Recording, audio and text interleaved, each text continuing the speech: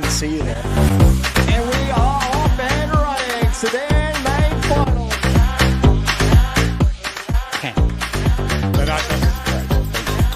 No, Ripken goes huge. It jumps over the top of Barker. That is the movement of the meeting. Dreams do come true. Get in there and say good day to the boy. Forward drive modified. The Australian Championship going the way of Lachlan Donnelly. Oh, yeah, that was great fun, that fight. You just come out of nowhere.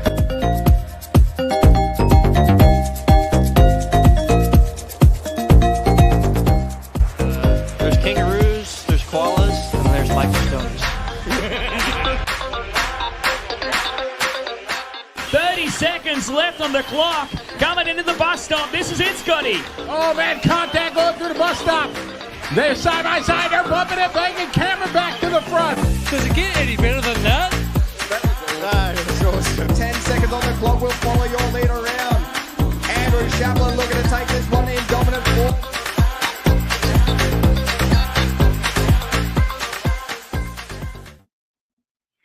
I have just got to say, I just watched that and I am amped all over again. It's been some kind of season in Australia in 2024. RC racing has been at its best all across the country in every category. My name's Scott Guy. Delighted to have you with us tonight as we get together and reflect on all that 2024 has held on the track and off it. And we'll think a little bit more about what's happening in 2025. We'll hand out some awards. We'll have some good times. Super excited that you can be joining us. Right off the top, we want to say, get into the comments wherever you're watching, Facebook or YouTube. Drop your questions or your comments or your feedback. Mitch is all over it. We're going to be bringing loads of those comments onto the screen. And if you've got questions for our guests, I'll introduce those in a minute. Drop those questions in the comments as well, and we'll get to them. But for a moment, let me pause, say thanks for being with us. Let me introduce who's on screen with you. You know these guys pretty well, I'm sure, by now. Mitchell Pratt, better known as Mitch on the mic. G'day, Mitch. How you going tonight? How's it going, guys? How's it going, Scotty? Yeah, looking forward to another good night on the mic and also on the camera. So looking forward to it. You just got to watch that minute highlights package and just get excited all over again, don't you? Matt Seckold, one of the dynamic duo of RC Race Media. Matty, how are you tonight? Not bad, Scott. Not bad. It's it's been a hell of a year, hasn't it? Super excited to go back over all this stuff and share some stuff with everybody out there watching. Yeah, I'm going to come to you for your personal highlights in a couple of minutes. And Tony Firth, the other half of RC Race Media. How are you, Tony? Good. Yeah, going great. And you just let the cat out of the bag. We are planning to change names. So it's going to be Matt Firth and Tony Seckold for 2025. So. Should we do that now? Spoiler alert. Spoiler alert. Our first world exclusive. Well, folks, thank you so much for joining us tonight. I want to give you a little bit of a rundown on what lies ahead of us over the next little bit of time. We're going to work our way through. If you were with us last year, you'll know the format. We're going to work our way through. We're going to talk about electric off-road, then electric on-road. We're going to dip into the high-performance world of nitro and the larger scale classes on-road. And then we're going to finish with a tour through the 8-scale off-road. And then we'll dip our toes overseas as well and think a little bit about what's been happening on the world scene. So to help us do all of that, we've got this incredible lineup of guests who are going to come and, every half an hour, every 20 minutes, we'll have a new guest joining us. I'm going to throw their photos up on screen so we can tell you who's coming. Ray Monday, the absolute legend, will join us first to talk 10 scale off-road. And then we've been waiting for Peter Cooper. Unfortunately, Peter's stuck midair somewhere between Melbourne and Sydney. G'day to you, Peter, if you're somehow streaming and watching online. But we've roped in Mr. Scotty Hill. You'll see the no expense spared update to our graphic there that we've put up on the screen. So Scotty's going to come and talk with us a bit about the 2025 10 scale worlds. Then we'll have Jeff Hammond join us to talk 10 scale on-road and a special little addition, a special extra guest, Ryan Maker. Of course, it's been a huge year for Ryan and that project, and we just want to dip in to what that's meant to him and the Australian industry. Then we go to the Nitro on-road, and we'll grab Tim Moylan and bring him in for a bit of a chat before the legend Zach Ryan joins us to talk 8-scale off-road. And our last guest for the night, a new face and a new name here in Australia. Really looking forward to having Matt McCallum join us from RC Racing TV a little bit later on. We've got to get our timing just right because Matt's right in the middle of recording a podcast with some guy called Davide Ongaro. I don't know who that is, but we'll grab Matt a bit later on for a chat about what's happening around the world. I'm going to go back to the guys in a minute for some personal highlights from the year. But before we get any further, we just want to say what we say at the start and the finish of all of these kinds of things. And that is, firstly, we want to give a huge shout out to the people who make the races happen that we all enjoy. So if you're a club official, a volunteer, if you cook the snags in the canteen, if you build the racetracks, if you put the rubbish in the bins afterwards or clean the toilets or whatever it is that you do, huge shout out from us to you. And I want to sort of, on behalf of all the people that are watching, all the racers, we want to say a huge shout out to you. Racing in Australia is a club scene. It only happens because people give their time to organise events, prepare tracks, prepare clubs, and do all of those things in the background. And so we want to say to you, thank you very much for all that you've done to make 2024 so spectacular.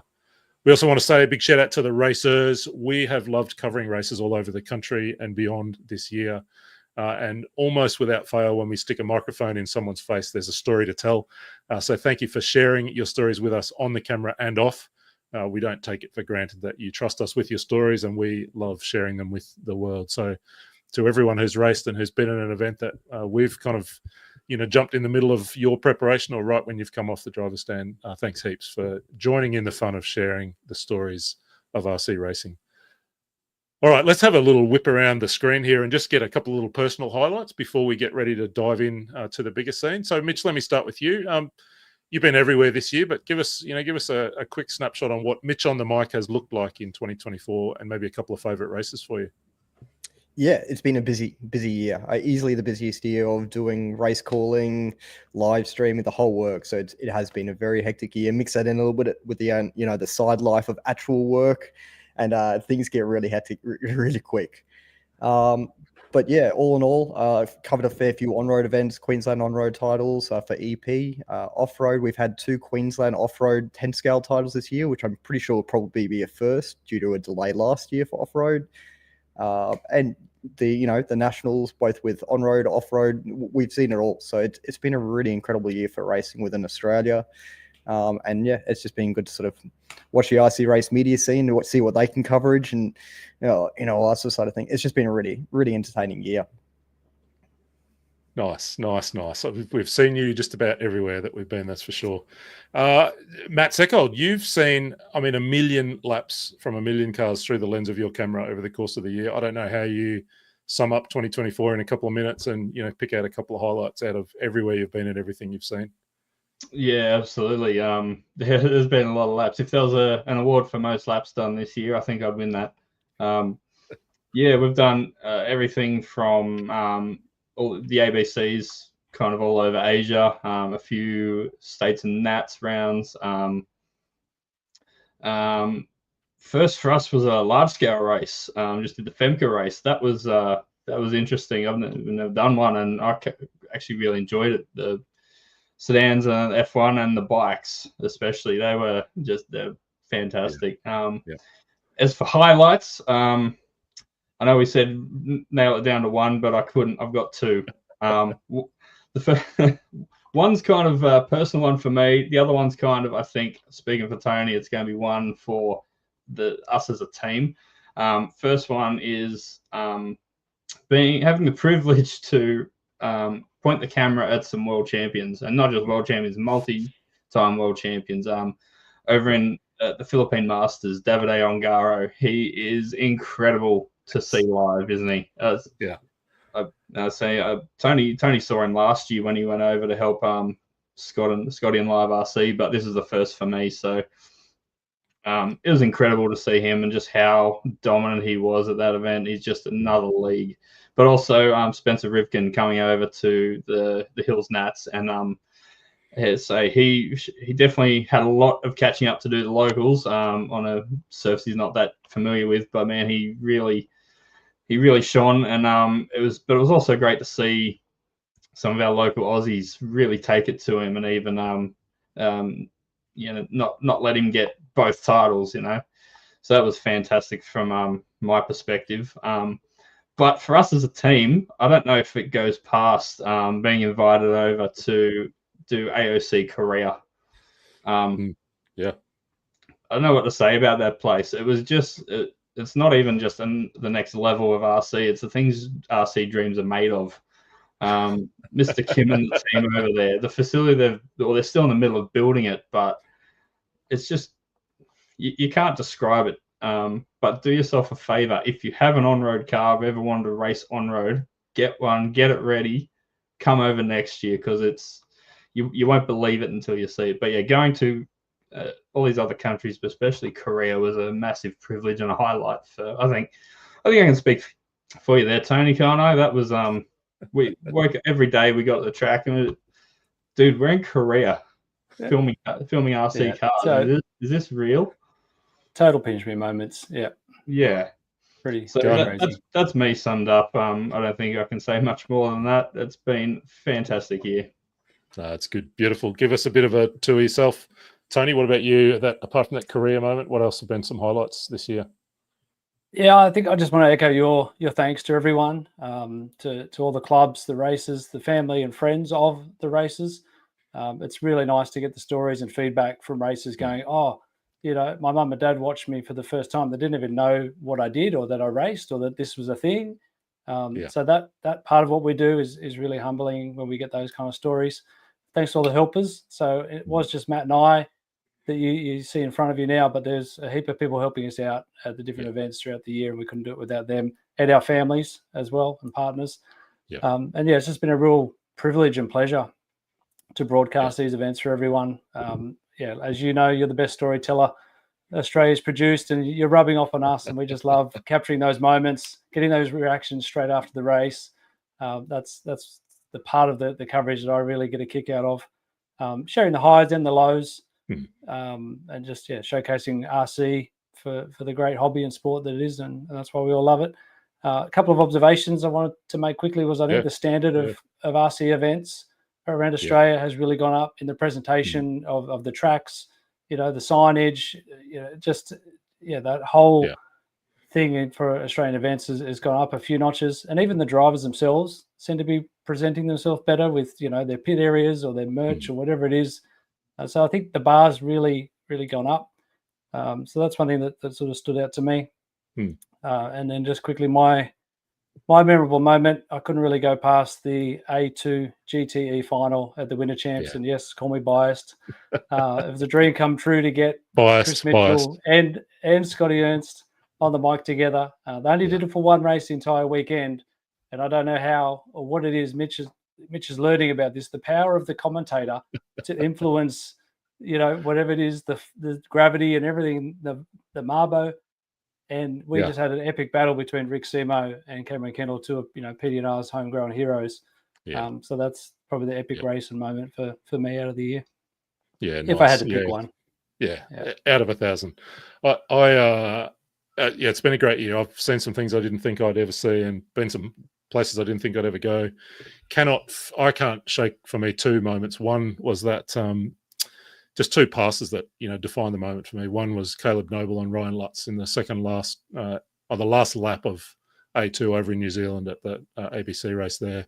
Extraordinary pass, brought the house down. And then the other one, of course, that last lap, I think it was pass, wasn't it, of Rivkin on Barclay at the Nationals in that last day final. That those two moments of just people going, you know what, I'm sending it. I'm going to go for it. I'm going to send it. What a year it's been. I've just been watching people pop in and out in the comments. We've got people from Australia, from New Zealand, from the US. So huge thanks for you guys for joining us and saying g'day. And we're about to dive into a recap on the Australian scene, but it's great to have people from all over. We love having you guys with us, and keep chatting in the chat, and we'll bring as many comments and questions through as we can. That's about enough of an intro. I reckon it's time we got really serious and get our first guest on board.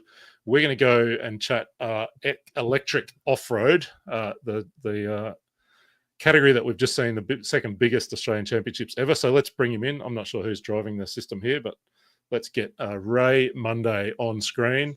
Ray, one of the absolute all-time legends of RC in Australia, still super competitive, and a gun pitman, a very son Lockie, who's rapidly making his way up the charts. Ray, delighted to have you with us, mate. How are you tonight? Yeah, g'day everybody. Yeah, going okay. Yeah, really excited to be on and be part of this. Thanks very much. Ray, we're just gonna go straight to you and give us a little bit of a tour back through the year in terms of 10 scale off road. Pick out a couple of the highlights, a couple of the race meetings or themes or things that I guess you've been paying attention to, or that you kind of take with you as the big memories from 2024. Yeah, sure. I think you can't go past 2024 without saying it's about Hills Off-Road. With the Worlds coming next year, there were so many events there. Andrew, resting row. Yep, I'm awake at the moment. Yeah, we went there a lot, and there was amazing to see the New South Wales titles, the nationals, all the other events there. So yeah, in terms of the way the year folded out, of course, we couldn't actually go to a lot of events this year. Lachlan's just finished his year 12, just had his final exam about a week or so back. So Congrats we to Lachlan. prioritised. Congrats, Yeah, Lachlan. yeah, and congrats to us as a family, because I think you've been through it. It's getting someone through year 12, and at the start of the year, I said, I'll support your racing. I'll do everything. You don't need to touch the cars. You just got to turn up as long as you study. Between that and a very busy year of work, I pretty much killed myself doing that as well. So yeah, I'm taking a bit of a break. But yeah, we couldn't make it to Queensland, but of course that started off with the rerun there, which was amazing to see young Phoenix take a win there. And then we couldn't get to the Adelaide Astro titles, but yeah, to see Astro as now a legitimate surface coming through. Potentially the Nats there next year, I believe. So, yeah, big event there. And Damon, that was a bit of a breakout for Damon Davis Perry there as well, showing we all know he's fast on road, but to see the off road work there.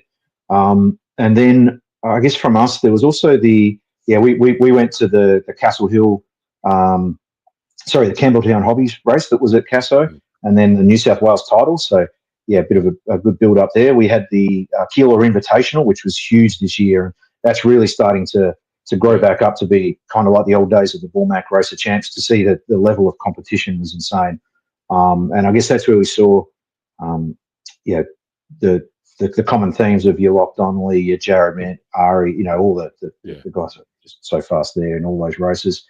We had the Australian inaugural carpet series, which was put on in Sydney. So I attended that. That was actually a little bit interesting for me because I went, but Lockie didn't, and I realised that was probably the first time I'd been to a racetrack for about 10 years, which was really unusual. So he was home studying, and then I had normally my excuse now, I'm a pit man, so I can't drive as fast. So that excuse went out the window. So Ray, we did that. Let me just jump in there for a second. So for people who couldn't be at that race, the Australian Carpet Series, a huge shout out to the Mets for pulling that off and putting it together. But what was it like, and what's it like to run on that carpet surface? Lots of us in Australia would never have driven off-road buggies on carpet. So I mean, I'd love to just dive a little bit, just for a minute, a little bit into that event. Absolutely, yeah. Well, firstly, it was not the kind of EOS carpet. So there's carpet's not carpet. I think that's one thing that you have to kind of understand with any of these artificial surfaces, is that you can kind of broad brush them, but that was quite a loose carpet in terms of traction. And it actually took us a little bit of time to work out. We had to migrate our setups back to a more normal, almost like a high grip dirt setup, actually. Okay. But the atmosphere, what the team put on, it was awesome. It was in kind of a industrial warehouse area. There was graffiti murals on the walls. It was a bit of music in the atmosphere, all indoors. Didn't matter about the weather. You could walk outside, and there was food, and it was great. The team put on an amazing atmosphere. I really enjoyed the event. It had a great vibe to it, and we had some international presence there as well, with Matty Gonzalez and Doug Lavier coming across. So that was a lot of fun. That was a really cool event, and I'm looking forward to that. Yeah. Hopefully that one comes back. I did want to ask Matt or Tony, you guys were there covering that event. Is that the first indoor race that you've covered? Is that? I'm just trying to think if you've done other indoor races, but what was that like to kind of, if we just go nerdy technical for a minute, but what's it like to film indoors as opposed to, the normal places that we're filming that's bright outdoor sunshine and all of that? What was it like for you guys? Compared to races like the On-Road Nationals, it was great because it rained. No rain, no dust for off-road. I was happy. My gear came home very happy for a change. No, it presented different challenges. It was really cool in those regards, but presented different challenges. The main one being the audio, being in a big open warehouse sort of space. You can hear on the coverage there's a lot of slap back from the commentary, and trying to deal with that the best we could. Thankfully, we had Nick Aiken there as the on-site sound guy, who brought a whole bunch of speakers. Turns out we need like triple the amount just so we can keep the volume down and not have it so echoey in there. But yeah, it was just a learning experience again for us. And yeah, the racing was cool as it normally is, and some international presence. So their raffle was huge. So they did a really good job. I mean, it wasn't perfect. They learned a fair few things. There were some teething issues, but we helped where we could and gave them advice where we could. And nice. Everyone seemed to have a great time. So, yeah. It looked good. I hope we get to see that again. I did just flick over to the results to have a look at where that landed. And I landed on Hire Express Stadium truck results. And I just want to read this podium to you. Number 1, Ray Monday taking the win in Stadium Truck. Number 2, Paul Mason, the Queensland ex-New Zealand legend. And number 3, Chris Mitchell. That's quite a podium. Yeah. So Ray, you had a lot of fun there, obviously. And we hope we see some more of that ACS series as the Mets are able to put that together. Yeah. That was it was good. Yeah, I ran truck. They also had a 40 plus class, which is the first time I've actually had the opportunity to run a 40 plus. So that was really cool. And yeah, yes. Although in both of them, it went to the third final because Rob Maycock got me in the first one in 40 plus, so that was tough. And Paul got me in the second final of truck, I think it was. I had a body clip come off, and I tell you what, you don't realise how one front body clip, I hit someone and it popped the body clip, and then stadium trucks just don't jump great at the best of times. But when the body's half hanging off, that was a battle. It was really good fun, but it was like a bull ring. That's what I loved about that. It was we were doing 12 or 13 second laps, 10 cars. It was like I love that bull ring atmosphere where you're in cars the whole time. There's no way you can win without. You've got to be aggressive in traffic. You had to be smart but aggressive, but because it wasn't like an ultra grippy surface, it actually let you have pretty good racing and some decent drifts at the end of the straight. Yeah, brilliant. And the I've just lost it for a moment, but the winners list is pretty cool too. So Jared Mint getting a win in 4-wheel, Matty Gonzalez taking the win in 2-wheel mod. The stock classes both going to Doug Laviere. Lockie Williams is up close in both those stock classes as well. And then he drove really well. Over in Tour Drive Junior, Logan Rintle, who's had a pretty big year, and I'm sure we'll hear his name a few times through the night. I want to get to the Nationals eventually and get really get you to kind of unpack the Nationals a bit. But before we do the Nationals, we've just come out of the biggest ever RC race in Australian history. It was an off-road 10-scale race. You were there. Vintage Bash 3.0. It's not the uber competitive scene, of the sanctioned events, but give us some insights into, for those of us who wished we could be there but couldn't. Ray, give us some insights into what that event was like to be at. Yeah, well, first I'm going to say it's when there's a transponder and people understand, it's still competitive. So as much as everyone talks, it's all fun and games until you walk up on the stand. That was just incredible. I've been working flat out, so I couldn't attend every day. I had my Schumacher Cougar 2, which is what I love about vintage. It's something different for everyone. It's far more about the car than the result. It's more about the atmosphere than the championship. That I really love what the crew there have done with the Vintage Bash. It's the essence of RC. Everyone can have a good time. There's the racing. There's still racing, but that's not what it's about. So I had my Schumacher Cougar 2, which was my original. It's my second ever car. My first one was a Tamiya Astute from 1990. I got my Cougar in 1992, and that's when you and I were Schumacher teammates for a while there, Scott. It's the car. It's pretty much as it came off the track when I won the 1993 Western Australian title. So for me, it has a really strong personal history. To see the photos on the Friday practice day, though, where they lined up all the cars around the track, and there was 300 and something entries, but there were more than 500 cars because it's vintage. You've got to have a spare. That was incredible, and that shot, I think, they're the kind of things that really draw people to an event. Walking through the pits, you don't. I had people come that I know from work, friends, family. They came to have a look and just amazed at the equipment, and they've really found the magic formula there, and they change it up a little bit every year. And I can see Lou Solar on the line there. So to Lou and all the crew there, they did an amazing job. And again, great atmosphere. For me, we had some great running, but the Cougar 2 up against some Losie double X's that were pretty well tuned, was especially with the Hydro Drive on that track. Yeah, it was a battle for. I think I got third in that one. But yeah, it was. Yeah, I think it's really it's the biggest vintage race in the world as far as I know as well. So yeah, what an awesome achievement guys have done. Great job by the team and by the club again, as well as the team that organised the race, the club. And it's cool to be doing that event at a place like Knox. It's got they just celebrated their 40th anniversary this year, didn't they? And so much history in the club and the venue, as well as you talked about in the cars. And just about everyone's got a story about the car they're running and what it means to them. I've been harassing Shoemaker like you would not believe to get them to re-release the Cougar 2. So my name is officially number one on the list. That's my claim. That's probably not actually true, but I'm very keen to get my hands on one of those bad boys. I've got to be honest, my one this year it's starting to get a bit old, and now I'm really feeling like I found out how much one of those rear arms costs if you break one. So it's I'll see what I do for my future vehicles, but yeah. I'm hearing, Mitch, we might have a question from Terry to Ray or to the team.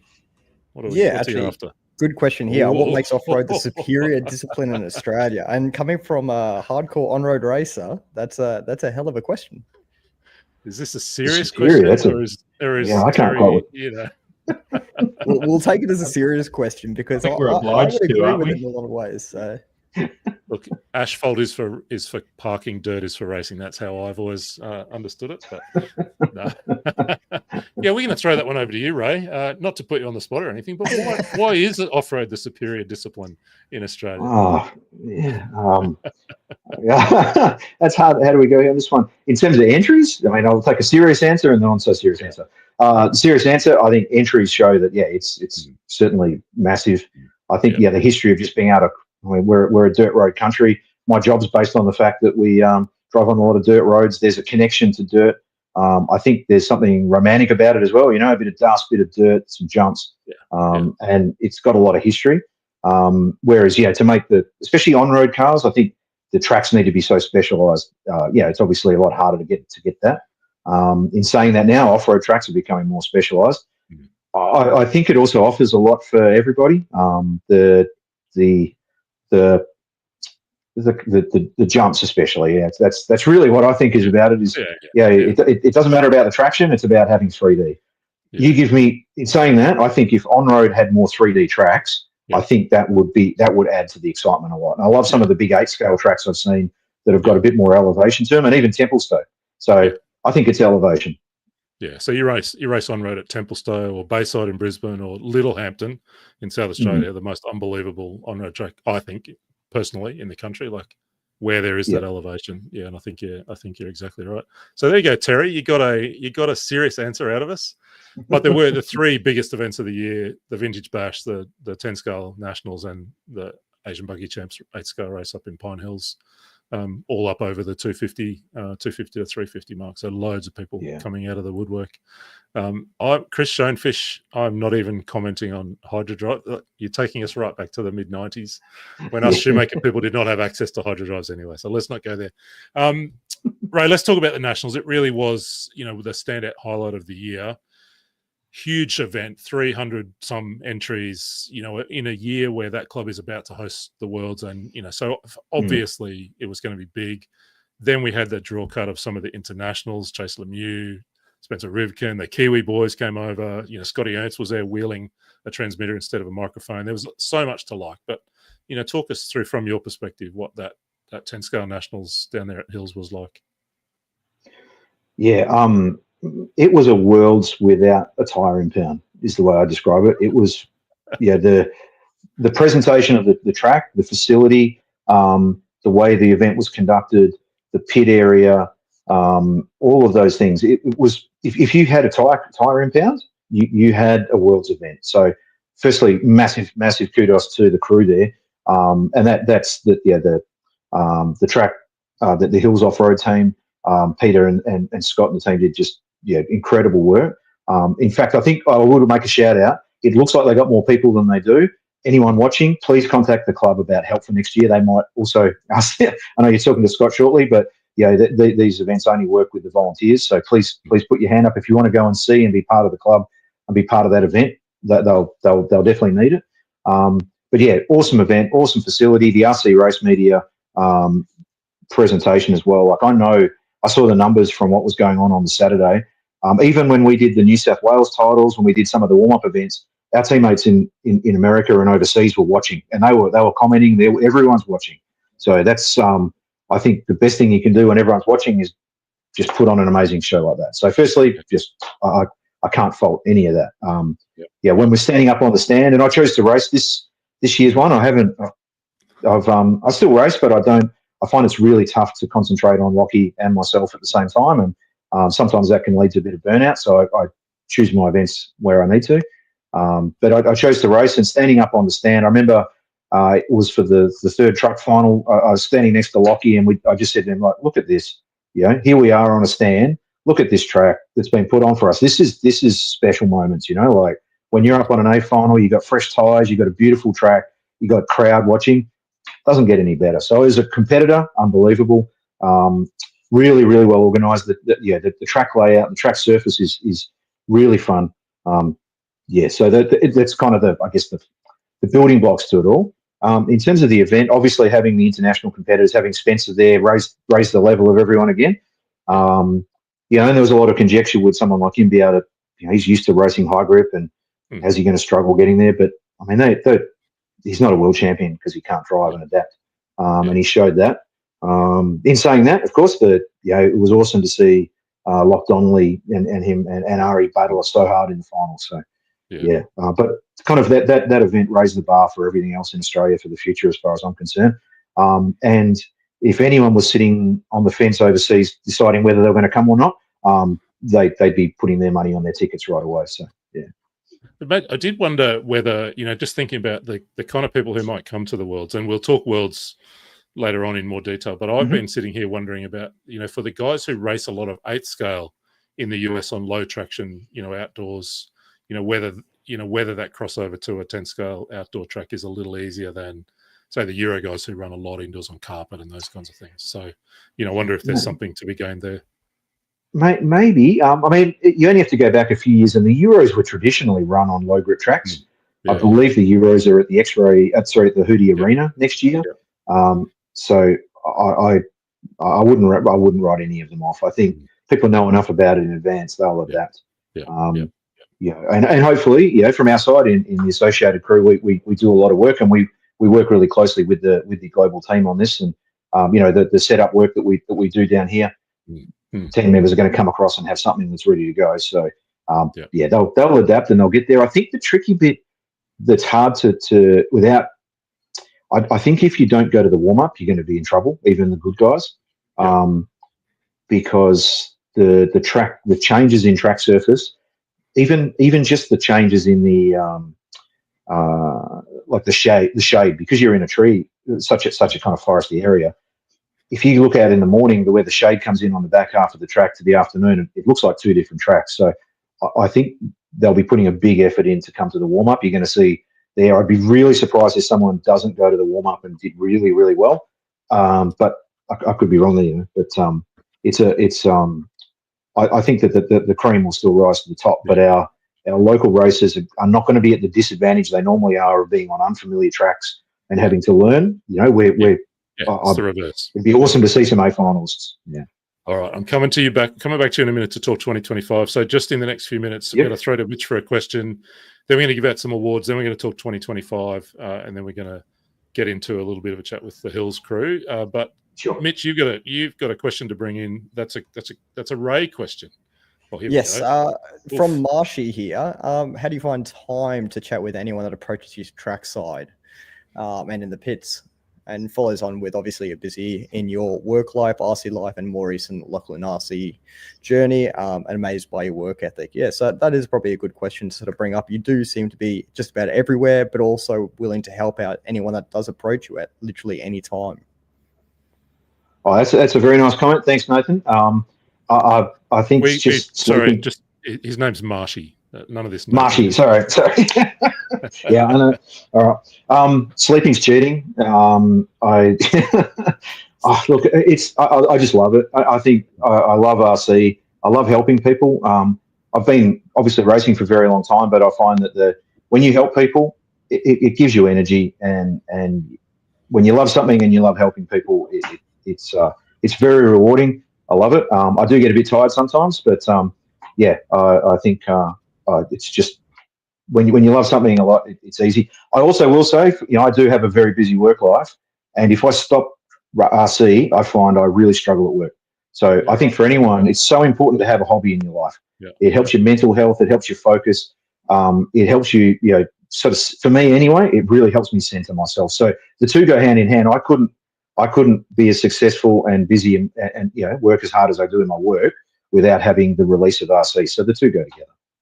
Folks, you came here for fun RC chat. You just got a life lesson from the legend Ray Monday.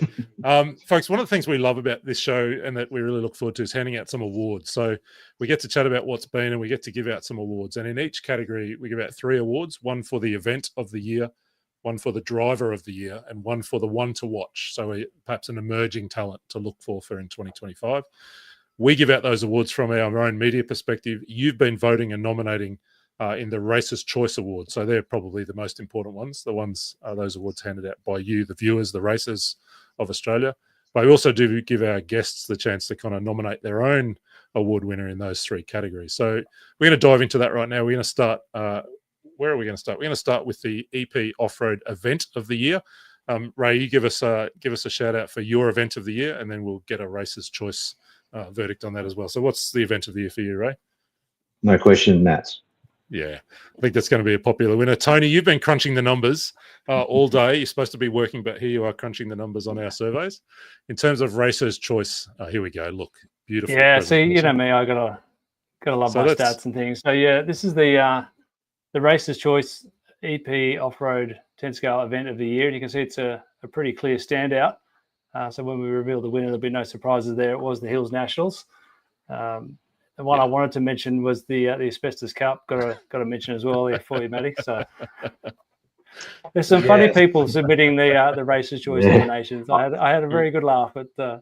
We might pick out some of the funny ones. And Matt, we've been debating all afternoon on the where we go with these awards from our team, our media team. Where did we land on Event of the Year? Yeah, debating is not accurate for this one. I mean, we mentioned the Vintage Bash and how the entries there was incredible. SA Champs got a mention as well. Glad to see the Asbestos Cup. If anyone doesn't know what that is, that's our club, Sydney RC, got shut down due to asbestos and a few things. And we ran our annual event over at Hills. So using that as a segue, it was Hills Nats for the media as well. There was just nothing to say that was wrong with that event. It was perfect from start to finish. And we really enjoyed being a part of it. Beautiful. Let's we're already late. EP Off-Road Racer of the Year, so driver of the year. Ray, what do you got for us? Who's the one this year? I think you have to say Lachlan Donnelly. The performance at the Nationals, solid. Very honourable mentions to Ari and Jared. Yeah, yep. Tony, where'd we land with the Racer's Choice for Racer of the Year? Lots and lots of nominations. As you can see, the spread still got a clear runaway winner. There are no surprises there. That's going to be Lachlan Donnelly, Ari Barkler behind, and then a bit of a tie for third. Damien Davis-Perry got a mention, Michael Stone, and Phoenix Eggleton. And Josh Payne. Josh Payne got a mention for Off-Road Racer of the Year. I really thought he'd win. There's some crackers. Wait till we get later on. There's some crackers. There's one to watch. I left them all in there. We can't also miss out on Tony Watson self-voting probably about 10 times, I'd say. There's no way Tony Watson would be on there unless he made his own votes up. Matt, where'd we land with the media team for Racer of the Year? It's good to see everyone's got a bit of a funny side still, a bit of humour in there. Look, we discussed Michael Stone. He's now a 3-time national champion in the stock classes. We talk about Ari Barkler especially and just how impressive he continues to be. He was considering retirement like 6 months ago until the Worlds ran out. And he's like, oh, don't do it, Ari. Don't do it. Maybe I'll go again till the Worlds. So the fact that he's still up there pushing those young guys to the ragged edge is just so impressive. But in the end, there was only one Aussie driver who knocked off 2-time world champion at the Nationals, and that was Lachie Donnelly. You can't. It's got to go that way. Can't No, go past him, can you? He's just going from strength to strength, from Worlds last year to winning everything in Australia, and he finally got his first national title to go with that. And not much more you can say, really. Yeah. Well, there's the shout out from Jared King. Time for modified Michael Stone. That's laying down the challenge. Come on, Stoney. Time to go. Time to go with the big boys. Let's talk the one to watch. So here, I guess, regularly we're talking about an emerging talent, someone who's making their way through the field. Ray, who have you been keeping your eye on in or noticing in 2024? It's, to be honest, I haven't probably watched as much of that as I should. I'm seeing that, it's more the rise of the team that were what I was seeing is the guys that were the juniors maybe 7 or 8 years ago now being the ones right at the front.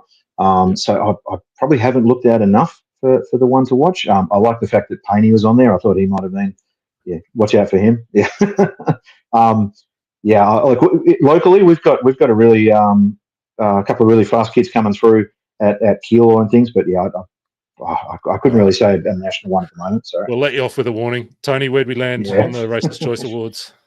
One to watch. I think the Racers' Choice was the same. There were lots of nominations. We'll reveal the winners. Phoenix Eggleton is the Racers' Choice for the one to watch. EP Off-Road, no surprises there. He gets a mention in a whole bunch of classes and doing a really great job. Sam Muffet got a second place there, and Logan Rintoul as well. You've already mentioned him. He's racing both on and off-road. Again, some curly ones in there. Lachlan Donnelly got a mention as well. Braden Stanley, one to watch in off-road. Okay, fair enough. Well, in off-road, There's some G-ups in there for sure. Andrew Gillett, how do you say that? Gillett, and no.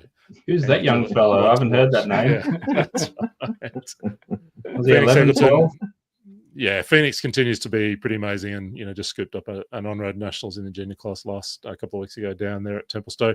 Matt, where'd we land? We had quite a discussion about this one, didn't we? The one to watch. We did. All those names came up. Rintoul, Muffet, Eggleton. They're all proving themselves forces to be reckoned with. Especially Phoenix is just in everything at the moment. I think we did.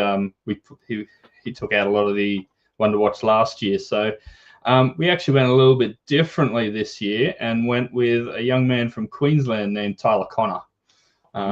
I saw him for the first time. He came down, and his dad, I don't know his dad's name, came down to the national titles, and he did great in junior. I think he finished second in both 2 and 4. We had a 4-wheel. There was a 4-wheel demo class.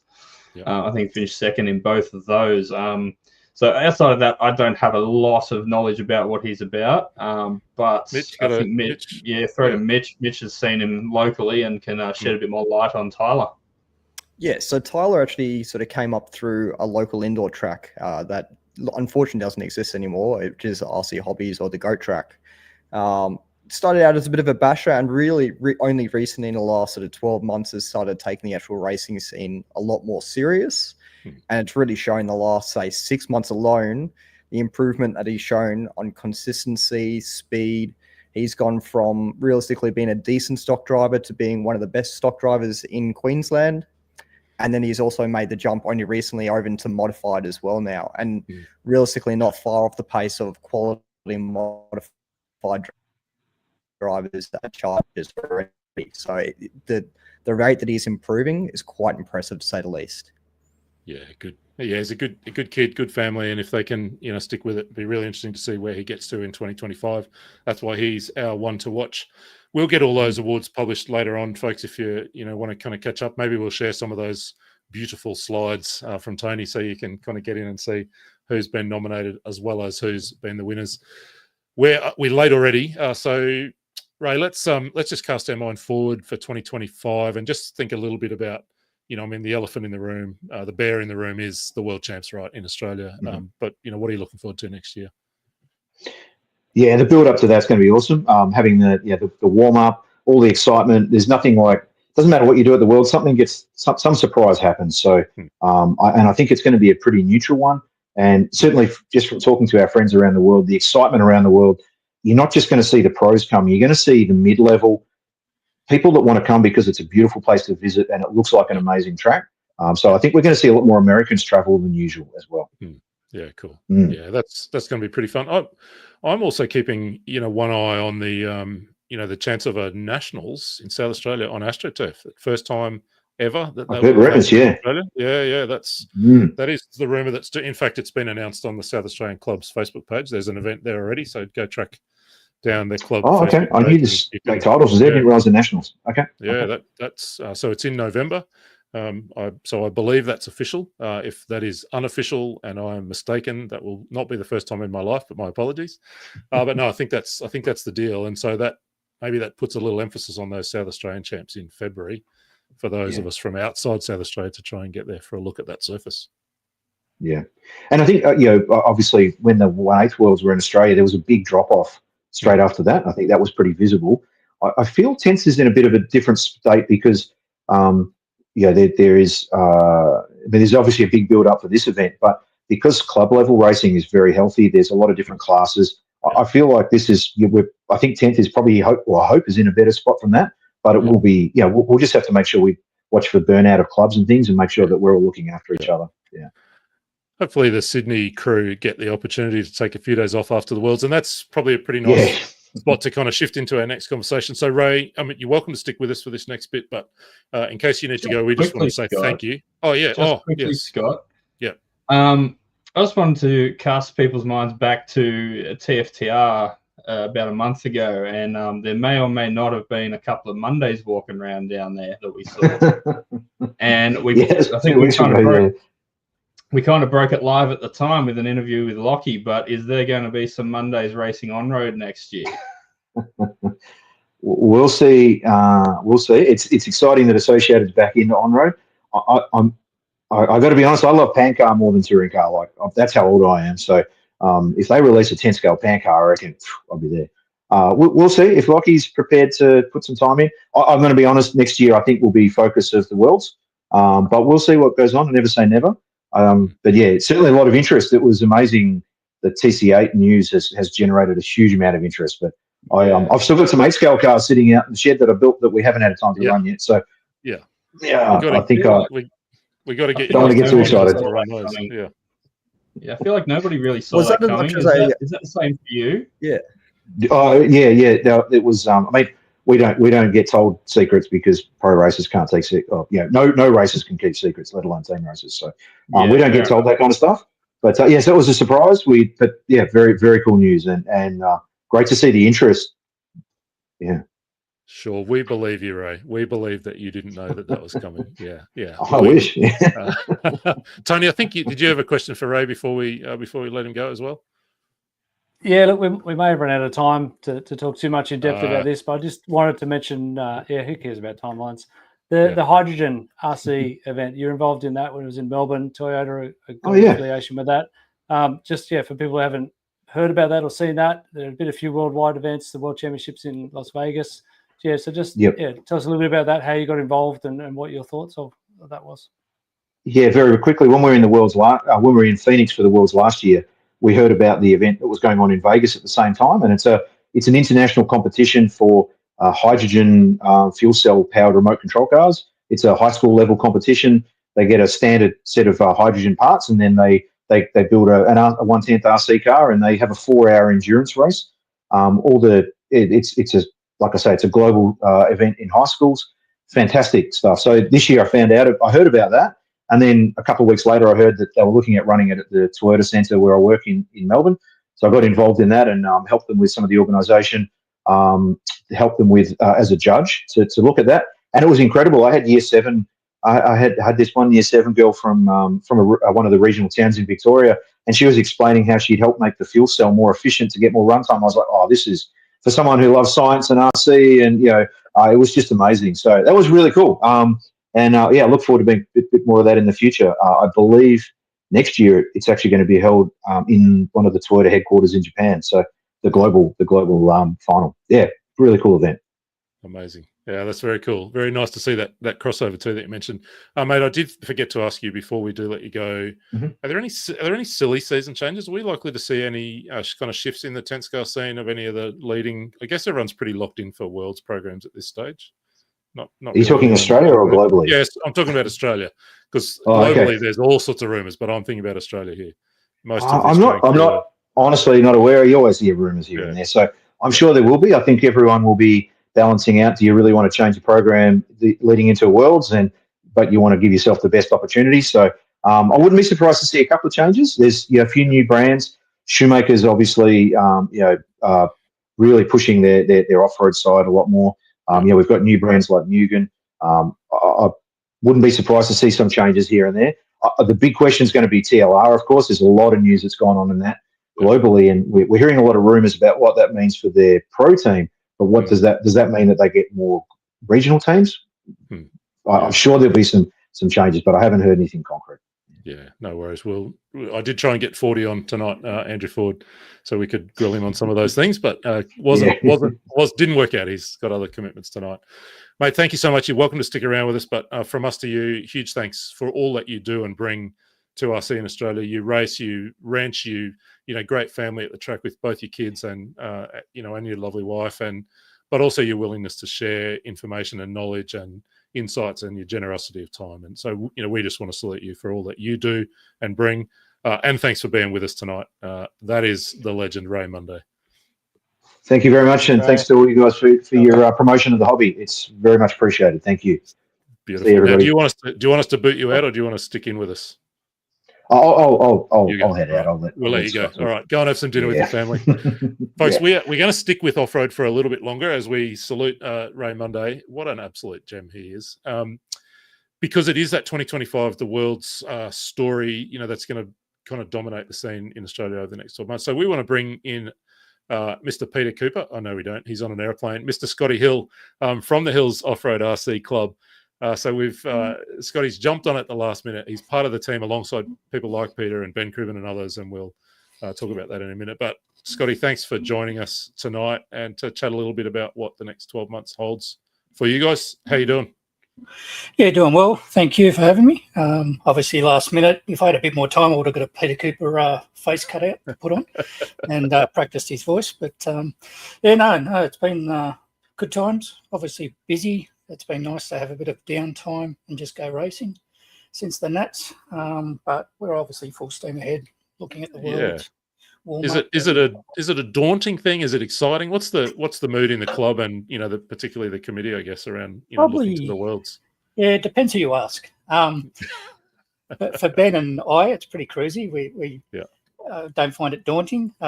Peter's a bit of a worrier and a stressor and likes things locked in nice and early. To me, if we lock things in too early, we'll end up changing them 15 times. But no, there's got to be a balance. There's a lot to organise. A lot of people don't realise how much effort goes into any event, let alone a Holder Worlds. There's a lot of revenue needed or money needed for it. Things like pre-purchasing control tyres. People don't realise that's in the hundreds of thousands of dollars because of the amount you've got to purchase for the event and how far out you've got to buy them because they've got to slot them into production. Because again, they're used to selling X amount. The tyre we use is not commonly used around the world. Obviously works very well for our surface. So the supplier's been excellent in creating new molds to make sure they'll get production. But again, you've got to slate it in early enough because raw material shortages are still a thing in the world since COVID, and they've got to secure all that. So to get that decision early was very important. And then obviously pay deposits and things like that. And that's only one small part of it. Obviously the infrastructure. We're very lucky with Hills Council. They've done a lot for us over the years. Obviously have donated the facility. Did a great job obviously many years ago. The state member of parliament has been mentioning us a lot in New South Wales Parliament, helping us with grants and looking at what we're doing with those. So it's looking good, positive, but there's a long way to go. So I do want to talk through a little bit about the World's warm-up and then the event and facilities and tracks and all of that stuff. But before we get to that, I just wanted to give you a chance to kind of name some of the key people that are involved so we can, all of us collectively can kind of give them a shout out and honour them. But I'm also conscious of what Ray said just a few minutes ago about, there's probably gaps in the team, right? And so, for anyone who's listening, if you can't race at the Worlds but you want to be there and help, I'm very sure the Hills crew would love to hear from you. But tell us who's in the team, what's going on. Definitely. So obviously our committee is Rob Smith, Ron Kirby, two of our older racers. They're probably in their 70s. If you're not that old, apologies. But yeah, they're there. They go practicing every Wednesday. That's their thing. Instead of doing lawn bowls, they'll go RC racing. So they love the place. Been a part of the club ever since its inception. So they're life members. Do a lot for us. Chris Muffett, Dries Lowe, Ben Cribben, Peter Cooper, our president. Massive shout out to him. The commitment he has shown over the last decade is second to none. He has really built that place from where it was. Like if you look at when he started, it was a rickety old driver's stand, bushes, shrubs around, weeds on the track, very flat track. He's put a lot of effort in, and even the little things like rebuilding the track every year. Like last year or earlier this year, we did the ground up rebuild, and it almost killed us, to be honest. People don't realise how much effort goes in when you try and cram it into such a short time frame. In a perfect world, you'd have a couple of months to do it and you tick along. But yeah, very important to, like you say, many hands make light work, and unfortunately not a lot of people have time these days. So any help we do get is critical and very appreciative. And there's, again, I won't name names because you'll forget someone and all the rest, but there's a few people that always show up and help us out at those things. And then there's a balance. If you get too many people that are working bee, sometimes it's less productive because you spend more time socializing than getting the job done. So, but when it comes to the Worlds, definitely we've estimated we need about 80 people to run the event. And that's to ensure we can not burn people out because it's a 10-day event. And it's all about doing it in shifts if we can, give people breaks. In an ideal world, they'll do a four hours on, spend a couple of hours off and get to enjoy the atmosphere and the event itself. But yeah, we will be putting an expression of interest out early in the new year. Nice. For anyone in the sport, anyone outside of the sport, anyone at all to put in some interest and just tell us, even if you only got a couple of hours to spare or can do something in the lead up. Let us know. It's the same if you've got a company that's willing to look at supporting the event, whether it's through product or sponsorship. I don't care how obscure it is. It could be a temporary fencing hire business. We're going to need some of that. Yes, please.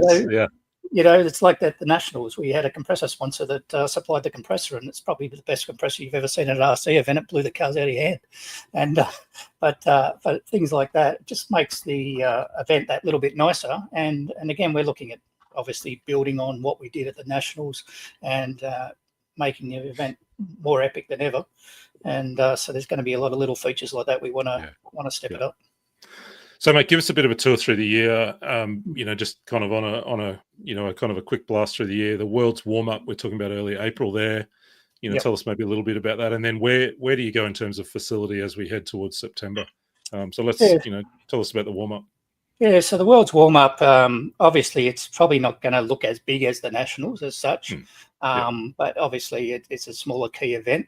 Again, it will only be running the two classes, two-wheel drive and four-wheel drive. They'll be open.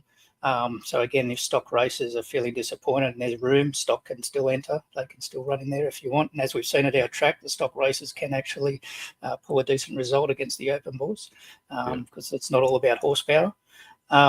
So yeah, obviously, we're going to obviously trial the impounding of tyres. Got a few ideas with that. Obviously, Ben and Pete went to the Worlds last year at Phoenix and saw what they did, taking a few cues from there and seeing how we can step that up. Obviously, I've been in mainstream motorsport all my life and see how they do it. So I've got a few ideas to help, and we can draw on some experience from other people outside of the hobby.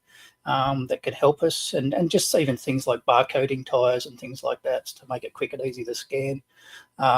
We're looking at all sorts of items like that just to speed it up. The transition of getting in and out of tyre impound to me is very important.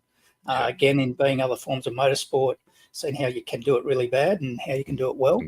So again, if you make that side of it really easy for the competitors, they're going to have a better time. They're going to have a better event.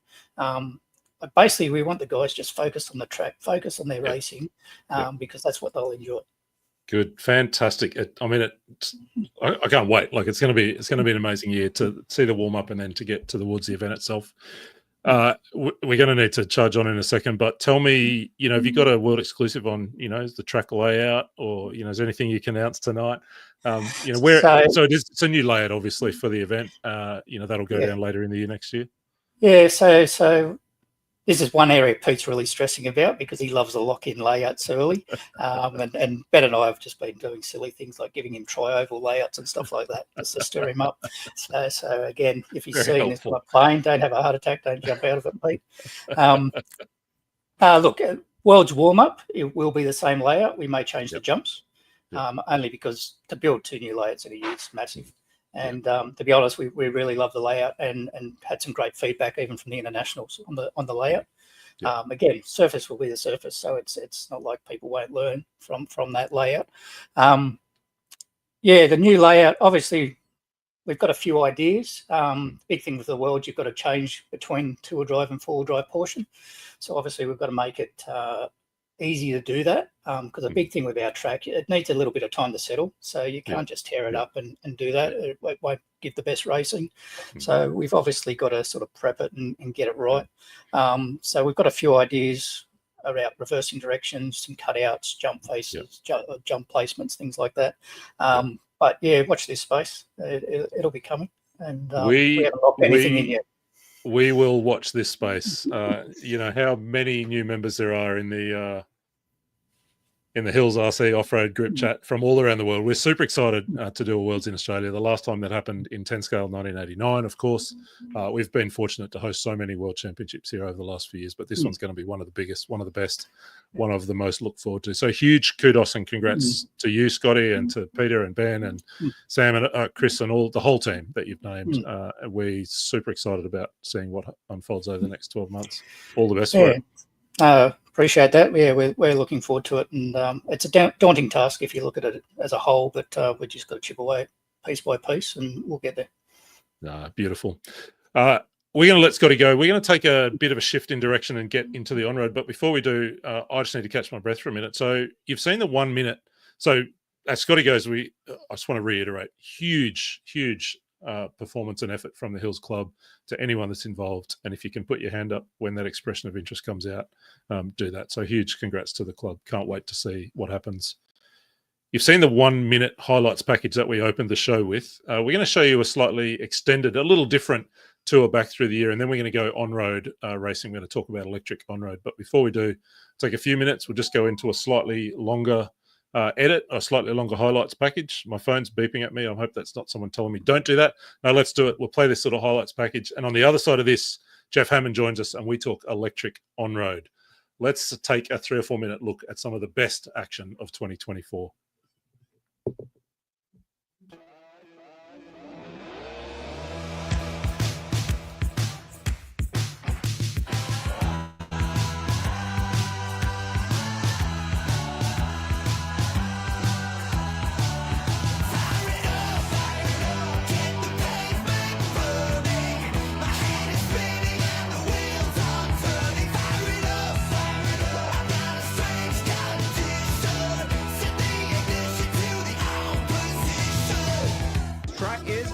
Track is open. Get it sideways there. He was able to block and keep Noble behind him. Noble trying it outside, inside, side by side. Beautiful pass from Noble. That was beautiful. Off to a flyer. Oh my goodness. Clean up. Aisle number 1 puts his hat in the mix here to try and take the overall. Mentos passed him in the air. Oh, then Damon tags him. This is going to be it. Who can get to the line? Pretty ready outside, but Ernst gets there first.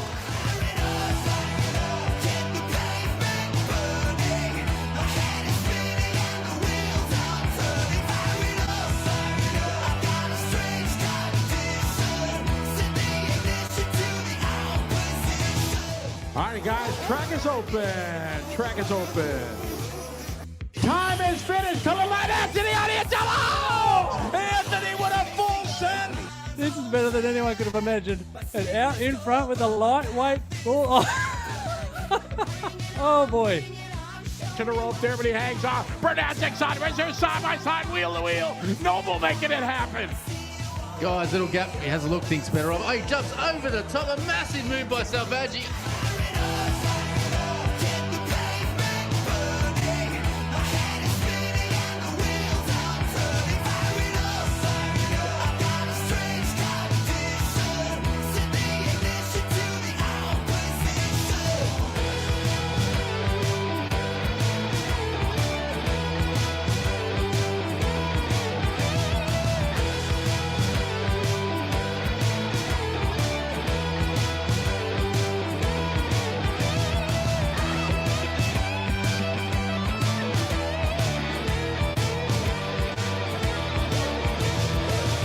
Coming into the bus stop. This is it, Scotty. Oh, man, contact going through the bus stop. They're side by side. They're bumping it, banging Cameron back to the front. Does it get any better than that? No, it was awesome. Yeah, so much fun. That was so good. It is this one or maybe one more. It's going to be bottom. Oh, Ripken goes huge. It jumps over the top of Barker. That was enormous. Wheel to wheel like that with a world champion like Spencer Rifkin, that's got to be a pretty special experience. That block pass, that was awesome. Yeah, that was cool. Scotty, the people want to know what is with the mixed wheel colours on that stadium truck of yours? I know, Cardinal sin and everything. Well, I had worn out tires that I was going to use for the front from practice. I gave those away yesterday, not thinking. I borrowed some, and so that's the... That just sounds like blah, blah, blah excuse to me. Here they go. Oh, Noble opened it nice. Bernadette opened the door just enough. It's going to have to, he's going to do something soon. Oh, and they both roll and a wheel comes off. Oh my God. Muppet loses a wheel nut. This is crazy.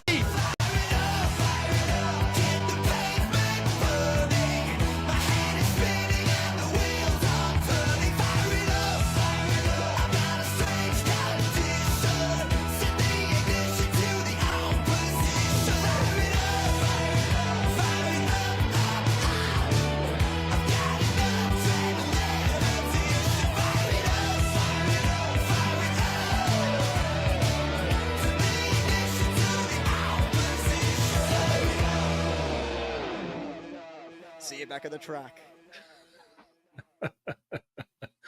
Mitchell Pratt, I can and have watched that highlights package so many times this week. It's ridiculous.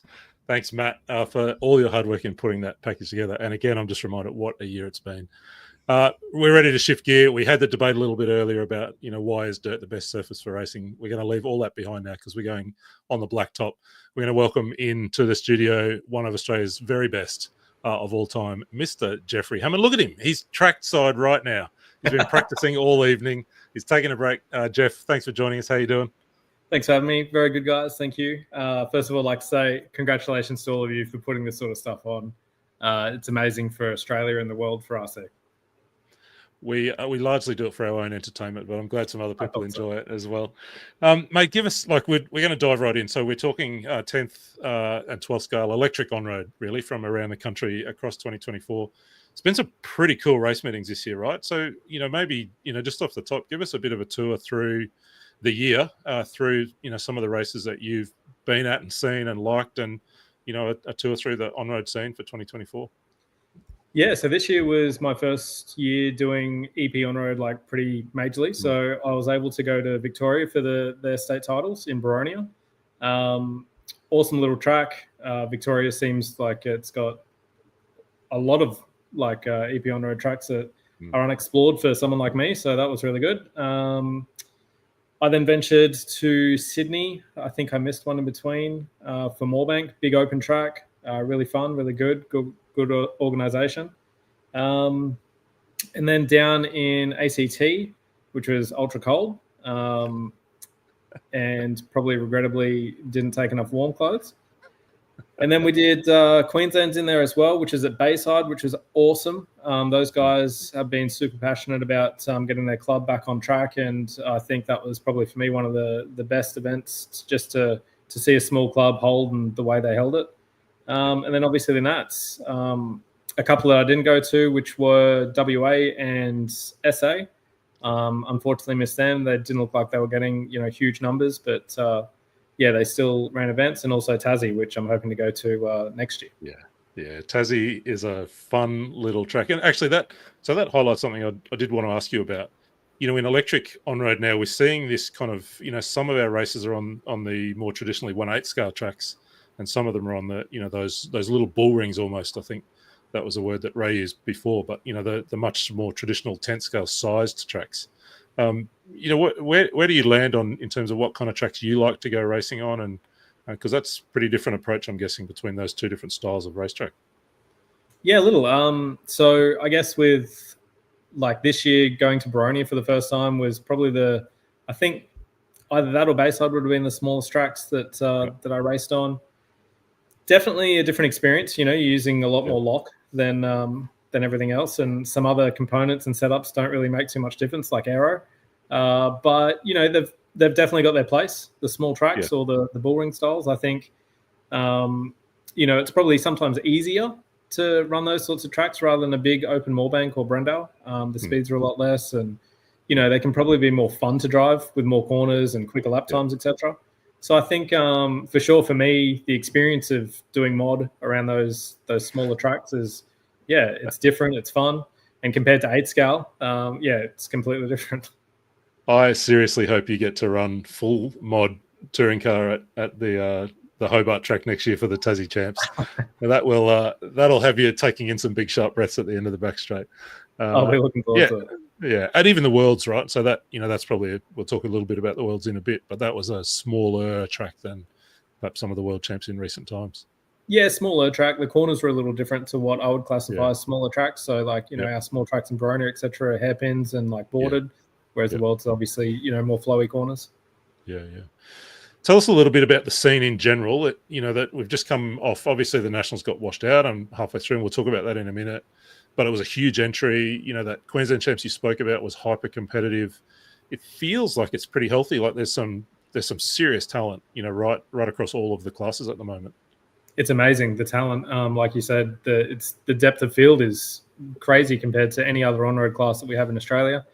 I think in terms of entries and how the scene's looking, it's all positive. I did a rough recap with a little bit of research, and in Baronia we had 92 entries for Vic titles, which for me, that's a state titles. In Baronia, Bayside had 97, so even that's crazy. ACT we had 70, and it was like minus 300 degrees. So, and then the SA titles even had 45, but at the Nats to get 100, and I think it was. Oh, maybe I didn't even write that one down. But it was 150 or something, wasn't it? 150 odd. EP racing is looking extremely healthy, I think, and especially with the juniors. Yeah. Say a little bit more about some of the juniors, and we'll get to some awards a bit later on. But there's some real talent in, the kind of under 15s at the moment, isn't there? I really enjoy watching those kids not in a weird way, but watching those kids at the track. When they're on the track, they're the most serious, competitive people. They're more competitive than the mod beast mode. Yeah, that's it's crazy. But as soon as they put their radios down, actually even before that, as they're walking off the driver's stand, they're playing and they're running down in the footy ovals or menacing around in the pits. It's just incredible. So to see those guys already start like a rivalry, but like on track but not off track, is awesome. A couple of the state titles, they actually mixed them in with 21.5 rather than run their own separate junior event, which was interesting to see. I mean, you guys spoke about Phoenix in off-road, but that dude can just wheel anything, obviously. And we got a 4th place at the Queensland titles overall for 21.5. And then he was battling with Ty Moylan at the Nationals, so it just puts it all into perspective of just how competitive those little dudes are. And then you've even got, and we'll talk again about, people like Lincoln Codd, Logan Rintoul, who are running the open classes, Sam Muffet, who had a crack at modified at the Nationals. These are young, they're young men in a hurry, aren't they? I can't wait to see what the scene looks like in another couple of years. It's going to be crazy. We'll have the next Lachlan Donnellys, I suppose, in those guys. But I mean, not even mentioning those juniors, just the guys that are racing in junior. I forget that these guys are still, kids. Racing with the big guys, so it's unreal to see. We've also seen some changes this year at the I guess the sharp end in modified in that top category, and you've been one of those. You spoke earlier about this being the first kind of season where you've really gone hard, with electric as your main kind of category. Braden Stanley's a bit the same. There's, Ryan Maker's been back on the scene a bit in this last few months. So even in modified, there's been some kind of shifting and changing and morphing at the front of the field, hasn't there? Yeah, I feel like it's been, attractive for a lot of guys to either come back or enter into modified. I'm sure next year there'll be even more guys, but yeah, for the tracks that we're racing on and the competition that there is, I think competition just builds competition and more people want to come and race. So yeah, it seems like on an upward trend with that. It's very cool. And we're going to talk nationals in a minute and dive into a little bit more in that mod field. Before we get to that, I did just want to ask you, for you, Jeff, like obviously you've dabbled in electric on and off over the years, and you from way back at the large scale background, and then obviously the last 10, 15 years extraordinary performances in IC on road. What's that shift been like? What's the learning curve been like for you, to kind of go pretty full on into electric racing? I guess, like you said, I'm at the track now. That's kind of my approach. If I'm making a bit of a shift, is just as much track time as I can get. I'm fortunate and lucky enough that one of the best tracks in Australia is 10 minutes from my house, so it's not hard for me to go and do. Doing it as a semi-profession also makes it easier to transition. But having said that, EP, for instance, learning to drive the cars is one thing, but another intricacy is learning the electronics, the batteries, the setups, the quirks, the tires, all that sort of stuff. So I guess each category has its own intricacies like that that you need to work out. And that only takes experience. It's actually not something I watch Hagberg's videos and I still, don't pick it up until I do it for myself, for instance. And yeah, it's one of those things that you just need time and people around you and to go to races that, you can learn from, I guess. Yeah. Let's talk about the nationals. Let's kind of dive into that a little bit. Firstly, I think that was, if I'm right, your first visit to Templestowe, another track and club in Australia that has extraordinary history, going right back to the 80s when it was an off-road track, and then, on-road and off-road side by side, and now an on-road track for the last 20 odd years. What did you make of, Templestowe when you drove in and saw it kind of on the side of the hill and all that elevation that's part of that racetrack? Well, first of all, I should have probably done my research, because I rocked up to that with literally zero idea, had no idea about its history, no idea about the off-road side of things, none of that. And rocking up, I had no idea it was on a hill. So the only other track that I've ever been to that I can relate that to is like South Australia at Littlehampton. Yeah. And it was wild, like to see an EP track like that. And it was like big for an EP track, and the curbs, obviously they've got a great committee and great membership base to keep that sort of facility running. But yeah, geez, it was an eye-opener to see it before doing laps. And then doing laps on it was even worse, because it was pretty wild to get my head around, for sure. All right. Craig Hawkins is asking the question. We've just put it on screen. We're putting it to you, Jeff. The event obviously got washed out after, halfway through qualifying. Wet track racing. Should we be racing in the wet like they do in parts of Europe? What's the vibe on that? I mean, my vibe as a racer is yes, but like for sure. But my vibe is like, is it like reality? I don't know. I guess comparing it to like the UK or Europe or whatever, those guys are racing in the wet conditions probably more chances than us, So for them to have a wet setup and, a complete different car with complete more different things you got to know, I guess it would take Australia a long time to learn how to do that. Yeah. Like with Marcus would help everyone, I suppose, but we're all going to be blowing up speedies and frying servos and spinning out into things before we actually get a handle on it. And that's if we get to race in the wet. I haven't done my research on that, how many wet races we've had that have got rained out. But, I think, yes, as a racer. I don't know as an organizer and the rest of the thing. Not that simple. But it was pretty cool to see Marcus wheel that thing around, wasn't it? It was unreal. In the rain. Yeah, if they did have a canopy that didn't get wet, I was going to go up and have a drive, but I chickened out for getting wet. So. I believe you were off the drive of that, weren't you, Jeff? You turned it down due to the lack of cover up there? I might have pussed out, yes. Yeah. Just had to make sure everybody knows. Yeah. I melt in the wet, so I turned that one down. Fair enough. Mitch, I think you had a question for Jeff. Yeah, other than the carrying on the point of just how about we just carry that big tent that we had for all the pitting over to the track and we just race under the giant pits under there, or we just take the track to the pits. I don't know which one would work better. Question from Roy Scott. IC or electric, Jeff? What's your favorite? Put you on the spot. I mean, that's like asking what your favorite food is, you know? There's so many things that taste really good, but it depends on what mood you're in, I guess, as to which one your favorite is at the time. So my favorite changes, nothing beats driving a 8-scale nitro car. That's just a different thing altogether. But the competition of electric at the moment is feeding my my appetite for RC. So currently, EP mod would be my favorite to race. Fair.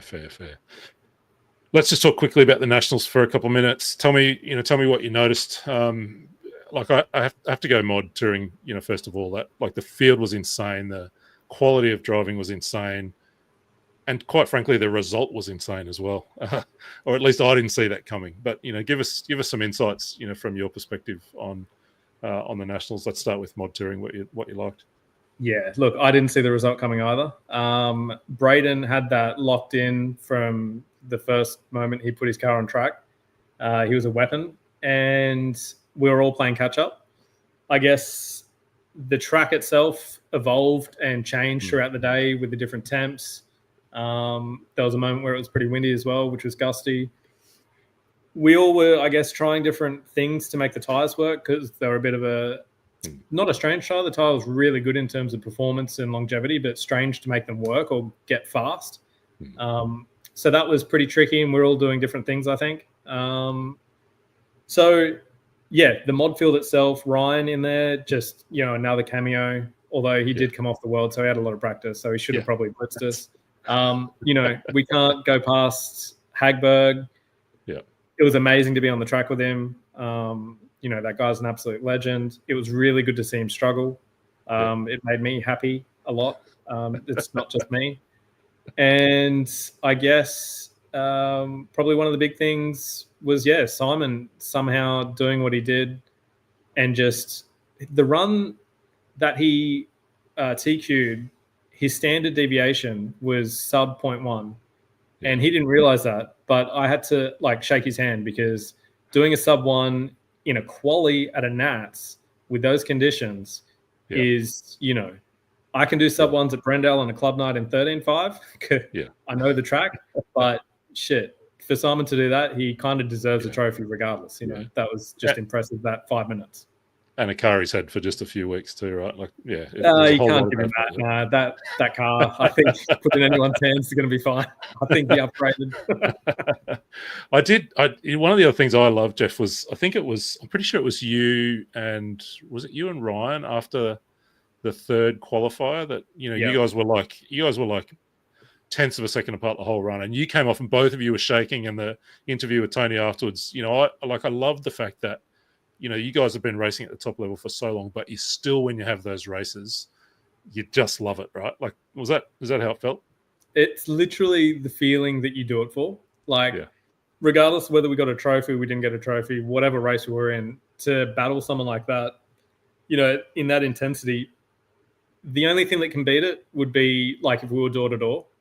That would be, probably could up that level of feeling again. But to be so close in mod, it's actually pretty indescribable, the sort of adrenaline that you get from doing that type of thing. And it's weird, but it's it kind of, that type of thing reminds you why you do things like this and why you spend all the time and the money and the travel and all that sort of stuff. It's those sort of 5 minutes that make it worthwhile, really. Just like blasting down a Black Diamond trail on your mountain bike, right, mate? Is that how it feels? Double black study. I don't know what you're doing. Yeah, I'm a green man. We got a couple of questions for you, so I'm going to throw to Mitch, who's got a question, and then Tony. Tony's got a little topic to open up, and then we are going to have to get to some awards. We'll have to do a special show on the Nationals because there's a load more stuff we could talk about. We're going to run out of time. Mitch, you got a question, and then we'll go to Tony. yeah, probably could take a long time to talk through this one, but I'd like to keep it as quick as we can. In opinion, what do you think the next big trend in Australian racing, or what do you think Australian racing should focus on? That's a tough question to answer, I'd say. Yeah, that is a tough question. Just a little question. I mean, I don't know. The next big trend. I can't really see what's coming other than, just more racing indoor. I don't know. Like, yeah, I actually, I don't know what thing the Australian racing should focus on. In terms of an EP thing, I mean, probably, yeah, an indoor event somewhere, like just off the top of my head. Yeah. I know we were doing a carpet indoor in Canberra or in ACT at some point, but something like that, more international events like AOC, that'd be cool to get back. Like the carpet series that the off-road guys did, if we could do like a temp thing, that may be what we could focus on to draw more people or entries. I don't know. Everything seems pretty good. There seems to be no real, dramas in EP on road at the moment. There was no real big discussions at the nationals, rules-wise or, procedure-wise. So, yeah, I don't know. That's a hard one to answer. I'm sorry I can't really have any more, That's all good. Depth about that. Yeah, that's all good. Tony, where do you want to take us? I wanted to touch on sort of the mentoring side of RC. It got brought up when Ray was on, the time that he has for people, asking questions at the track. What is it about RC that just motivates people to be mentors to other racers and share that information? Because we're competitive on track, but we're still more than willing to help each other. I mean, you in particular have mentored a lot of juniors. Who was your mentor? Is it a trained behavior from your experience that you're now passing on? Just, get your thoughts on the RC scene and how much of a play having a good mentor can be. Yeah, I feel like to touch on the last point that you made, for me, my mentor, I didn't really have one other than my dad. My dad got me into it. And sometimes you can't really have your dad as a mentor because, obviously he's wrong most of the time, especially when you get a little older.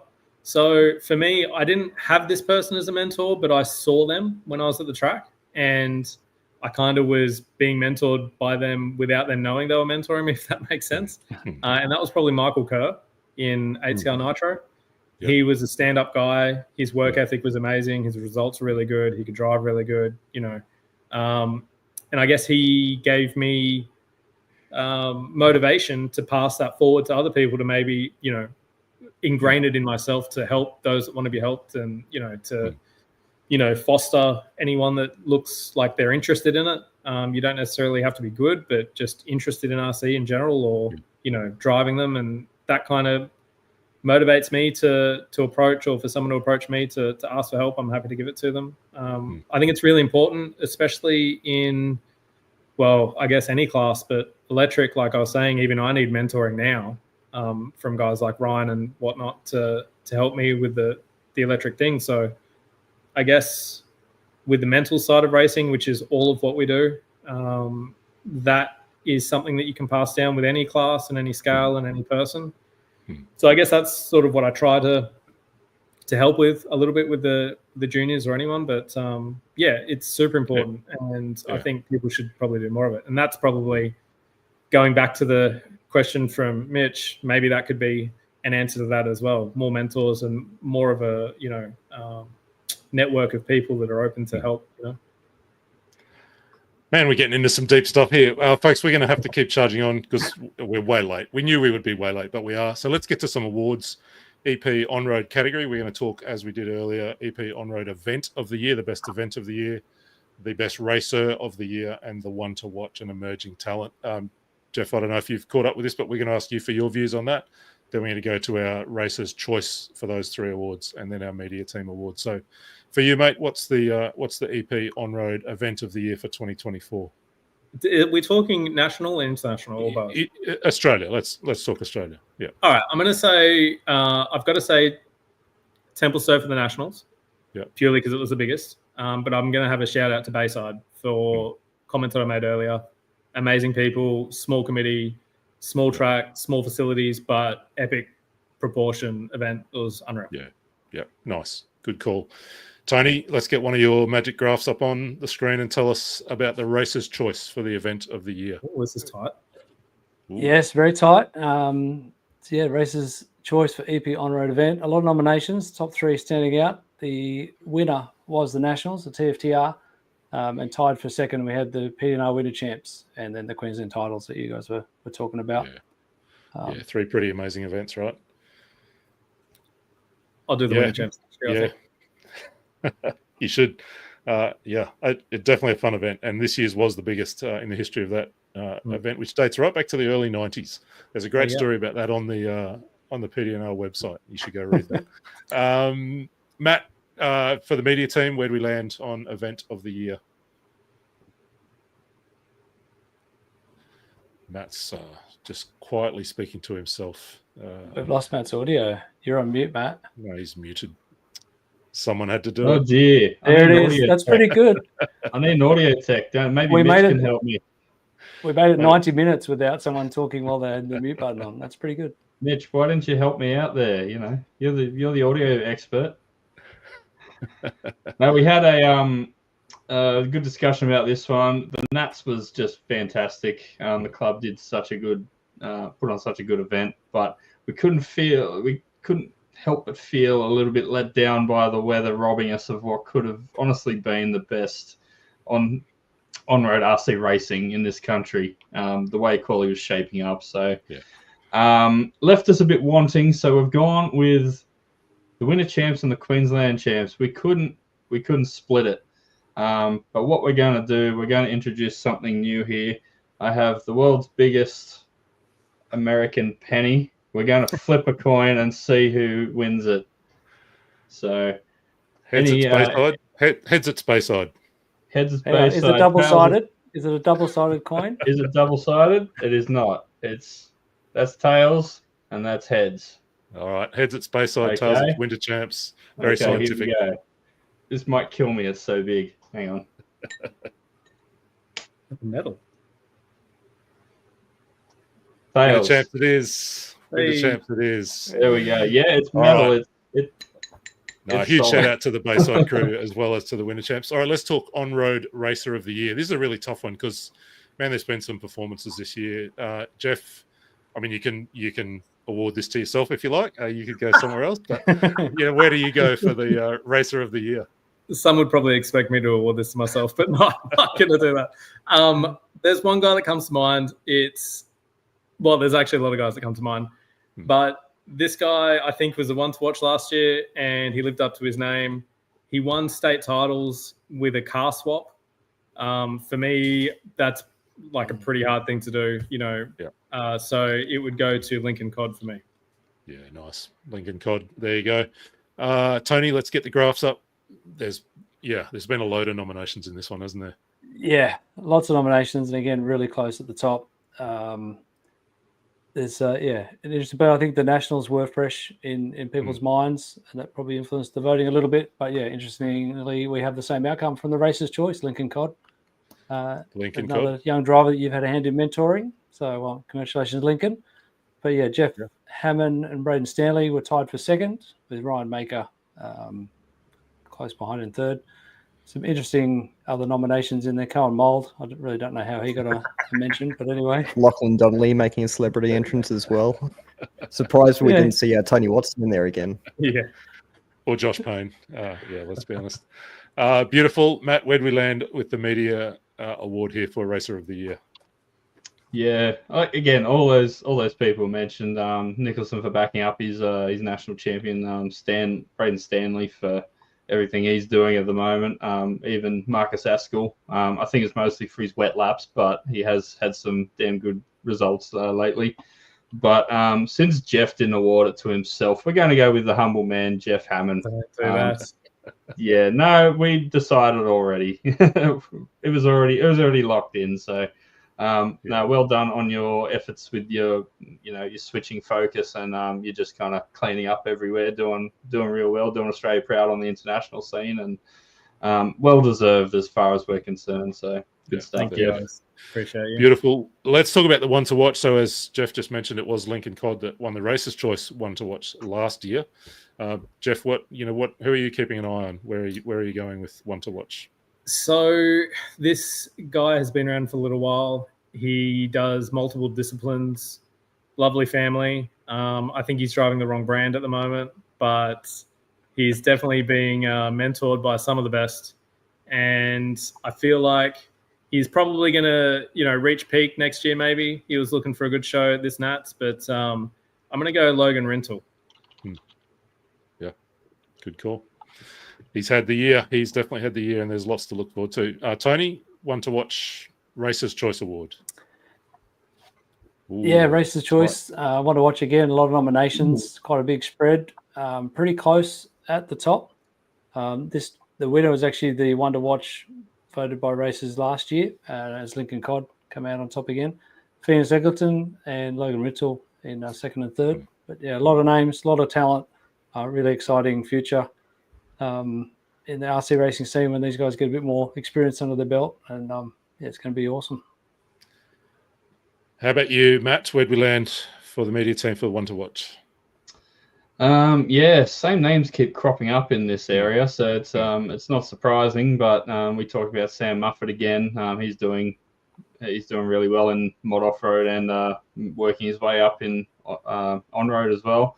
Brian Parkinson was one who kind of stuck out down at TFTR that I hadn't heard of before, and he was really getting stuck in the juniors there.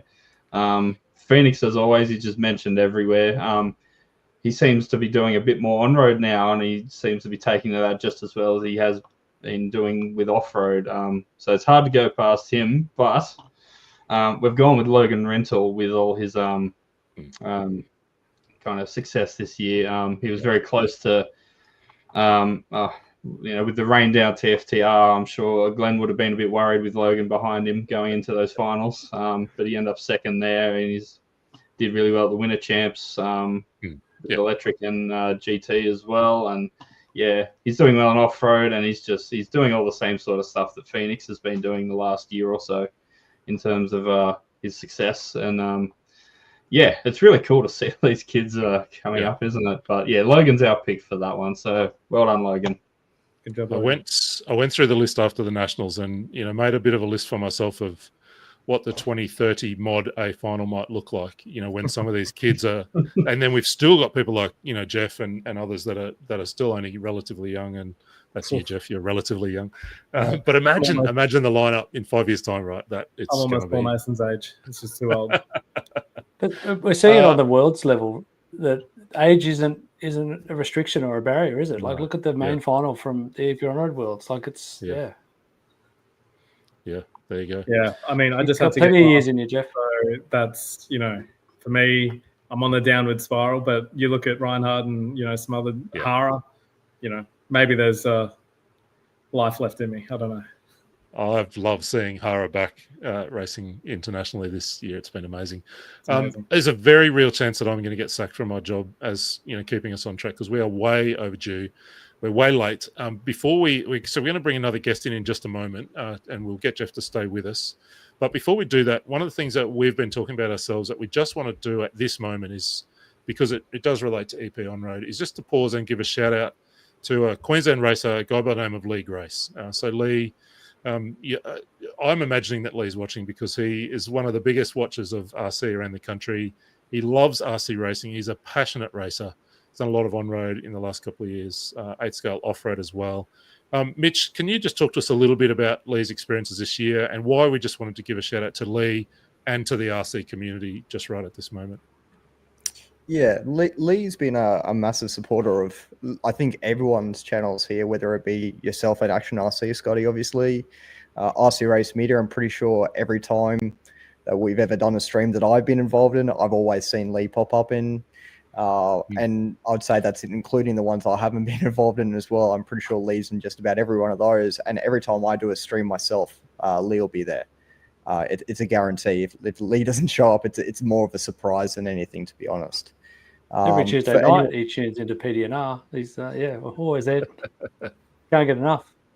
Yeah. And for anyone that doesn't know, Lee had quite an incredibly, I guess, best way of putting it, a horrific workplace accident a couple of months ago, earlier in the year, just before the Queensland on-road titles. And Lee actually would message me only a couple of days ago and said he'd like to throw his support and throw his thanks back to the actual community for supporting him through that process and stuff. And the recovery time for Lee has been extensive, but one of the good things is we actually got to see him at the Queensland on-road titles at Bayside, and he got to have a run, and he did his best, and it was just great to see him actually be back trackside and being able to have a chat with him as well. So a massive thank you to Lee, and hopefully everything's going well with the recovery, and we look forward to seeing trackside more often, and obviously commenting on just about everything that we do. So we really appreciate your support, and you're thanking everyone else for their support at the same time. So on your Lee. Yeah, so from all of us, Lee, to you, incredible courage you've showed this year. We're delighted to see you back around the racetracks in the last couple of months, and a huge shout out to people right across the RC community across Australia and beyond who jumped in behind Lee after that terrible accident. This is not something I've discussed with my fellow co-conspirators here, but I'm going to invent a new award on the spot. So our 2024 Best and Fairest Lee Grace goes to you.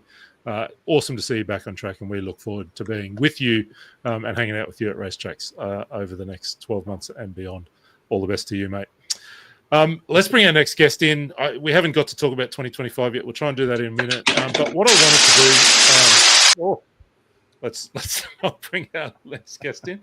We got him just at the worst possible moment. When he's ready. Stand by radio. Okay, get the thumbs up now. Yeah. We're so professional. It's a look behind the scenes. So we've got some kind of strange, interesting noises there. I'll let the tech people manage the noises. We wanted to take the chance to have a chat to Ryan, and we'll keep Jeff in for this one as well. Principally because in the history of... All right, well, I'm not sure where that's coming from, but we might... Is everyone muted except me? I think it's Ryan. Something's coming from Ryan's audio, I think. So we'll get Ryan to have a bit of a play, and I'll do my intro while Ryan has a little bit of a look at what he can do with audio. In the history of RC in Australia, there's been some extraordinary people in the industry. There's been incredible retailers and distributors. There have been parts and components manufacturers. There have been people like Jeff, yourself, with the kind of work you do around visual kind of promotions and stickers and all sorts of things. There have been people who've built conversion kits for other cars, but this, I think, an extraordinary achievement for RC Maker in 2024 to come to market with a fully fledged racing chassis in one of the hardest categories to kind of do that in. So, we just felt like it was such an extraordinary achievement to do that it would be remiss of us not to talk a little bit with Ryan as we think about all of the highlights of 2024, what it's been like to bring that chassis to market, and not just that, but to go to the Worlds and the Nationals. And, so we wanted to say g'day, Ryan. So hopefully we'll get you to turn your mic back on, and hopefully the sound will be all right. Yeah, sorry, guys. That's all good. So it could be a mixture of crying kids, could be the fan.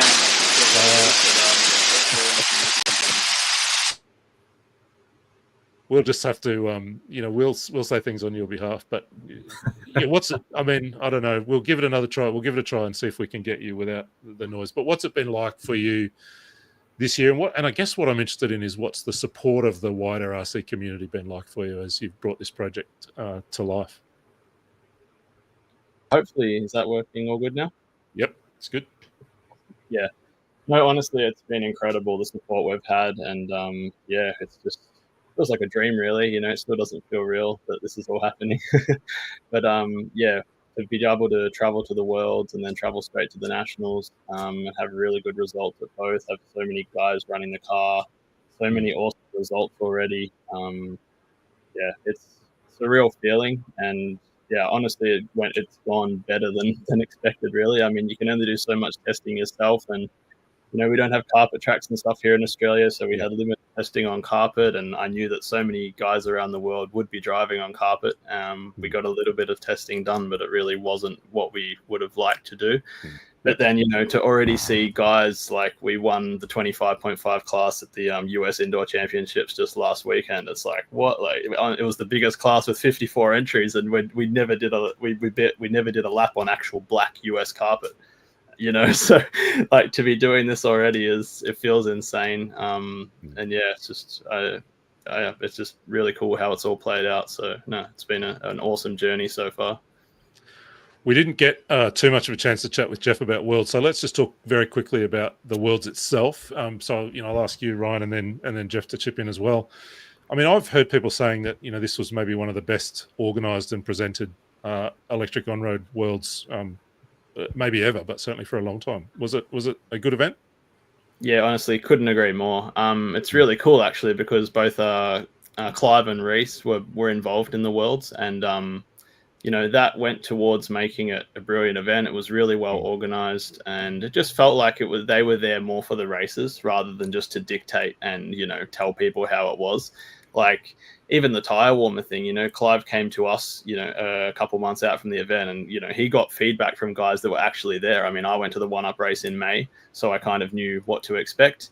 And without warmers, it was pretty difficult for those first few laps, and I knew that it would compromise, the racing. Quality is kind of the same for everyone, but when you're racing and you've got zero traction at the start in a Worlds, all hell could break loose, and you don't want that for the drivers or for the fans. So, we advised them that warmers could be a really good thing to look at, and they listened, they did it, they implemented it really well. There was not one negative word that I heard about the warmers happening, and also the way that they managed it was super professional. Like, it was really well done. You just knew you had to go to tech two runs before your race, whatever. Then you go for the next one 5 minutes, and then you go into your warming. Then you get 10 minutes on the warmers, and then you go out to race. So yeah, they did it brilliantly. They orchestrated everything amazingly. Rules were enforced, but they weren't enforced in a silly way, or they weren't making up rules as they went or anything like that. Reese did the race direction, and the racing on track in general was really good and quite courteous. And they called it. It's always a tough job to do, but I think Reese did a brilliant job. You're never going to keep everyone happy on the stand, but Reese did an awesome job of that too. So to see Aussies, representing IFMAR at the highest level in RC, I mean, it's purely just cool to see that, and I think they all did a brilliant job. Along with Dave Mayhew and all the guys that managed the track as well. Everyone worked really well together, and yeah, it didn't feel like a Worlds event, that we've maybe felt in the past. I wasn't in Gubbio. It was apparently an absolute disaster, so can't comment too much on Gubbio, but apparently it wasn't good. China was great, the one that I went to, and yeah, I mean, it's hit and miss depending on who, I guess, organizes it and the hosting track and everything, but have to say this one was brilliantly done on all accounts, and it was a pleasure to be there. It felt like a great atmosphere. It felt kind of like an ETS kind of thing, so it was really cool. Nice. Yeah, nice. How about for you, Jeff? What did you like about the Worlds? Or what did you make of it? 100% agree with what Ryan was saying with the organisation, with Clive Reese. Just to put that more forward for people that haven't done an IFMAR event, the rules and the people that are there running the show sometimes can be there on their own interests rather than for the races. And this one was completely the opposite and a different vibe, which I feel like everyone felt at the event. My first EP World, so nothing to compare to with that. But in terms of Worlds in general, the vibe was amazing. Everyone was happy, friendly, enjoying themselves. You had the on-track battles, whatnot. But off-track, awesome atmosphere. Dave and Ryan, the guys that organised it, and all the volunteers. I think a lot of those guys were family members and cousins and second cousins and the rest of it. Those guys were just, open to everything, so friendly, happy to be there, donating their time, which was really good to see for, those guys to put in the effort for us to race and enjoy it. And then, the facilities and track themselves, toilets were questionable, but you get that, So the rest of it was amazing. Nice. Ryan, let's come back to you and really you, if I'm understanding things right, you pretty much flew straight from the US to Melbourne to Templestowe, a place you've raced in the past. Your first big event on Australian soil with a a full strength team with the new project. Just give us a little bit of an insight into how you felt as that week unfolded. Yeah, I mean, I was monstrously underprepared. I just quickly swapped out my chassis from an aluminium one to a carbon. Didn't get a chance to set up the car or anything, but I did that the night I flew out because I just knew that once I landed, I was probably going to be jet lagged and I wouldn't want to do it. So, and things were getting into it pretty quickly on Thursday morning. So the last thing I wanted to be doing was sitting there swapping a chassis while everyone's practicing, and I knew I needed the practice big time, so I couldn't afford to waste too much time. So yeah, we flew straight in from there, and yeah, like firstly, just seeing a whole row of 2 tables with everybody with my car was just it just felt surreal. I'm like, you're saying hi to all the guys, like SP1, SP1, SP1, SP1. It's like, man, like it's cool, like when you sell all those kits, but then to actually see them on tables and racers putting their hard, like earned and time into what you've created is something special, you know. I just really, I just couldn't explain it. It was really surreal. But yeah, getting into the event, like it took me a while to get up to speed. I think like I hadn't actually driven much on low grip except for the VIX really. Jeff and I did some Brendale laps, but that wasn't anything to write home about. Jeff can attain to that. So I guess you could say it was low grip, but it was I just wasn't really prepared for that kind of driving and everything. But obviously I've done a lot of laps at Templestowe. It was the old track that I've done a lot of laps at, but you know, half of the track is still the same.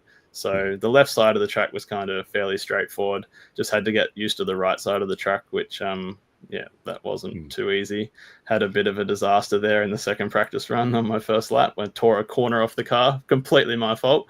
So that put me on the back foot a little bit, and I was kind of nervous that anyone that watched the Nationals, they would know that end chicane was a pretty tricky one to get right. Jeff everyone wrote the car off first once for sure. Yeah, exactly. So I did mine like in practice at least. It wasn't in the racing, so that was good. But yeah, that was the toughest corner on the track, and after that happened, it was kind of hard to get confidence to push there again, because I knew, you know, if I got it wrong, that's kind of what the consequences were. So yeah, it was tough, and I think I just got up to speed more and more and more, and I think Jeff felt the same. Like he'd never been there before, and like we both kind of got quicker as the event went on. And then in Q3 we had an epic battle, which was, you know, the most fun I've had driving a quali in a very long time. You know, it's rare that in quali you get that kind of rush that you get when you're actually racing someone like side by side. But, you know, it came close to that, which was really cool. So back and forth, and then Hagberg got in the mix for a couple of laps, and that just made it all a bit more like, oh crap, there's another guy on the scene. And then probably, and it's Hagberg, exactly. That's the last guy you want breathing down your neck. But I had a bit of pressure from Ronald there a few years ago, so I was like, okay, you know, thought I could keep it on track.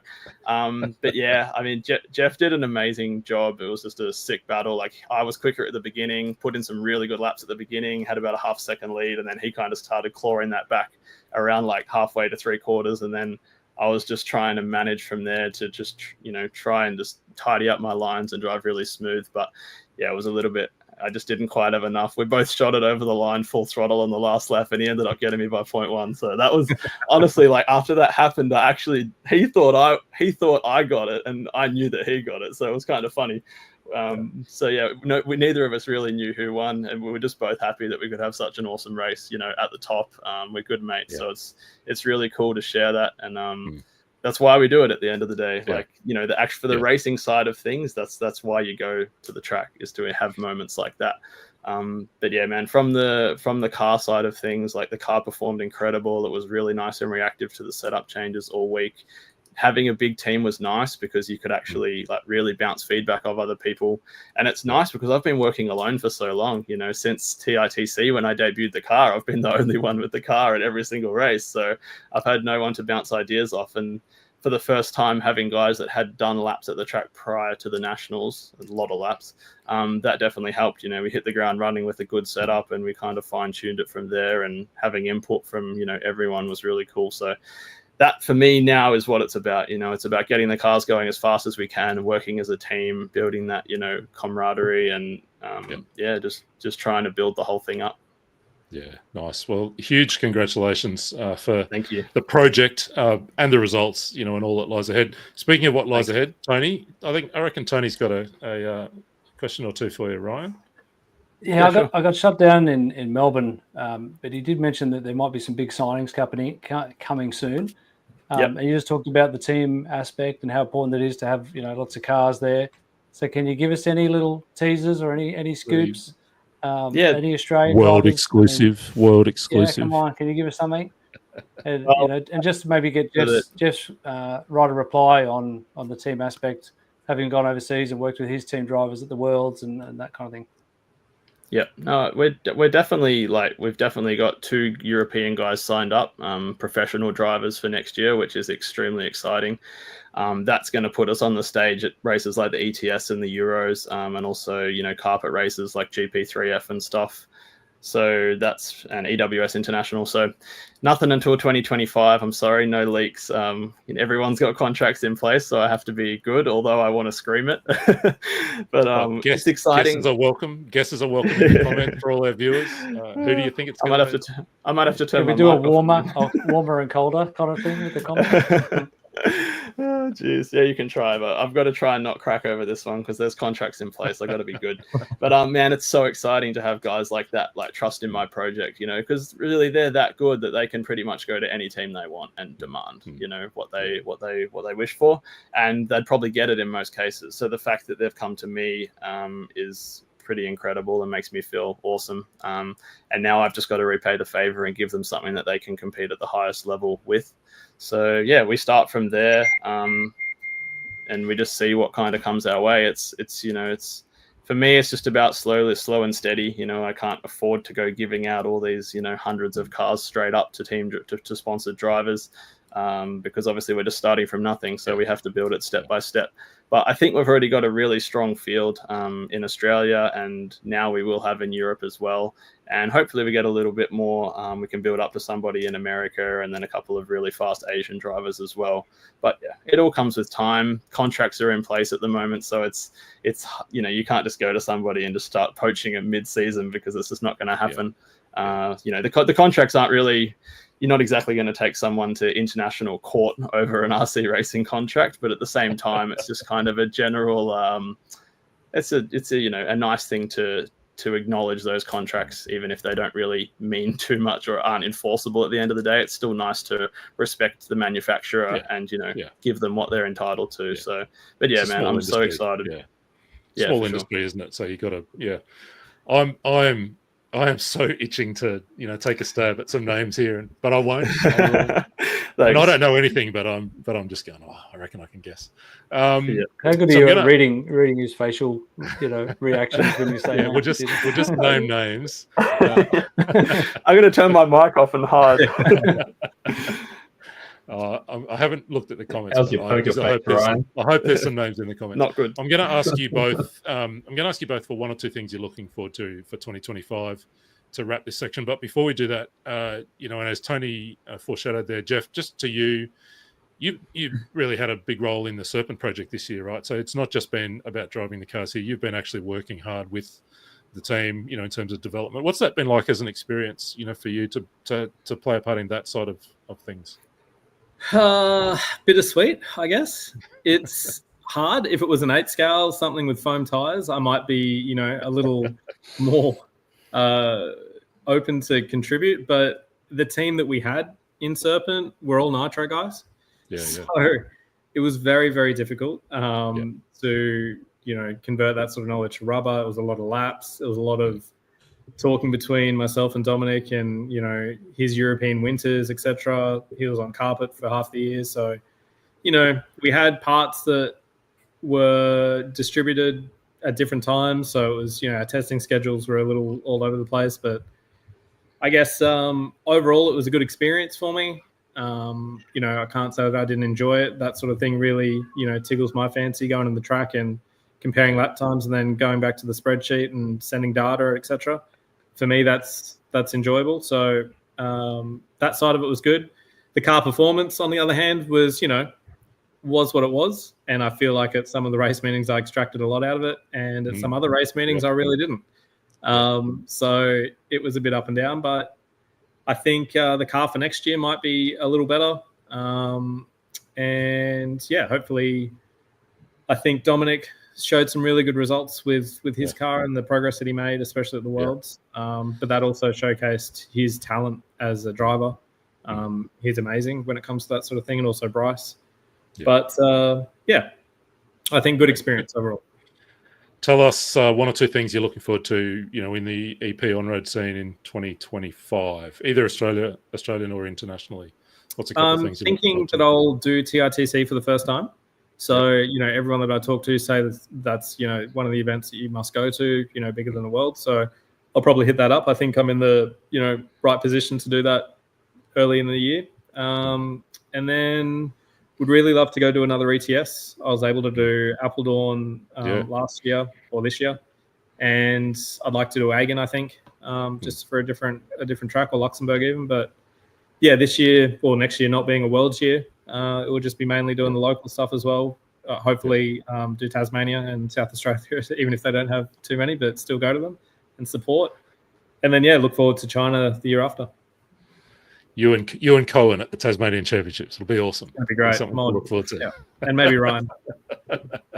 Ryan, how about for you? Give us a couple of things you're looking forward to in the year ahead.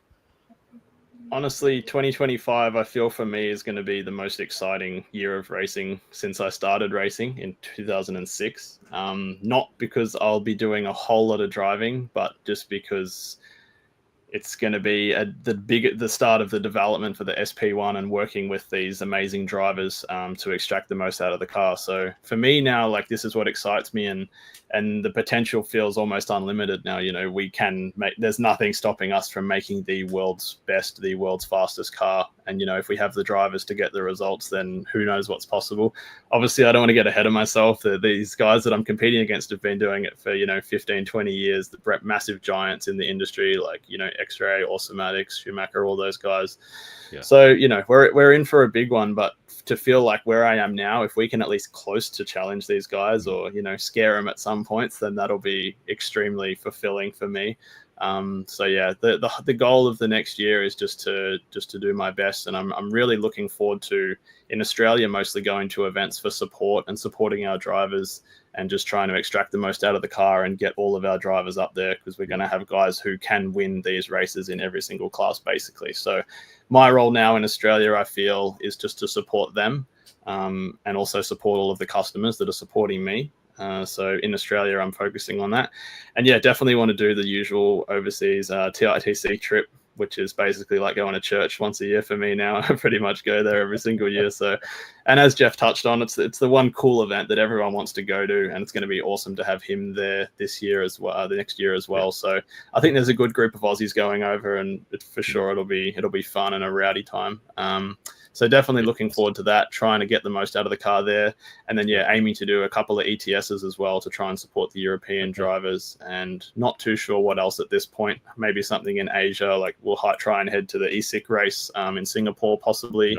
Yep. Just kind of see how it all goes. It's just difficult at the moment with growing so much. It's kind of, I've got to be around to kind of help everything run smoothly here. So I can't go taking off jet setting around the world and forgetting about my business that I've got to run.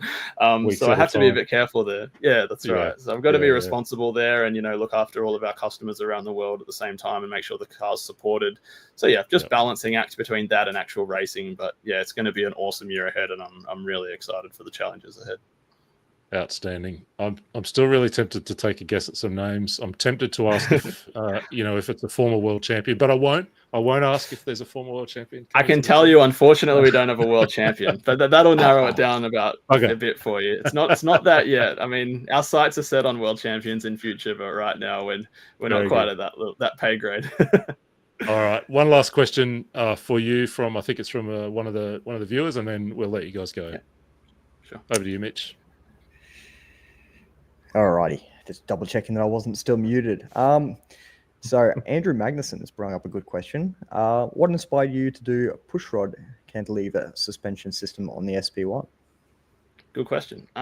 Pretty much, like, as you probably know, I've been an automatics guy for a lot of years, and the super low center of gravity was something that was always cool and appealing to me.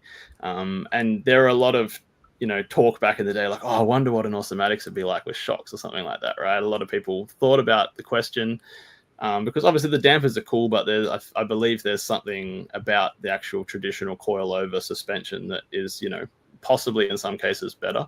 I mean, obviously automatics is a massive force, and they've got the leaf spring and the rotary damper working extremely well, but possibly you can't always, clone that kind of feeling and progression that you get from a normal coil-over spring. It just kind of is how it is. So yeah, I was like, I decided that I wanted to do normal shocks on the car, just because I also felt like, from a customer's viewpoint, this was something that they were familiar with. It was nothing new to them. It's like, just coilover shocks, they're pretty standard shock. And yeah, so it was just like, how can we get this shock as low as possible? And I just kept, thinking of ways that we could do it. And on a touring car, like there's not much room. I played with trying to put it down, like, horizontally along the car, like where say a hinge pin would go, and there's just no room. And I kind of got like to the point where this is really the only place that it can go. And yeah, just started playing around with the cantilever designs. I started with a front bulkhead that I drew up myself. We 3D printed some levers and got a shock off I think it was off an X-Ray T4 or something like that. And I was literally just kind of the first time I screwed it all together and I pushed it, and I was literally just hoping that I would get some kind of suspension action. Like, okay, I haven't totally stuffed this up. I mean, physics says what it should do, but at the same time, it's not always exactly what happens. And I felt it and I go, oh, okay, this is actually working, So that was the first time I was like, okay, this is feasible. My leverage points and everything were absolutely the worst they could possibly be. It wasn't even close to being correct.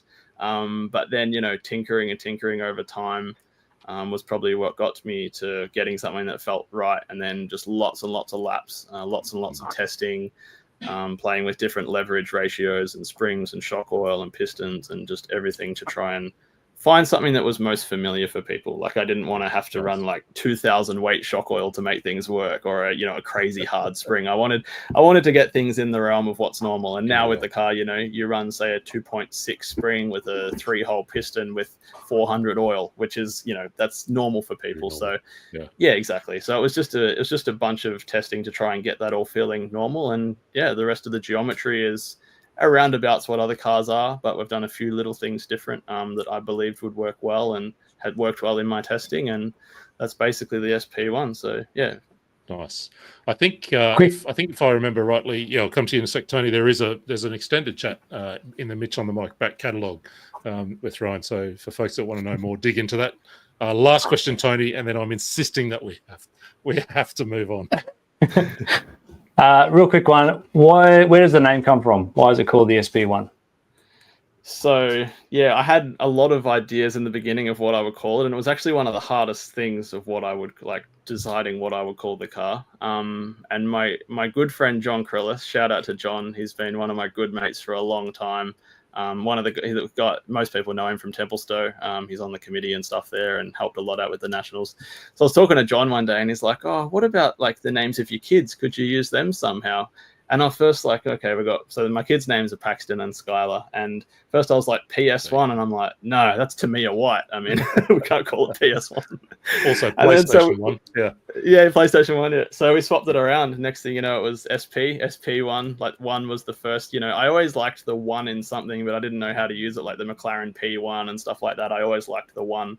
And I just wasn't sure how to use it. So in the end, we just settled on, SP1, which is my Skylar Paxton 1. So yeah, I just wanted to do something cool. And John came up with that awesome idea. And I'm like, you know what, that's cool. It's got a little bit of a story behind it. And it ties in with my kids who are obviously my world as well. So it's cool to tie it all in together.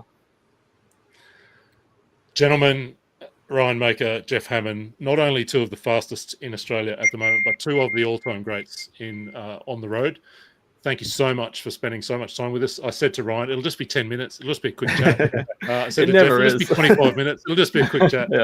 You both, thank you so much for what you bring to the sport on the track and off it, and all that you contribute. And thank you so much for hanging out with us tonight to reflect on what has been and what is to come. Thanks, guys. Thank you, guys. My pleasure. Thank you. There's no pausing for the rest of us. We're going to let those guys go and catch a nap and get some supper. But we are only halfway. Can you believe it? This is going to be. We're only 45 minutes behind schedule. Better than last year, guys. Well done. So we're not slowing down though. We are charging on. In fact, if anything, we're going to go faster now. We're getting into the noisy side of things. We're going, staying on the road, but we're going into the IC, internal combustion, gas, nitro, whatever we want to call it. We're going to talk 10-scale touring. We're going to talk 8-scale GT, including GTE, and we're going to talk large scale. And to do that, to help us to do that, one of the best known names around that category in the country, Mr. Tim Moylan. So we're going to bring Tim on in. Tim's been waiting for 45 minutes in the background from the time we said we would start. Sorry, Tim. Tim, thanks for joining us. How are you doing tonight? Yeah, good, thanks. Probably still would have been watching it anyway, so sitting here. Good. Well, I'm going to throw it over to Tony to lead us through this conversation with Tim and to dig into a part of the sport that I love, but I don't know a whole lot about. So I'm going to leave this one with you, Tony, to have a chat with Tim. Beautiful, man. Thank you. Well, yeah, welcome everyone to the Noisy Nitro section. So, Tim, maybe just kick it off for those who may not have seen you or know much about IC on road. Tell us a little bit about yourself, how long you've been racing, and how did you get started?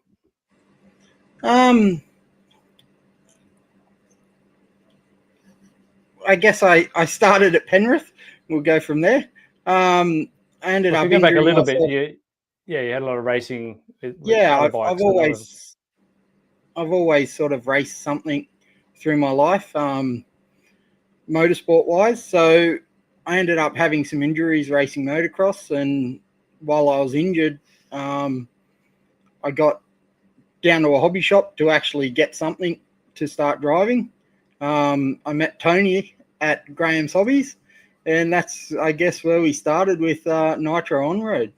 And that was 2011, the end of. And since then it's just been sort of traveling and doing the nation's sort of race meetings, the state titles, nationals, and so on. Yeah, you're one of the drivers that supports all the events, around the country. Let's dig into this year and maybe the trends of IC on road. The numbers haven't quite been, as big as they have been in previous years. But what's the scene like for IC on road or Nitro around the country at the moment?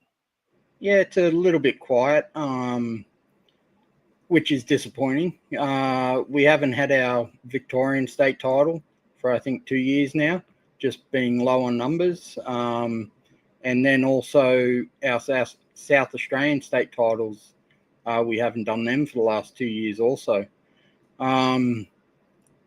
It looks like New South Wales and Queensland sort of still have that healthy numbers and do their club days and get their racing out.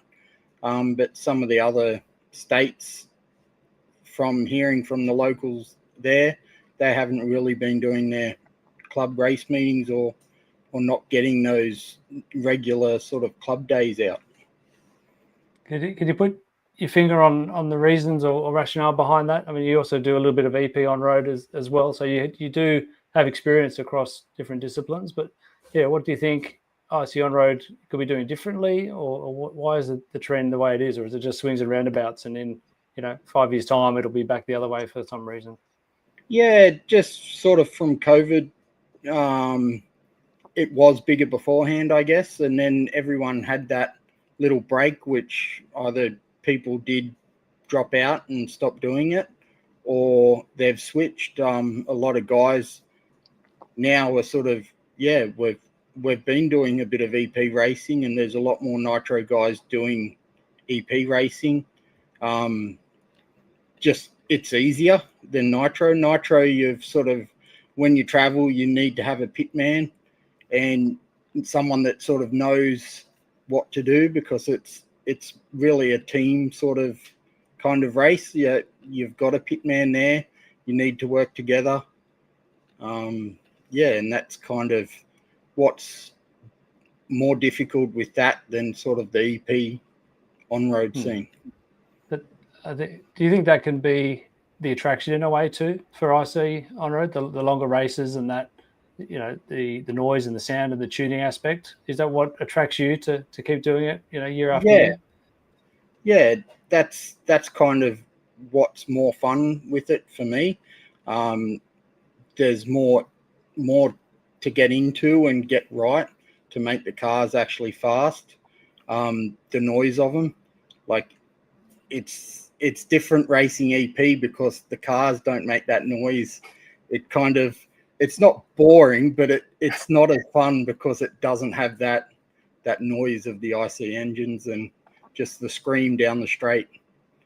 That's I think it's something about the noise and the smell as well. I think it's those who have done Nitro racing or been to Speedway or any kind of motorsport, I guess it's another aspect of it. So let's have a look at your 2024 season. Tell us what events you've got to, and maybe a little bit about those events and the results and what stood out to you as some memories from 2024. Yeah, so we normally start off with the Vic titles in the end of January, but like I said, that didn't happen this year. Then we had our New South Wales state title, I think was the next one, where, yeah, we had quite good numbers there.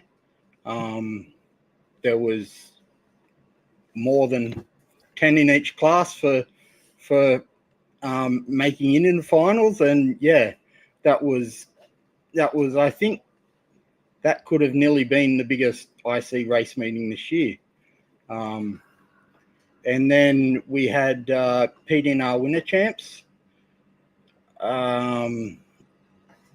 We also then, I think 2 weeks later, we went up to Queensland for their state titles. There was still good numbers up there. Yeah, let's bring Mitch in here. I think, Mitch, you jumped on the mic for that one. What are some of your memories from the Queensland state titles, Brendale?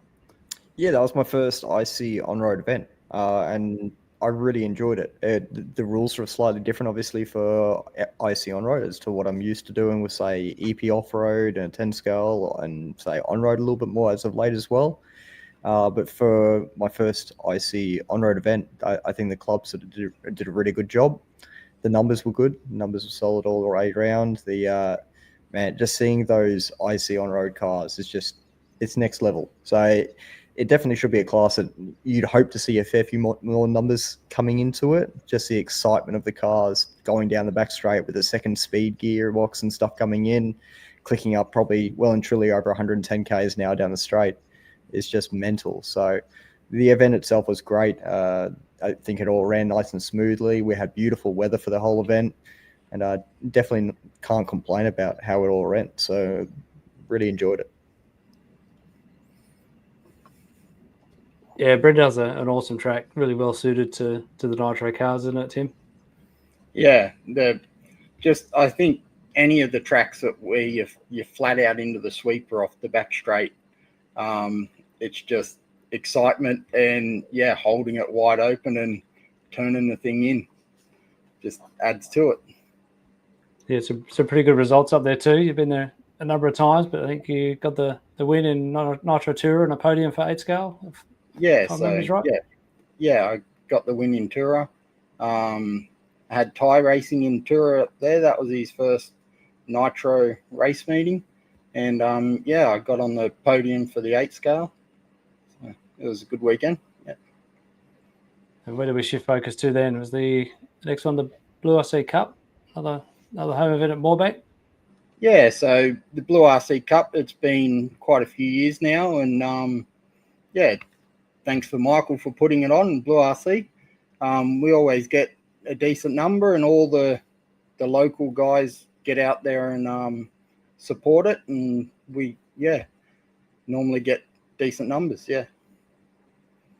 And then the big one, the Nationals, which did happen on Little Hampton's, amazing track on the side of a hill. That was only a few weeks ago. So yeah, got any highlights or standout memories from that event?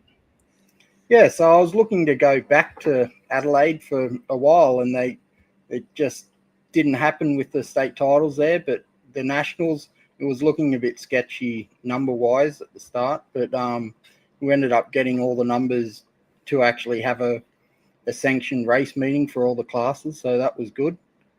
And yeah, just if anyone hasn't been to Little Hampton, it's on the side of a hill. Great undulation, and yeah, it's awesome in an 8 scale car. Just holding it wide open up into that chicane going up in front of the driver's stand. Yeah.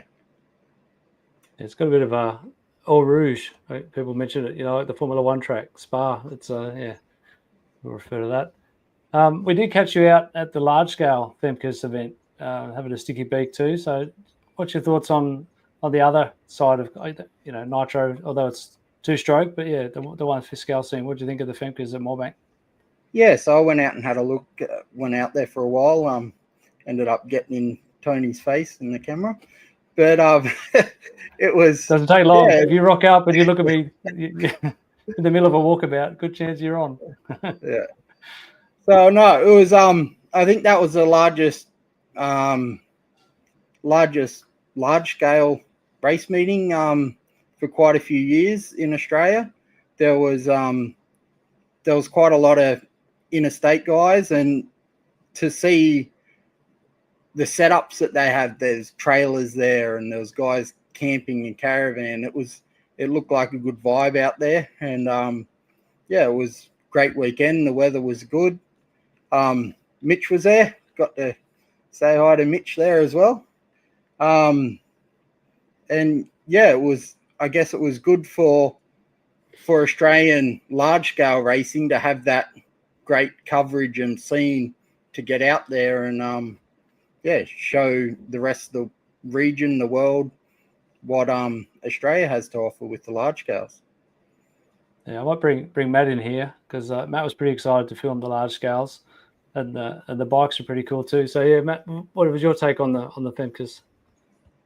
Yeah, I was excited. Maybe not for the reasons that all the competitors would like. From a camera pointing perspective, they're big and slow. They're big and slow. You did upset one of the races where we went out to scope it out, and you actually told a large scale racer to their face that they're big and slow, and you were looking forward to that. And they didn't appreciate that at all. Yeah. Look, having done one now, I was right. They are so much easier to film than anything else I've done. But no, I actually really enjoyed the racing, especially the 510 A main. That was one of the most epic races I've ever filmed.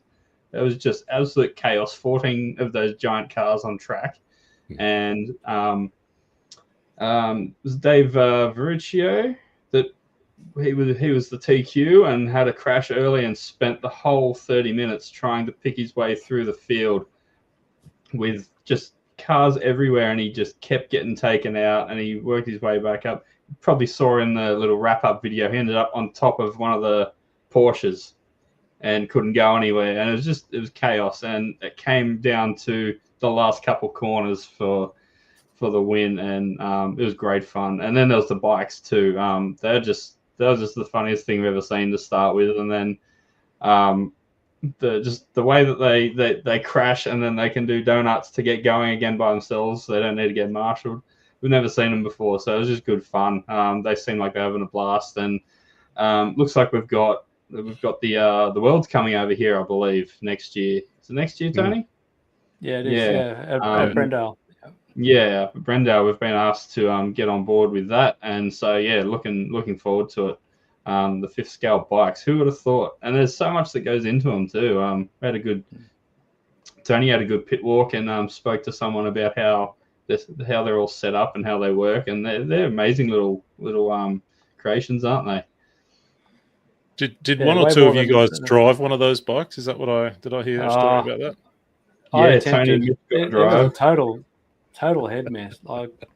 Mitch got the hang of it after about 15 minutes, but it took me about 5 minutes just to navigate a single turn. And when I say navigate a single turn, that included being marshaled multiple times just to get around turn one.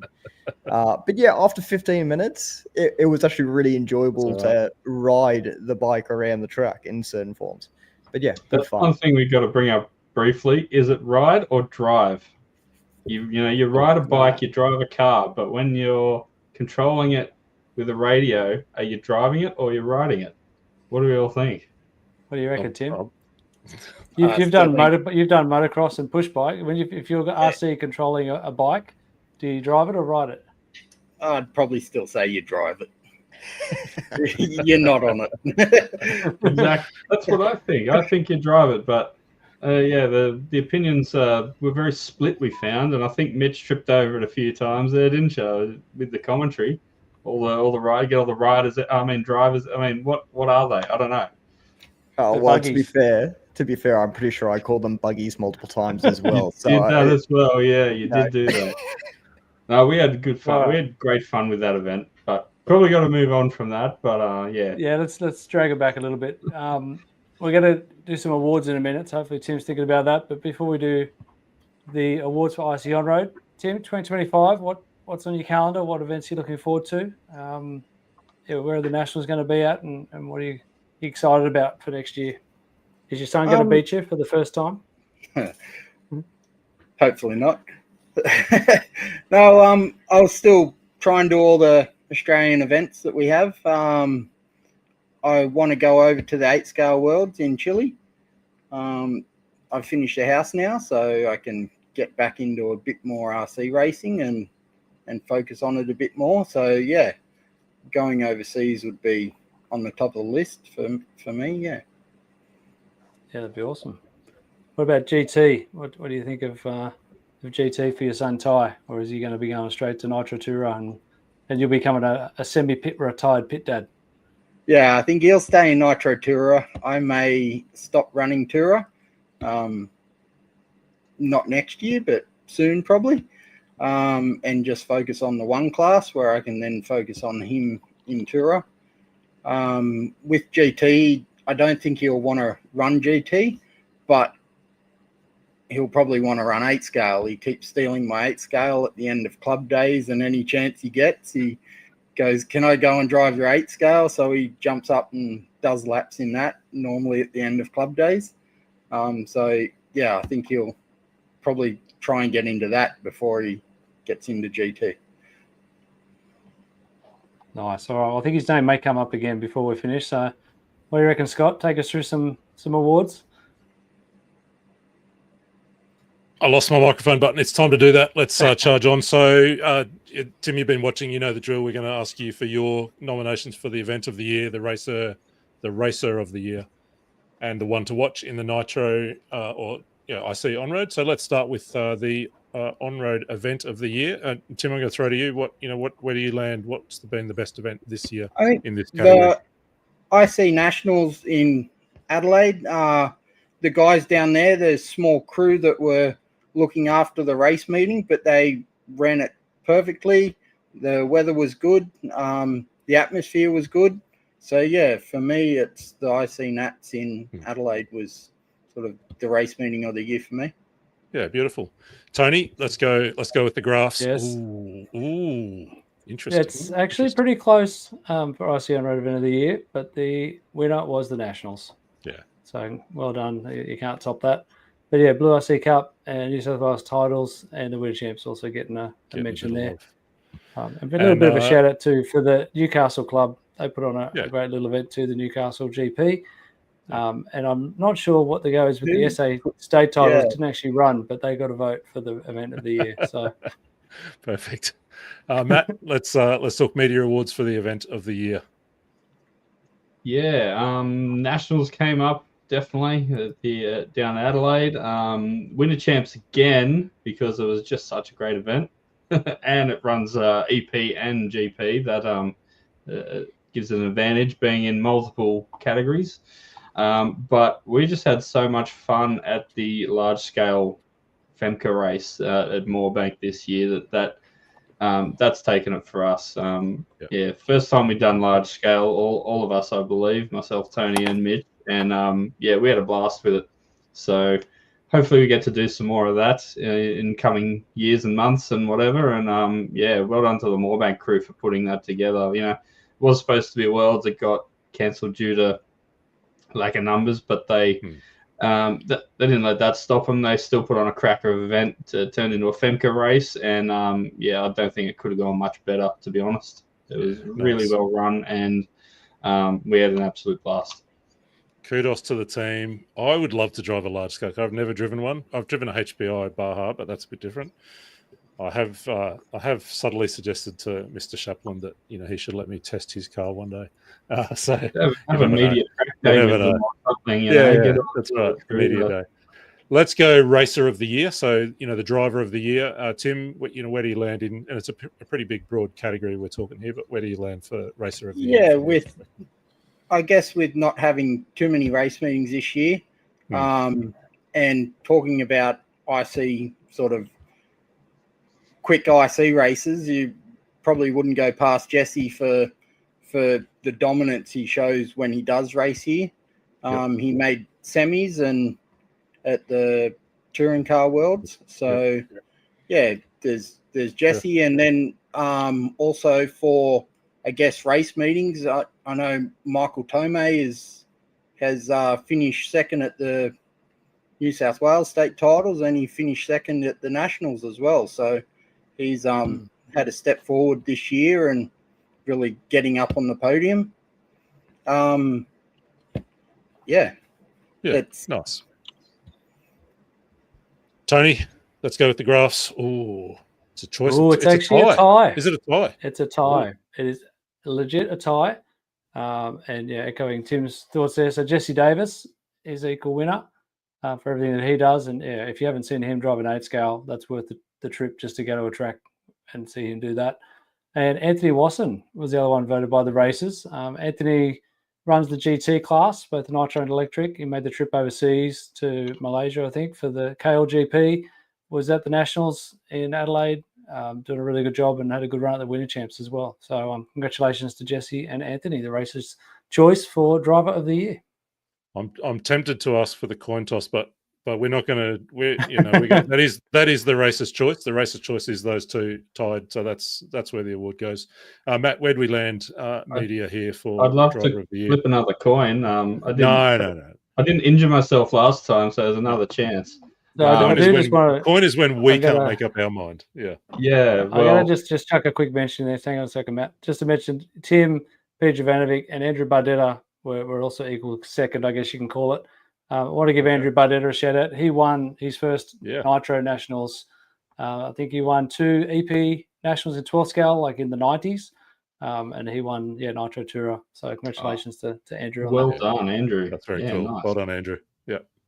Looking at the media side, same names came up as usual. Jovanovic, Chaplin. Chaplin was just dominant at the Femke Sedan A main. It was shaping up to be a close one, and then he just blew everybody away. We all thought he definitely going to run out of fuel, but somehow he made it to the end. Jesse Davis, obviously, always in conversation. I think we may have awarded him last year, but we're going a bit different and gone Anthony Wasson this year just for his consistent efforts. KLGP, Winter Champs, Nitro and electric. He's doing well in the electric GT as well, but all his Nitro efforts around, he's very consistent. He's getting out to a lot of racing and putting his best foot forward everywhere. So well done, Anthony.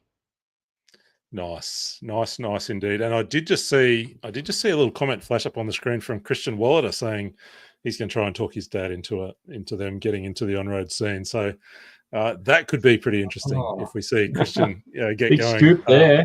On-road in 202025. Maybe that's our first world exclusive for the night. Yeah. I think is that. Oh no, one to watch. So let's rip through these. Tim, where do you land in terms of looking at up and coming talent across the IC on-road categories? Oh, that's our second mute. That's our second still on mute. Or have we lost? No, I think we've lost Tim's audio. We've lost Tim's audio. We'll come back to you, Tim. We'll see if we can get that up and running. But Tony, tell us Racer's Choice Awards here. One to watch. Back on now, guys? Yep, got you back. So the Racer's Choice for the one to watch. A lot of drivers nominated, and the winner. I saw him on Tim's camera a little bit earlier. I don't know if Ty's still around, but congratulations to Ty Moylan, voted the one to watch.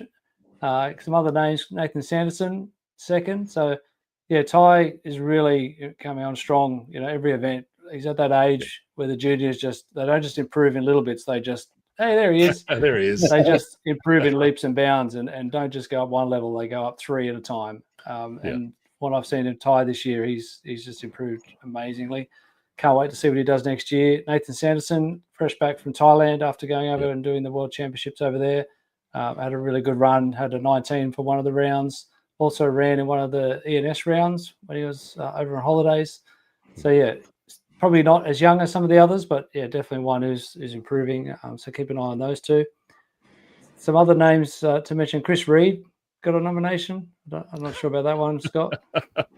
Chris Reed, one of the all-time greats. I think a little bit retired. I hadn't spotted. You got another next generation, Zach Bardetta, Andrew Bardetta's son, coming through. Logan Rental's name comes up again. And Tom Sickles, who we saw at the large scale for the first time, another one to watch. So good. I'm not sure who voted for Hamish Scott. Maybe Hamish Scott. Excuse me while I choke and die. Matt, tell us about the media awards. Then we'll go back to Tim for his one to watch, and then we will charge on into the night. Yeah. Matt, where'd we land? Tom Sickless was one that came up. We saw him for the first time at the large scale race, and I think he bumped from the C through to the B and just missed out on an A spot. And he was by far the youngest competitor there. He was, how old do you think he was, Tony? 10 or 11 or something like that? Yeah, I think he was 11. I think I asked him that question. And he painted his own body as well. Yeah, he did the cartoon style paint. He really stood out because, the large scale guys are, usually a bit more vintage than other categories, let's be honest. But Tom really took it to him. He was very careful, impressive. Matt. You're gonna cheese off a whole lot of watches again. Large scale guys are gonna hate me now. I swear I loved it. It was so good. But yeah, Tom really impressed us.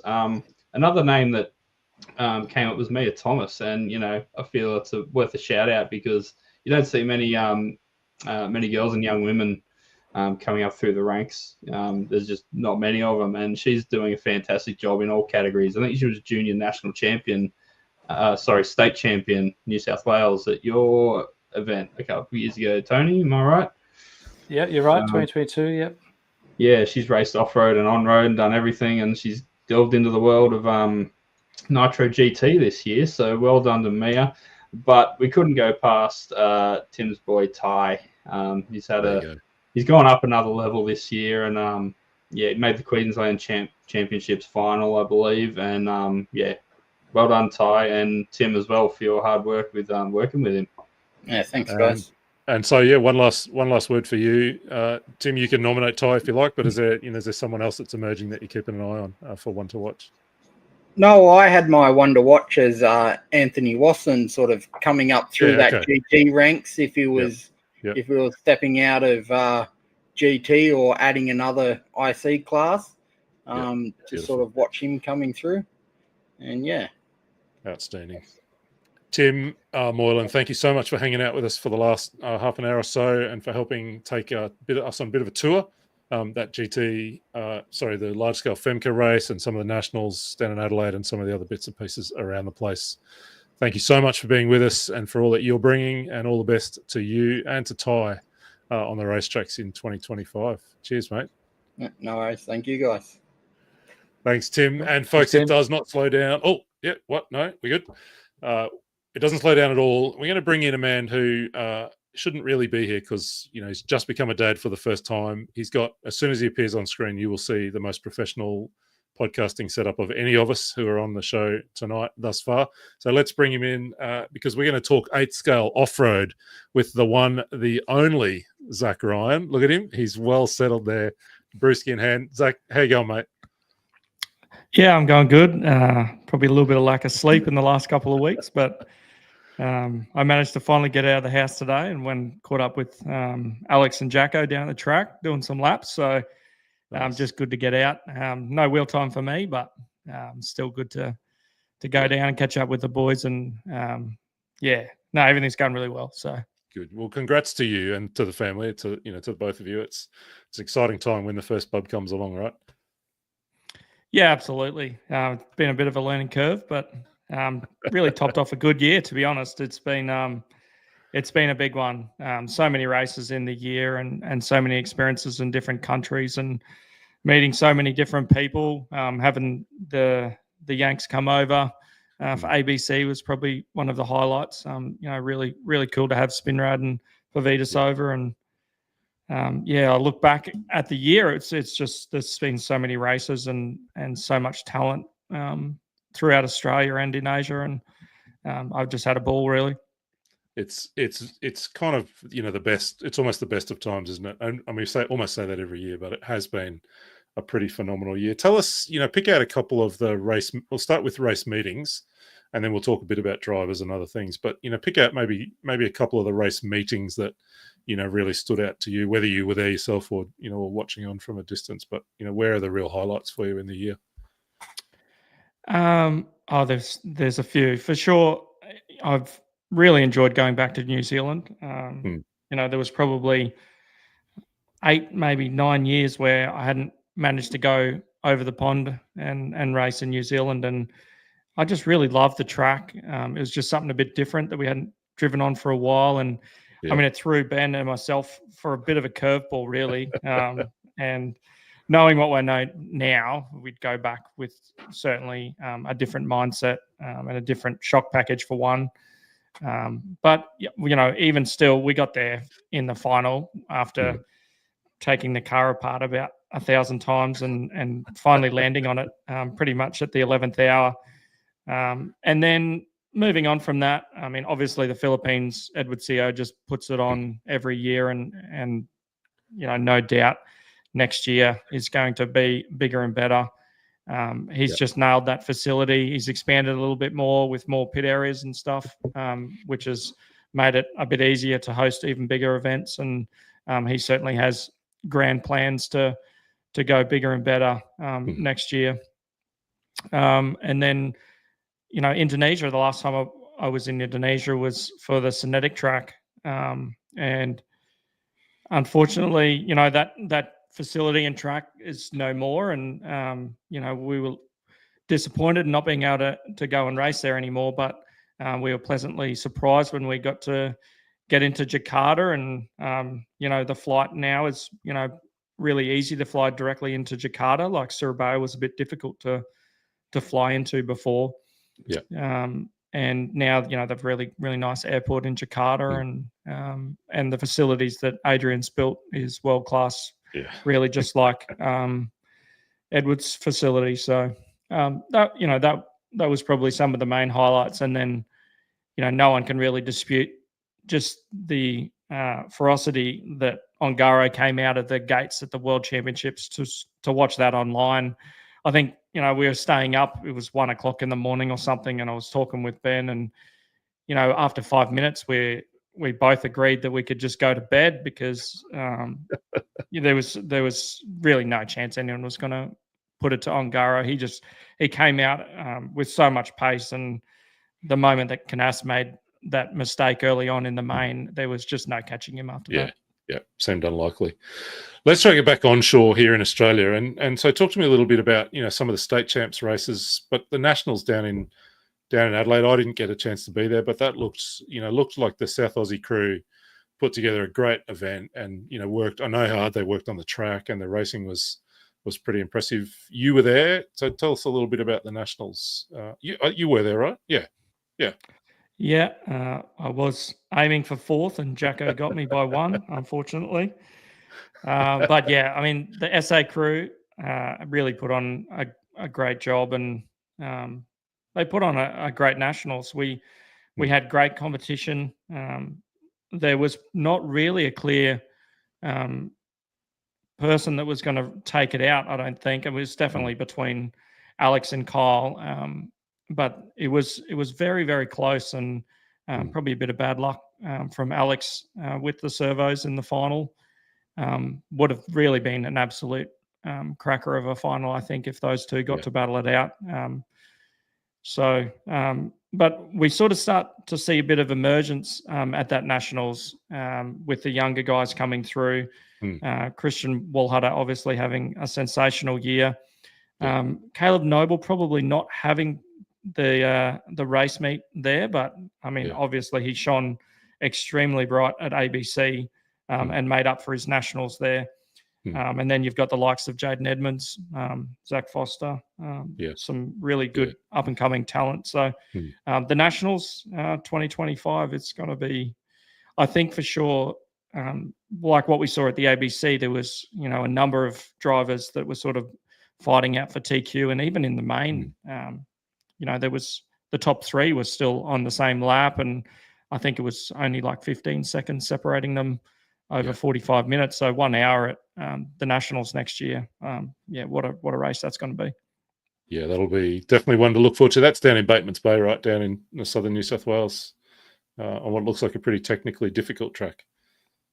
Yeah, I believe they're doing a bit of resurfacing before the nationals. That's what Ben had told me, because he went there for I think their state titles that Jaden had a good run at. So can confirm that one. Right. Okay. Rebuild and a resurface, as far as I'm aware, is coming for Bateman's. Yeah, good. So, Zach, I want to pick your brains on a couple of questions. You mentioned Kyle McBride coming back and winning the Nationals again. He's kind of been in and out a bit over the last couple of years. How impressive, first of all, to kind of not have a lot of track time, but still compete, and get away with another Nationals win in the to his tally. You saw him down there in Adelaide. It's impressive. Yeah, I mean it's just raw natural talent.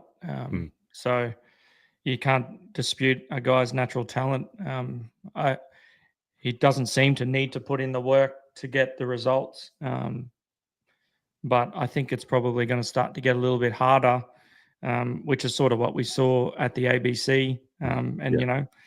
It's going to be harder for him because he's got a young family and stuff now, and all of that gets in the way of getting track time, and these young guys don't have that to deal with. So whether he can come back and do it again, it's probably, I think now it's going to be down to his motivation, and if he wants to get another Australian title, which I'm sure he's got the talent to do it. But I think it's getting a bit harder now. It's not just Alex. There's Christian, there's Jaden, there's Zach Foster, there's Caleb Noble who really drove awesome at ABC, and he's obviously got his car working very well on an oiled surface. So if Bateman's is similar to Pine Hills, then he's going to be fast too. So I'm sure he would love to get another Australian titles, and it's just down to whether he gets the time to put in the work. Yeah.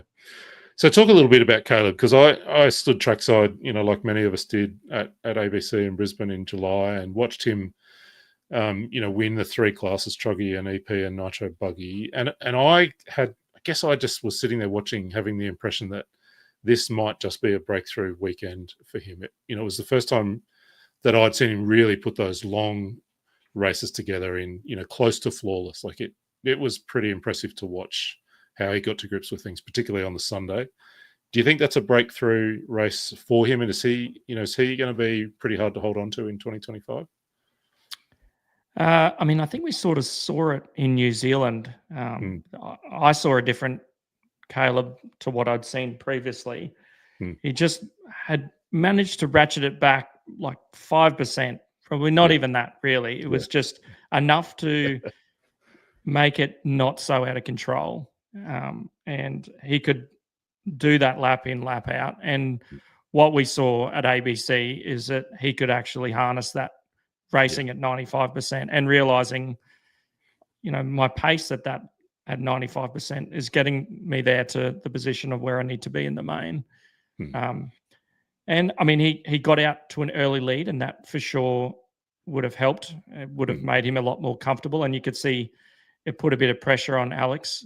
I think because Caleb got out to a bit of a lead, and that put the pressure on Alex. And Alex definitely, his strength is when he gets in the lead, he gets into a rhythm.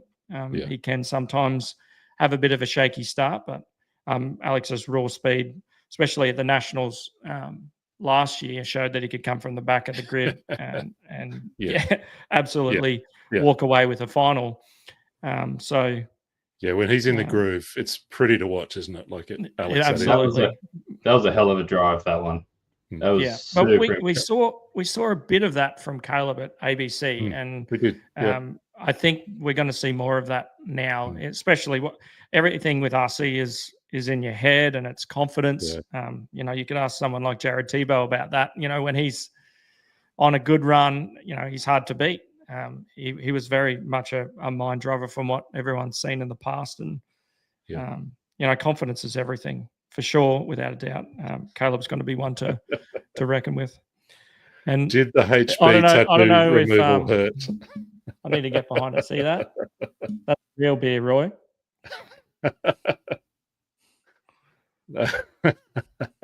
You boys behave yourselves. Now I've totally lost my train of thought. What was I going to ask you about? I had the chance to again stand trackside at so just a regional race in Brisbane, Meakin Masters, a couple of months ago, and watch Alex and Caleb go at it again. Man, those two are going at it so hard, and a couple of the passes that they both were doing it, and a couple of the passes they put on were incredible. Where you would swear there was not a car's width there, but I can't wait to see what the two of them do as they kind of just go head to head into the new year. It's pretty cool to watch. Yeah, I mean, being able to race against each other more frequently is probably the hardest part for Australian racers.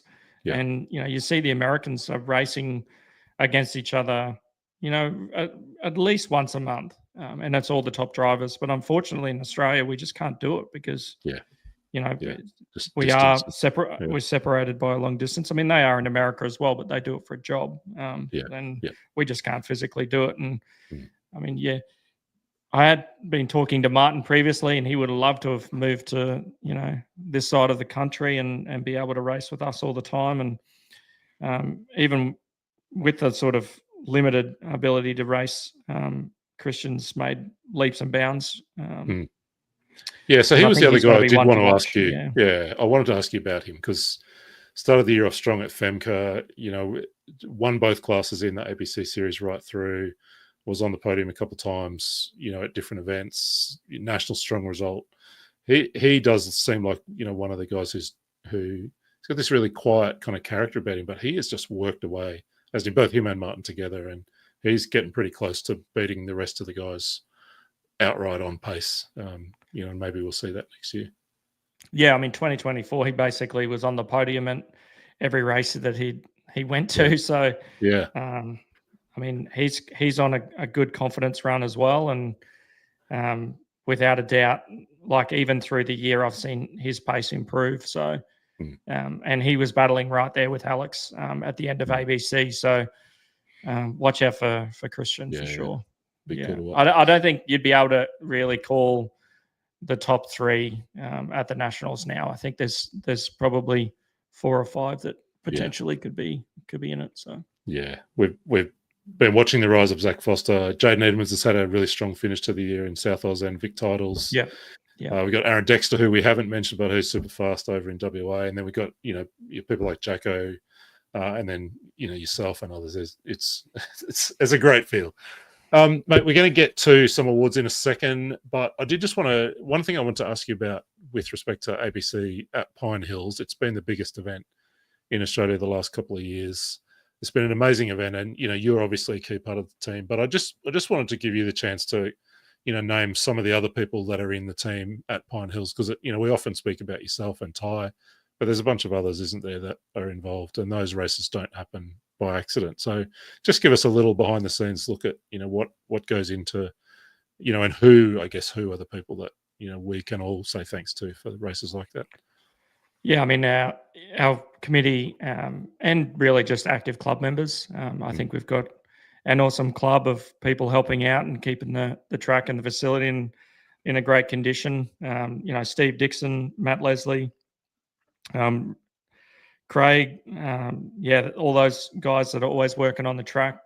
And then, Ty Beale obviously is probably the main foundation of the club. He's the guy that got us the driver's stand. He got us the lights. He's done all this work in the background with council, getting us funding and support to put on such a big event. And, he had people from the council and the local mayor and those attend, which is so important really, because if we are aiming for more funding in the future and I guess long-term with Pine Hills, there is a bit of reshuffling, I suppose, at the complex that's going to be coming up in the next couple of years. So wanting to put in an athletics field, which is going to be running next to where our track is. So we'll probably be moved within the complex somewhere, and having the people that are supplying funding for future facilities come and see the event and see, 300, 400 people at a venue shows that this is something serious that they should be investing in. Yeah. And the selling point that we did with the council, and if anyone else is trying to get funding, is, when we put on an event like this, we bring in, probably 200, 300 people from outside of the region that pay for hotels and food. And we bring in sort of the range of $500,000 for a four-day event. So you can get a bit of funding out of a council when you're sort of pushing those numbers. I think that, your story and your experience there and through the work of Ty and others, dovetails in with what, we had Scott Hill on earlier speaking about Castle Hill and the relationship they have with their land managers there, their local council and their local or the state member. Really is pretty important, isn't it? That having that great relationship with the land owner. And that's a big part of what makes a club hum and sing and kind of do well. Yeah, absolutely. Right. I've got a couple of other questions here on my list. Two that are pretty important, and then we'll get to awards. Firstly, are we likely to see any changes in chassis? I guess I'm thinking mainly for any of the kind of leading guys in Australia into the next year. Is everyone pretty settled? Have we seen any movements there? You've made a move this year, peeled off that HB tattoo and got the Team Associated logo there. Anyone else on the move that you know of? Yeah, I mean, the HB tattoo was relatively small, so if you put a big A and E over it, it covers it quite well. No, I think everyone's pretty settled. I'm not sure about McBride if he is looking. So that there might be something there, but outside of that space, I think everyone's pretty comfortable in their ride. And I mean, I'm pretty happy with how the car has worked out of the box, but as with everything, it takes time. My results at the last ABC was probably a little bit more competitive because I just didn't really have the time with the AE. And what I've got now was set up. I wish I had that for ABC. And if people make a change, it can take sort of 6 months to really get your head around it. Yeah, very good. Final question. What's the head-to-head score between you and Jacko Beale at the end of 2024? Where this is, one of Australia's most amazing RC rivalries. I've got to know there's a spreadsheet. What's the score? I think I did a tally on Facebook. We haven't raced since I posted that, and I am ahead by 1. So, okay. It was going to come down to a club meet, which I was at, and then I got a phone call from my wife and said that I needed to leave the track ASAP, and my daughter was born about an hour after that. So I managed to get to the hospital in time, and here we are. So the showdown is still to happen, or we could just end it at that and just say, I think I mean that's the year done, right? Yeah. Well done. Congrats to you both on the Bob and the win in the head-to-head with Jacko. Mate, let's do some awards. So, I think you've been watching along, so we're going to ask you about your event of the year we'll do first, and then your driver of the year, and then your one to watch. I think we've got Tony back in. He's had a little break. So let's start with event of the year. Zach, for you, from your perspective, we're talking inside Australia here. What's the event of the year for you? Well, I managed to really only do 2 events in Australia this year, which is obviously the Nationals and then ABC. So I can't really say ABC because you'd say that I'm biased, so I'll just have to say the Nationals.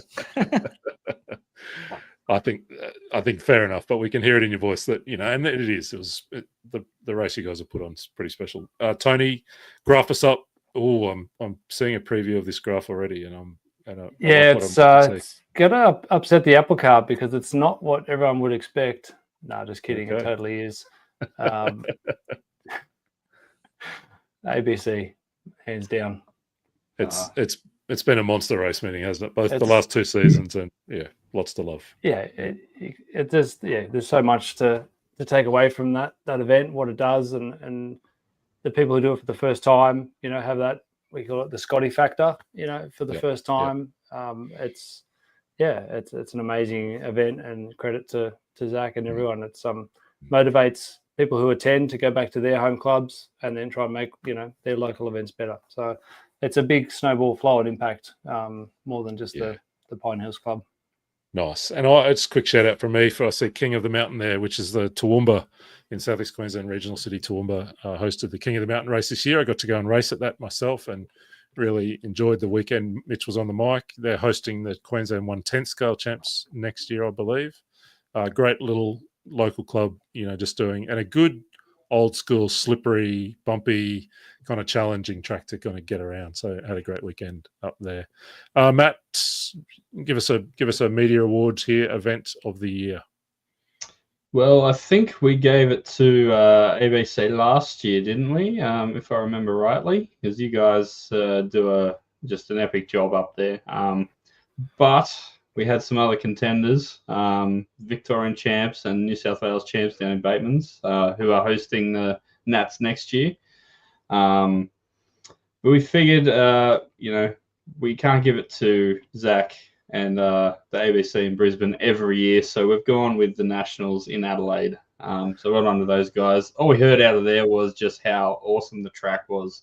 It's like the best track they've had down there, and some of the people who have ever driven on. Some of the people I spoke to. So well done to those guys down there. And you can't say we're biased because we did ABC, but RC Race Media did not do the Nats. Tony was there, but we didn't do that one. So no bias involved in that one. No bias involved. Zach, next year, if you step it up again, it's going to be hard to ignore next year, I tell you. For those who know Joel Power, when you got someone like Joel Power as the president of your club, you got some pretty serious culture and motivation going on. Is he the president? Absolutely. Yo! He's the man. I had no idea. That's going to be a club to race at then. There'll never be a dull moment with Joel around. Yeah. Shout out to the you, only commitment that I've seen him not make is that he said he would keep his track walk to 20 minutes, and I think it went for about 70 minutes. Tony's probably saying, mate, my battery's on the camera running out. You're going to need to wrap it up, boys. The funny thing was, camera, microphone. Obviously, you guys are the track walk gurus. They asked me beforehand, what's a good length? I'm like, what Zach does, about 10, 15 minutes is good. Like, okay, yeah, we'll keep to that. We finished the track walk, and they go, how long was that? That was good, maybe 20 minutes? I said, no, man, that was like 48 minutes. It was just, yeah. Good fun. Very good. All right, let's go racer of the year. The driver of the year, racer of the year. Zach, where are you going with this one? Who's your racer of the year 2024?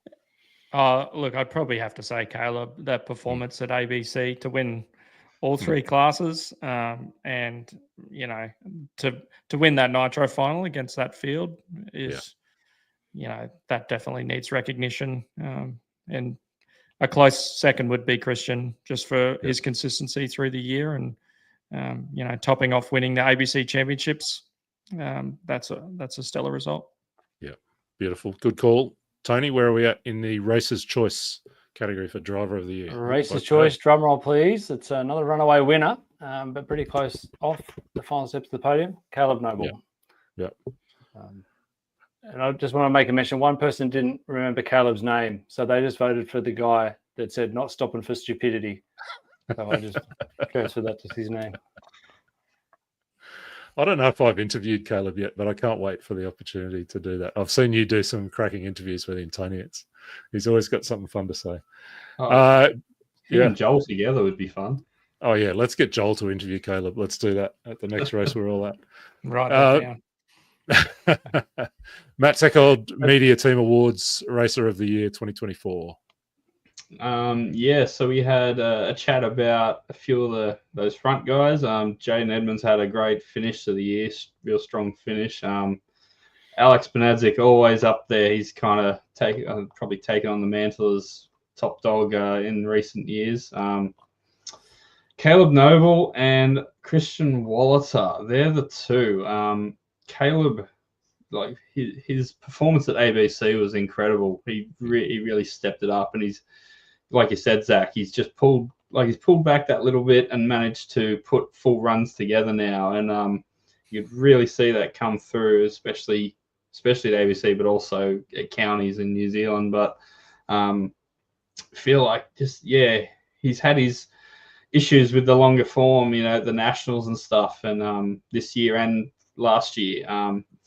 So we're going to hold off on giving it to him, but Christian Wallater, for his consistency throughout the year and winning the ABC series, the international series. We couldn't go past him. And in saying that, we think next year is probably going to be the year of Caleb Noble, and he'll be the one we're calling out next year. But this year it's Christian. So well done, Christian, and Martin as well for all the effort they've gone to this year. Yeah, well done. Well done. So that leaves us with the one to watch. I actually think this is my favourite of the awards that we do, looking at who's the emerging talent. And so, Zach, who are you kind of noticing or keeping an eye on as, someone who's rising through the ranks, who's one to watch for 25? Probably Jaden Edmonds, to be honest, after seeing, his pace at Bateman's. And, he drove much better at the ABC this year. He drove pretty clean main there. And I think he's stepping up, and, Zach Foster's doing that. Maybe he's just a little bit behind Jaden, but, he's a lot younger as well. So, when you see these young guys with that sort of talent at that age, they just definitely make big steps every year, and especially if they're racing against quick guys. So those two, will be definitely one to watch.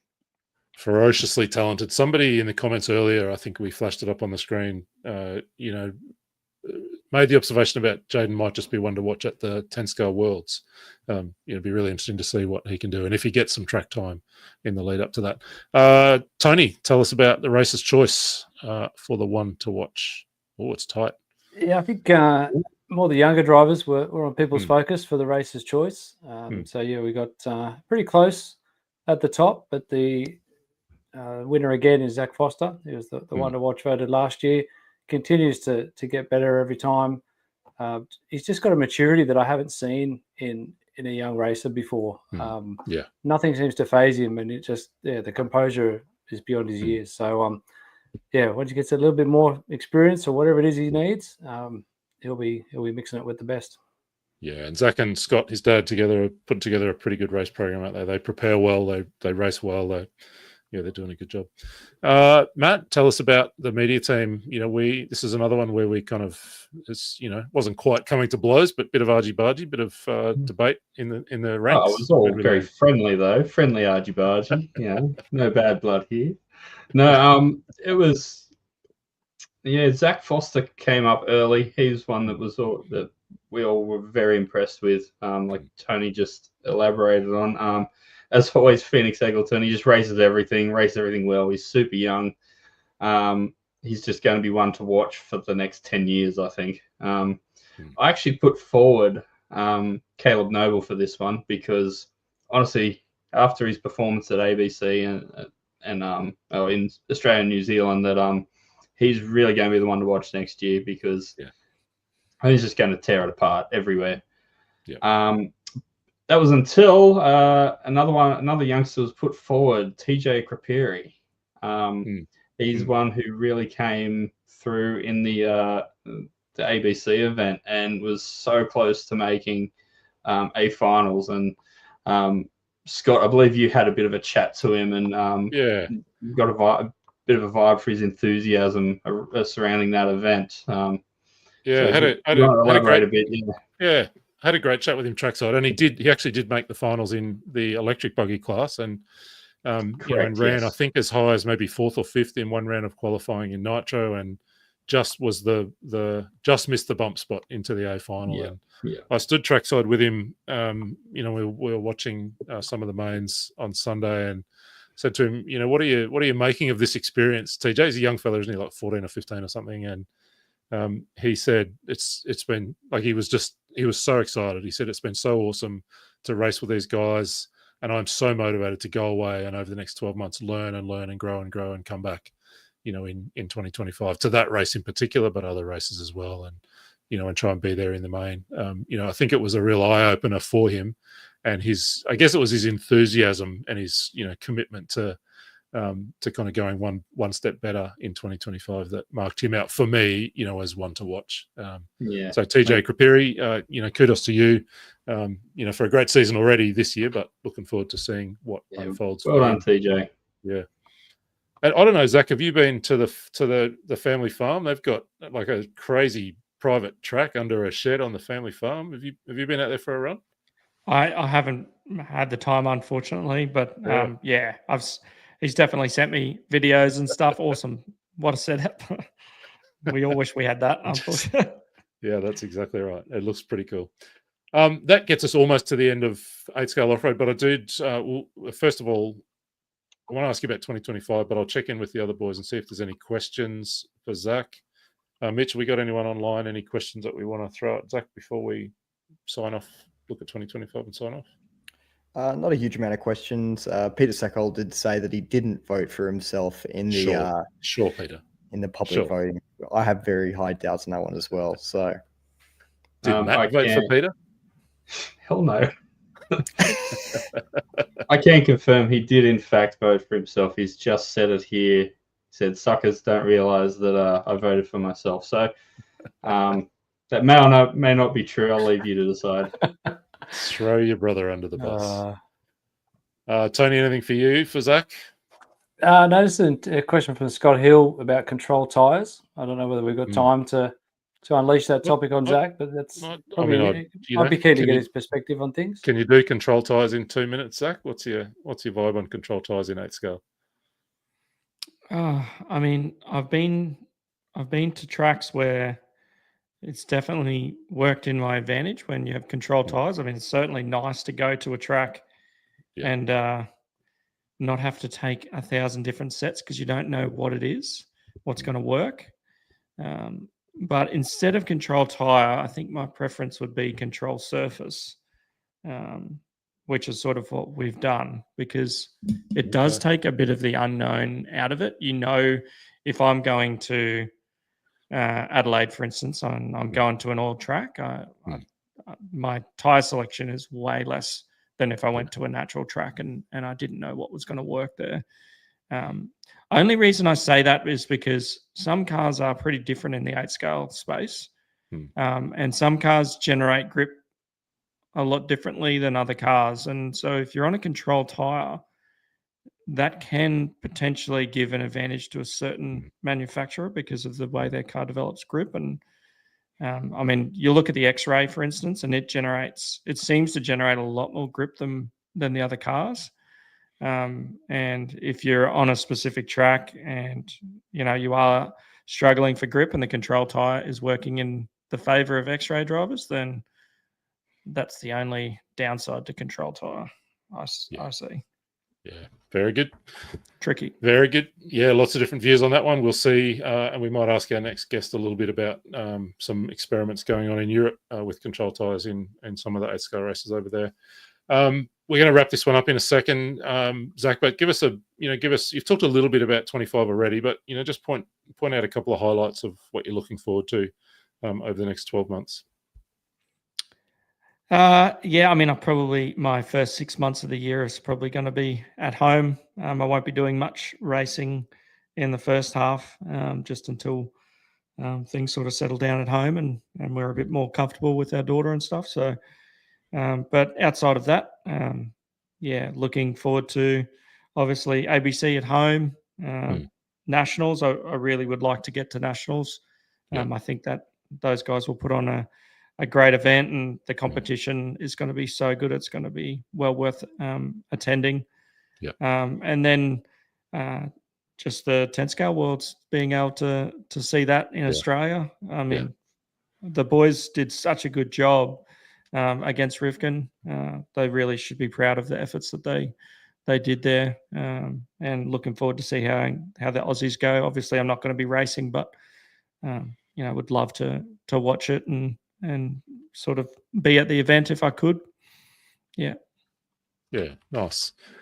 I think was there something else I was going to ask you? Oh, yeah, just wanted to quickly check whether you've heard of any. I mean, obviously, we know a bunch of Australians will be racing at different ABC rounds, but I think I've heard stories about a couple of people heading to the US for some big races next year. Anything there you are aware of, or people you know are traveling? I haven't really heard anyone, but if I was a betting man, I would say that Caleb would probably be looking at going back overseas again to the States. And the question is probably, I mean, it's a little way away yet, but where the next 8-scale worlds is going to be. So, you know, it would be good if IFMAR did some sort of announcement there, and if it was, it'd be nice to for know, instance, wouldn't at a main track, and if they put on the event there, then that would be worthwhile, for someone like Caleb or whatever to go to that track before the Worlds and get a bit of info. Yeah. I've just been messaged on the private bat phone by one Martin Wallater saying Christian's heading over for Wicked Weekend next year too. So awesome. Be good to Oh, see. that'll be Yeah, be good to see super good. Christian Yeah. have that experience as he He'll do continues well. to develop. He'll do well. Yeah. Zach, you are a man that's not getting as much sleep as you might like at this stage with the young bub in the house. So we're going to let you go. We're going to say a huge thank you to you and the whole Pine Hills team, Ty, and all the other crew for putting on that race again this year. It's been amazing. Thank you to you and the team for all that you do, and thanks for spending some time with us tonight. You probably got out of a nappy change or two in the time that we've been chatting with you. So absolutely, now you better go. And, Now you better go. I think she's just got to sleep, so that will work well.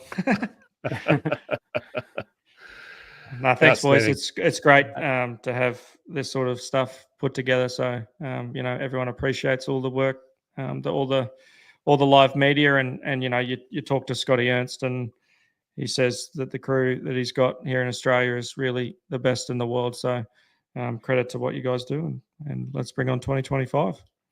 Beautiful. Thank you, Zach. We will let you go. We'll just encourage you not to. Cheers, mate. Thank you. Don't make that last comment out too loud, because we've got another guest coming in right now as we turn our attention beyond Australian shores and head off to take a bit of a whirlwind tour around the whole big wide world of RC. We're super excited to welcome a first-time guest for any of us here in the Australian RC media team. Let's bring him in because I think he's probably got a pretty cool setup going on in the studio as well. All the way from the other side of the world. RC Racing TV. Look at the background. How good are you? Matt McCallum. Love it. Oh, look at that. Flattery will get you everywhere, Matt. Can you even hear me? We can. Oh, wow. Oh, yeah. good. I'm not the technical guy. That's the problem. I'm very, very untechnical. I could do with your guys' help. And thank you so much for joining us. Yeah. Well, thank you, Scott, for inviting me. Thanks, guys. I was just watching Zach there. Thanks to Zach. Yeah. Best guys in the world. The team in Australia. I enjoyed that. Yeah, no, and true. Obviously, we hang out with Scotty a lot at the ETS events, and he speaks very highly of you guys, and we really enjoyed watching your coverage as well. So we've learned a few things from you guys, in fact. So it's cool to hang out with you. How is that possible? Really cool aspects. We actually collaborated with you guys for the GT Worlds last year, and you didn't know us from a bar of soap, but helped us out, and that's been really humbling and exciting to bounce ideas around with all of the people that do this thing around the world. So thank you for everything you do and helping us. Yeah, man, it's awesome. It's awesome. And I'm looking forward to the coverage that you're going to be bringing in 2025. The Worlds, I guess, is going to be amazing. 10th scale. I assume you guys are covering it. You covered the warm up. No, okay, fine. Next, move on. Still in discussions. It just makes sense. It's in Australia. We're from Australia. It's logistically, it's going to make the most sense. Absolutely. We're still working out what we're going to do with it. We've got to scale up a bit to do that. It's a bit. But we got some big plans, and hoping that we can really get it across the way we want it. And we'll take any guidance and input that anybody has to throw at us as well. So feel free at any point to let us know what we shouldn't be doing. Well, that track as well. It is amazing. The track in the woods, it's so cool. It's going to favor the Americans, that's for sure. With the dirt racing, we don't have dirt over here. So yeah, the coverage is going to be awesome. You guys are being very coy about it, but I know it's going to be amazing. It's good. It's going to be super exciting, and we're super excited to have a Worlds back in Australia. While we're on that topic, Matt, I was curious to ask you about this. What is the vibe among, particularly say the European 10 scale crew, about an outdoor dirt Worlds down under next year? Are people excited about it? A bit nervous about it? What's the feeling around the place? Yeah, I'd say nervous about it. We have a dirt Euros this year, 25, which is indoor dirt at the Hoodie Arena, and they obviously hosted the Worlds in 2019. So yeah, and Spencer Rifkin did pretty well at that one as well. So yeah, we race on carpet, and what we like to do is race on carpet and comment about how it's rubbish it is racing on carpet and how it's not really off-road. And yeah, so we like to moan, and we like to race on carpet in sports halls. When it comes to an amazing dirt track in the woods, I think we're going to get a bit lost. Like I really do. I mean, Davide, he won this year, the 4-wheel drive, so he'll be there defending. Yeah. So Associated are going to do well, I'm sure. But yeah, I think yeah, it's not our forte, that's for sure. Although Davide did very well in Australia in 2018, so he'll be just fine. Yeah, he will be just fine. What are the chances he'll show up out of nowhere, build his car in his hotel room again, and just win the whole damn thing? Possibly. He'll be just fine. Yeah. So Matt, we've asked you to join us because we over the last couple of hours we've been touring around different parts of the sport in Australia for the last 12 months, but we wanted to take a bit of a look internationally as well. And so we wanted to, I guess, invite you to reflect a little bit on the international scene as you've seen it. Yeah. We've had some World Championship racing this year. There's been some incredible racing in Europe. In a sense, I'm curious to see where you'd like to take us and pick out a few highlights internationally away from Australia for 2024. We get really patriotic. I think it's not to get political, but like post-Brexit, we as Brits get super patriotic now about Europe against the world because yeah, sure. Europe are doing really well. Took all of the worlds this year, almost all the worlds last year. We're dominating, and we're super proud of that. So yeah, I think when you look at the worlds we just had in America, dominated. It was like an ETS event, basically. You got 2 Americans at the back of the final, but it was like an ETS, and Japanese as well. But I think we have the ETS possibly to thank for that. Like a race series getting the best of the best together 5-6 times a year on multiple services, indoor, outdoor, different types of tracks. That's why I put it down to that. It's why touring car, and it's not as popular as it used to be. When you look at Euros, it's not as popular as it used to be, but ETS is full every time because they built a community around it and they got the best of the best to race. But they also, and I was listening to, who was it? Yillis. We talked to Yillis yesterday, and he was complaining that ETS has too many classes. I don't know if it's like this in Australia, but there's a 40+ class, there's a front wheel drive class, there's a stock class, there's a modified class, and there's a prize for everybody, which, fair enough. If you are one of the top drivers, maybe you just want to beat a field of 140 other drivers. But ETS put their race on with the racers at heart, and they know that I want to be the fastest over 40. I want to be the fastest front wheel drive. I want to be the fastest, and in terms of like pleasing the crowd, I think more classes, that number of classes is good. And we know in America they have huge numbers of classes. Is it the same in Australia? Lots of classes? Yeah, somewhere in between. So we don't have as many as the US, but we do have quite a few. Yeah. It's a bit more of an American thing. We just don't have the sheer numbers that Europe and US has, so we can't run that many classes. There'll be 3 cars in each heat. So it's something Scotty started to do a little bit. He bringing over the ABC, brought in some for Nitro off-road, the 40 plus, 45 plus, whatever it was, and people seem to really like that. But yeah, it's not on the same level. In the US, it's just crazy how many they squeeze in, and really, when we're running events, we really try not to push it that far. But on road, I think there are a fair few starting to creep in, and might be some people are starting to think there might be a few too many and could pull it back a little bit. But yeah, there's something for everybody then, and there isn't there. Yeah. But I mean, you say you don't have the numbers. Is it because you're so spread out? I mean, RC, from my perspective over here, RC looks massive in Australia simply because we have a disproportionate number of Aussies watching and commenting. Maybe it's because Australians like to comment on live streams, which is really cool. But there's ungodly hours as well, just up all night watching the Euros, and it's like, wow, thanks guys. Like, it's amazing to have you guys watching. It's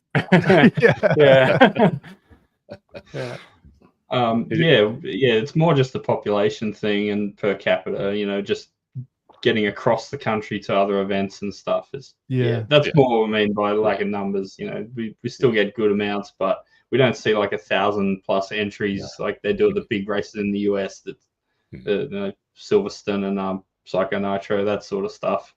But we just don't have the population to put on that sort of event.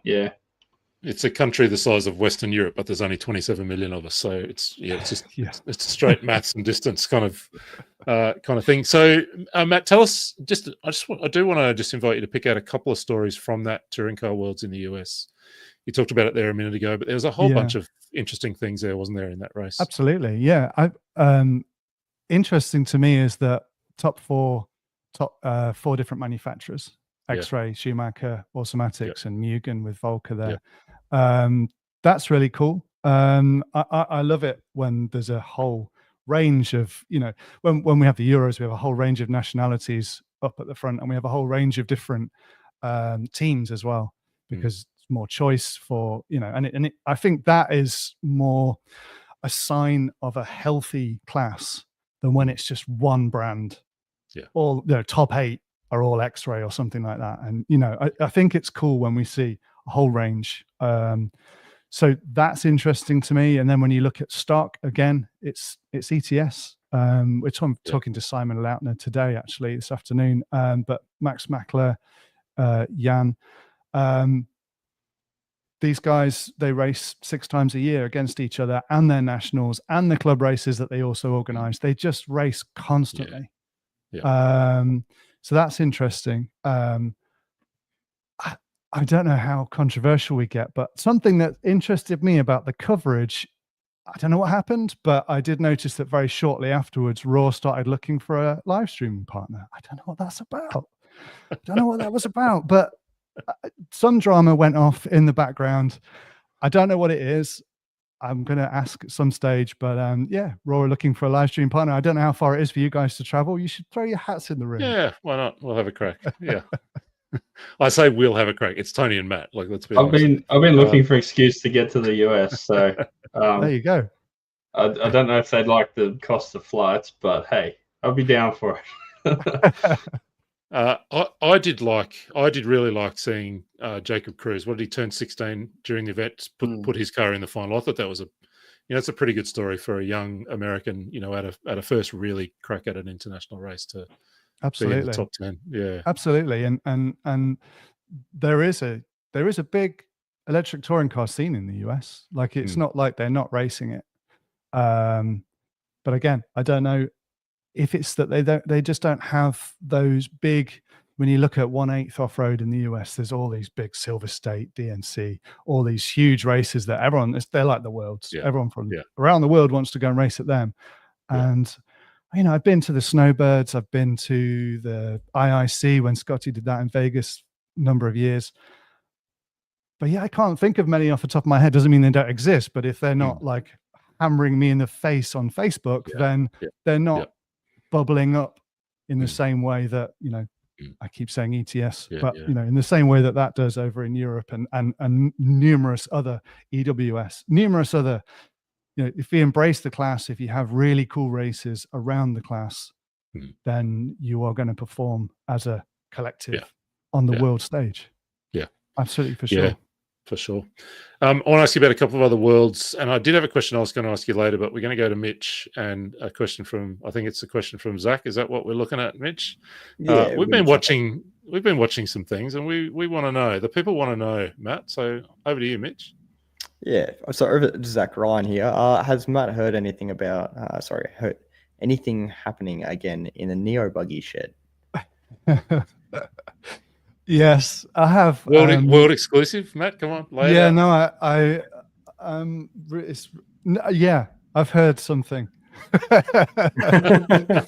I remember the last time. It wasn't the last time I saw Zach. I think that was in the Philippines. But Zach and Ben, they got something over Phil when he was running Neo Buggy, and I don't know what they had on him. Maybe something happened in Thailand. I've no idea. Something happened, and they managed to pit in the media room. So everyone else is pitting in this freezing cold hall outside, and Zach and Ben are in this university classroom with all the media guys. Like, yeah, this is our pit. This is where we pit. And we're like, okay, cool. And we had the best event with them. The best event.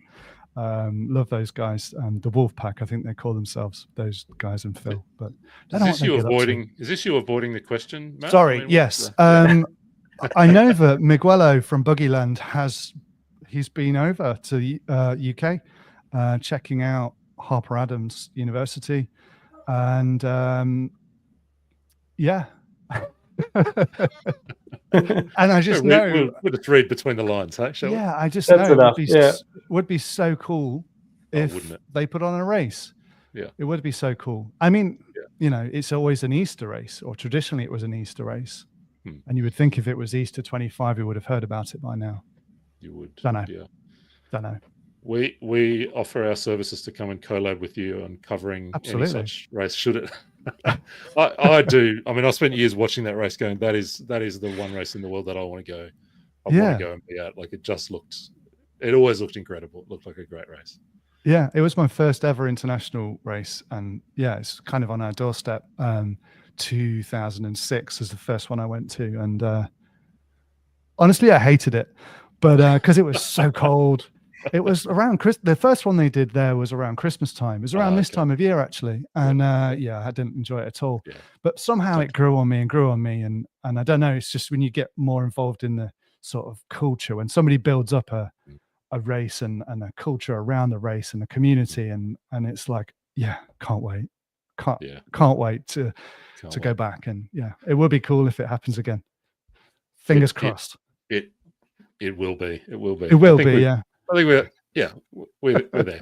So we're talking 8th Off-Road. It's been an 8th Off-Road Worlds year. You know, we all know the story by now. The race was relocated back to EFRA as the previous host block. We went back to the same track. The layout was a bit different. The result was the same in terms of the number one. But tell us a little bit about what you saw, what you liked, the big stories from that 8 Scale Off-Road World Champs. In Spain. I liked the fact that they had a new race director. They had a whole new team. You know, it's the same track and the same track owner, but they brought in Javier Garcia, who was president of EFRA for a number of years, and they brought him in, and he's got so many good ideas about what RC should be doing. He's a huge MotoGP fan. He's a huge sports fan, huge RC fan, and like the stage was set from the organizers downwards, and they did everything thinking about media. And I mean, obviously, when you organize a race, you should be thinking about the driver's experience, and many organizers do that and get that right, and then they just go, you know, we've got Wi-Fi. Come and stream it. You know, there's probably Wi-Fi, or we can lend you a 4G card, and you know, maybe there's a bit of scaffolding or to stand on a few tables with your tripod. You'll be fine. But and we've experienced the whole gamut of different types of organizers' approach to RC event and the media and how we can work together. But they were like, you should even come and film the team meetings. You should come and film every aspect of it. And that was really cool, because I've always kind of felt like IFMA were a bit of a closed book and a bit like, you know, stay away. So that was cool. And then, so I thought, you guys are really thinking about how to do this well. And there was a media setup for not live RC, Red RC, Circus RC. All the guys were there making their content, and that was really cool. And they had space and they had air conditioning and power, and yes, thank you. You've thought of everything. And then it all kind of blew up in their faces in a way. I was like, oh no.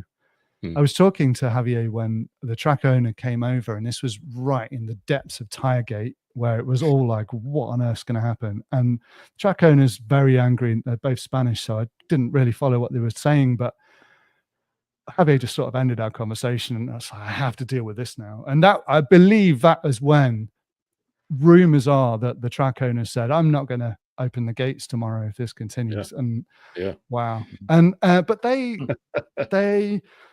worked through the whole thing, and I think they did about as well as they could with that situation. From our point of view, we love the drama, so I'm not gonna, that was fine. I think Matrix didn't make themselves very popular, but we've just literally talked to Davide this morning, and he was saying, he's really close with the owners of Matrix, and they worked so hard to make a tire that would fit this rule. They saw this rule, they understood the rule, they put money in, time, effort, and then everyone's like, this rule's stupid, it's not going to work, like, you have to. And so it was, it was a really difficult one, and in the end, Davide won, and in the end the tires really helped, obviously, but all the way up until finals day, we pretty much thought it was Canas's to lose. We thought Canas was going to have it. How much is that battle between Canas and Ongaro, that how much is that defining the category in Europe, at least? It's you expect it to be those two, but interestingly, Davide's never won a Euros in Nitro Buggy. Never. And he usually suffers, and his home track has hosted it twice, and both times he's flamed out and had technical issues, so he's not in a rush to host the Euros again. And they used to have a big not rivalry, actual beef. I've seen some weird, now deleted Facebook posts kind of moaning about each other in an unprofessional way, I would say, and then they kind of delete the post. But now they seem to have found their level with each other and realized we're making each other faster, let's keep doing this. But then it's not just those two. Elliot Boots has had a resurgence this year. Really came back. Who else? The younger guys as well, the Parientes, Spanish guy. Spain and Italy is where all of the top talent comes from at the moment. But then again, you've got Bruno from Portugal. So Killage Brothers as well from Turkey via Germany. Those guys, they're my ones to watch. But I couldn't decide between the two. But they keep changing. Exactly. And weirdly, they don't actually have any rivalry at all between the two of them. They actually are happy. Well, we've seen them work together, and to disastrous outcomes. But that was a Euros warm up in e-buggy. But yes. I've forgotten the question. I keep just going off. I was talking about the Worlds. Marcus Carrup was another one who I, thought, for Marcus to show up and stick it in the main was that. Absolutely. I was going to go and sheesh, that's impressive. I mean, he's fast, isn't he? Yeah, he's one of those guys that I think if he picked up a 10th scale or a 12th scale on road, he'd probably be in the B or the A final. Like he's just got it. And it comes from his father, who's also he's lived RC for many years and has been European champion before. They're a RC family and they are really nice guys as well, which helps. For me, the race of the Worlds was the last chance. Fend. Last lap, wasn't it? Yeah. Last lap, second last lap, something like that. That was the moment. And everything after that was a bit, if we're honest, a bit of an anticlimax. Yeah, that's right. But, yeah. That was pretty cool. Yeah. At least it still happened though. Even if it wasn't the main game, it still happened and it was awesome. Absolutely. You love filming that sort of things, don't you? Yeah. And you take that moment and you use it to hopefully grow the sport. Like that's what you need. You need an exciting moment. You need an excited commentator. You need, that's what you need.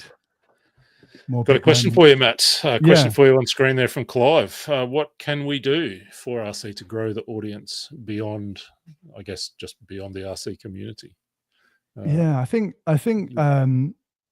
invest in media. I mean, we're going to say that, aren't we?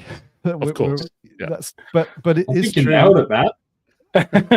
Yeah, invest in the media and work together with the media to come up with ways to approach new audiences as well.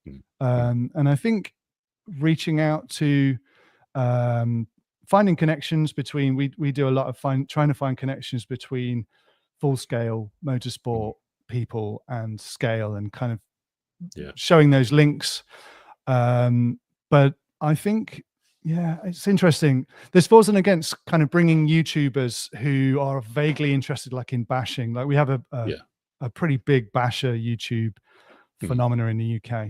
And they sometimes do a bit of racing. And the hardcore racers are like, this isn't us. This is kind of selling out.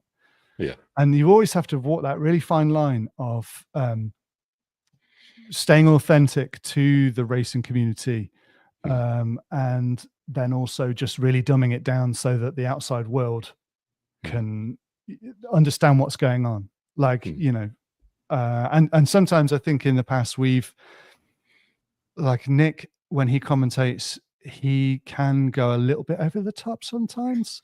And I'm like, I won't hear you say such things. But then I'm like, maybe that's, you know, if you just have that moment, even if it's just a TikTok and somebody watches it and they're like, crazy commentator loses his mind, and we have and those sorts of things, and then it gets people thinking. But then what happens next?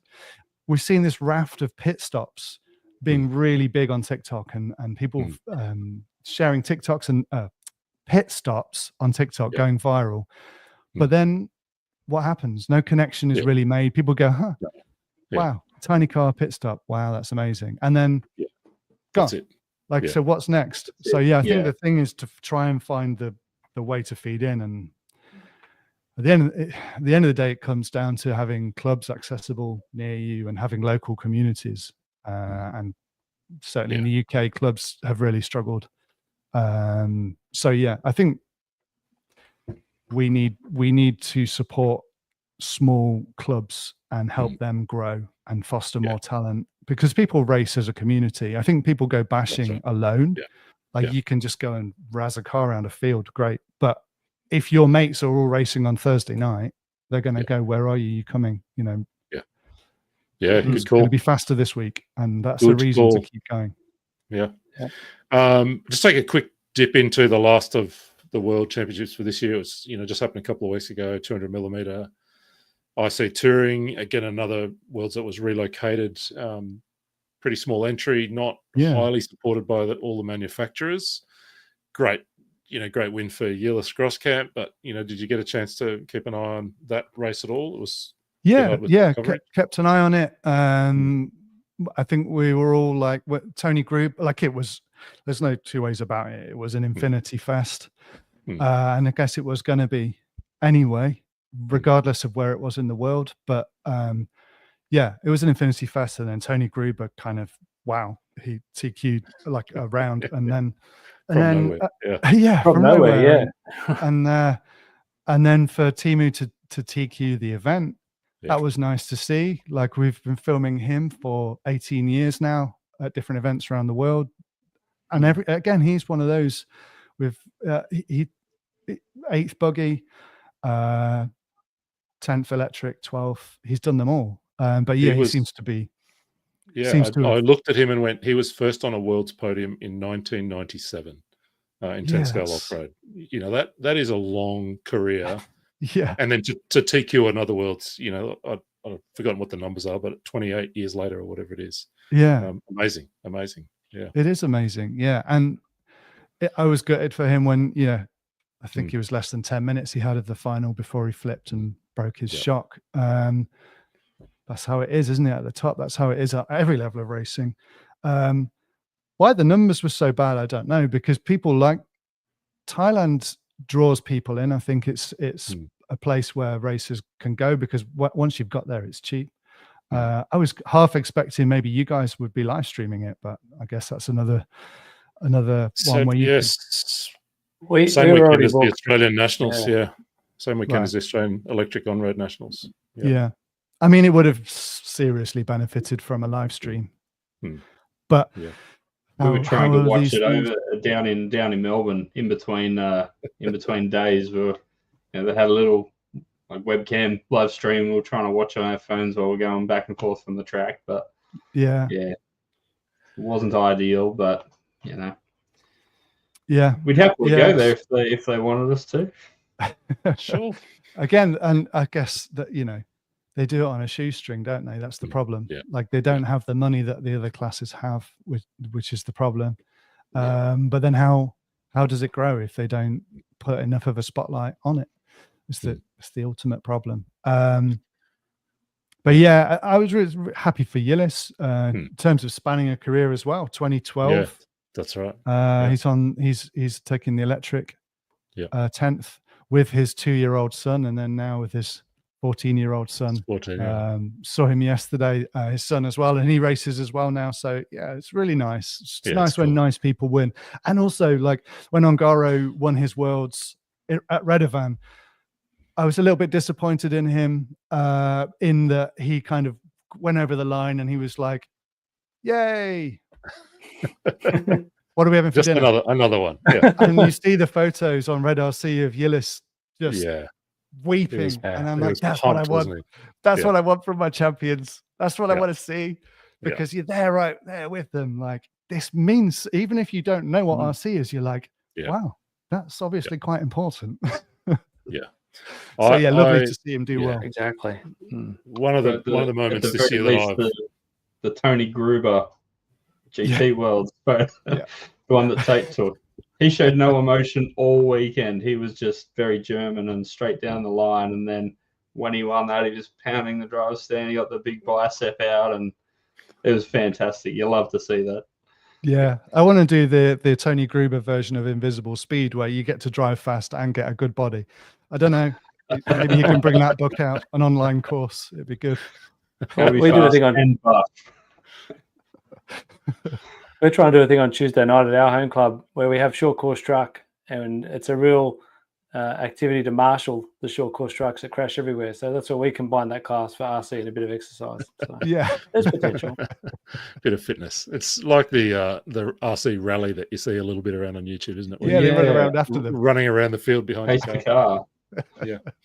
Matt, I'm conscious of time, and you've got things to do and places to go. But a couple of other things I did just want to, notice that EFRA has just come out of end of year kind of meetings and planning for next year. So I'm curious about whether there are some changes on the European scene that you think are going to be pretty interesting for next year. I'm thinking control tires in the 8th buggy, 40 plus. Yeah. My two biggest takeaways from the EFRA AGM. Control tires seem to be creeping in, and they're doing it softly, and they did it at the 40 plus this year. So that happened, and it seems like we weren't there, but it seems everyone was like, "Yeah, this is great." Everyone loved it. So now there's like a weird version of control tire. It's not completely control tire, but at the B Euros, it's like the wording is like. It leaves the door open to multiple controlled tires, which not sure. Like they put that proposal in on the Nitro touring car 1/8 and 1/10. They put that proposal in that section, which has been controlled tire since 2012, that they could maybe have 2 controlled tire, and it was voted down unanimously. No, that's not a good idea. So yeah, but it seems like 1/8 off-road wants to become a controlled tire class, which I guess for the racers that's good.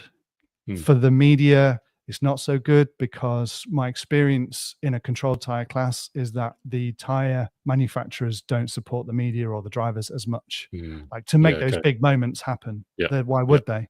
Because if you're the controlled tire for an event, either you don't need to sell any, or everyone hates your tire at an event that everyone's moaning about the tire, and you're like, "Oh, we're paying for this media." Yeah. So we've struggled.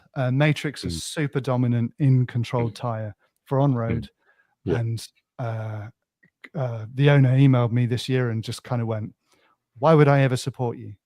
And I was a bit like, "Wow, Okay, yeah, okay, cheers, Fair fine. We'll let Hot Race support us instead then." Great. Yeah. We'll let the other Yeah. tire companies and the other manufacturers support us. It was a really weird interaction, but yeah, sometimes when you're the biggest, you don't need to make friends, I guess. And then the other, just really quickly, the other one, the Nitro on road, they agreed to have a, because everything's done democratically and they have a section meeting where people from federations send a representative to vote on things to be changed. They did the first step away from this kind of democracy by saying, we will put in place an expert panel in Nitro on road. We'll put them in place. They will be a mixture of experts, manufacturers, and racers will get together and they will decide without votes. So they move towards, rather than all the, like, huge panel of, like they say, a camel is a horse created by committee, etc., etc.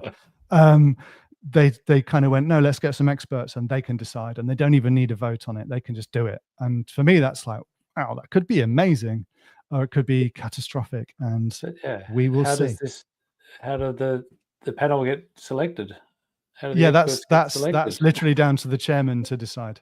So that doesn't have to be voted on. So, but there's so many problems in that class. Yeah, it is dwindling and it is dying, and it has had really low numbers. So that I think they're all going to go, look, what's it going to take to grow this class again? Forget voting, forget all this. Like we know, like it's a bit more like a private race, like ENS, successful, full. They know how to just get the people in. So maybe they're going to take that approach and go, right, let's just get it back on. Let's just steer it back onto the road again and get this class back up and running. So maybe it'll work. I hope so. Yeah. Beautiful. Matt, now time's really getting away from us for you and for us because it's getting pretty late here. But want to ask you about a couple of international awards, and then want to ask you a little quickly about 2025. So I can't remember, Tony, have we got both a Racer of the Year and a One to Watch internationally, or just Racer of the Year? No, just a Racer of the Year. That's Racer of the Year. All right. So Matt, we're going to ask you, to look across all the world of RC and all of those performances that we've talked about this year, and pick out the one name, who you're going to call the RC Racer of the Year for 2024. For me, it would be Mikhail Olowski.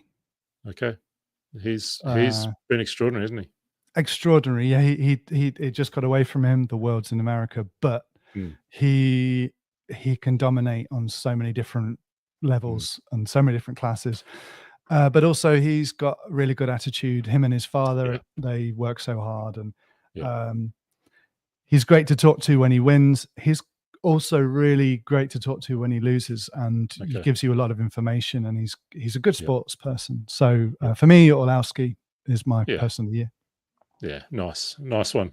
Tony, we've been out to the Races of Australia here for an International Racer of the Year. Ooh, wow. It's a lot of votes. Okay, that's not all. I'm sure that's not Olowski, but anyway. Runaway winner. A lot of different votes there. Davide Ongaro taking the win, but Bruno was second, Olowski third. But then big spread of drivers throwing names in. It was. Still, you can't go past Davide, as Matt touched on earlier. Seeing him, do his thing in the flesh, it's just mind-boggling. Fair. And Matt, we had a bit of a chat about this ourselves for an Australian RC Media Award for the International Racer of the Year. Where'd we get to? Yeah, we went down the same path. Davide, Bruno, and Mikhail were the three that came up, and we decided to give it to Mikhail Olowski. Because hang on, wait, no, it's been a last minute vote, and Bruno has bumped him off, and Bruno has taken it. So we vote for Bruno. You're a goose. But I know. No, in all seriousness, You don't go Not Matt, 3 times. RCT Matt, Matt Seckle, mate. Sorry, I've got to be careful who I'm bagging out. Yeah. You don't go 3 times back to back to back by accident. Bruno's one of the modern greats, and we couldn't go past him. Say what you want about that Worlds. There was a bit of controversy there, but I mean, that's why we have 3 races, right? 3 finals. But I think Mikhail Orlowski deserves our driver to watch next year. We didn't really have one, but I think he deserves that. He's had a phenomenal year and really proving himself. Yeah, very good. Very good. All right, Matt, 2025, big Worlds year. 10 scale off-road, obviously, we've talked earlier in the show about the 5th scale RC Bike Worlds, which is on in Australia next year. 8th scale in Chile, I think it is. GT Worlds are on. First ever Worlds for EP Buggy. I mean, there's a whole bunch of stuff going on there. Something at Harper Adams, yet to be revealed. But what are the 1 or 2 things that you are most excited about for 2025? I'm excited about the 10th scale Worlds. That's going to be awesome. And it's such good value as well with the 2 classes. So it's like 2 events in one. So that's awesome.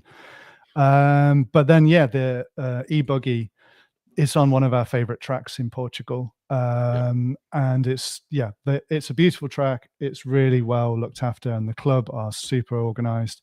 And, we went to earlier this year, I don't know, strange rules. And I don't like slagging off rules because there are people behind those rules, and they're not, they're usually doing their best to try and make it work. But for some reason, there was a World Cup of e-buggy, and that the club in Portugal that put that on, they must have lost a lot of money because a tiny handful of races turned up.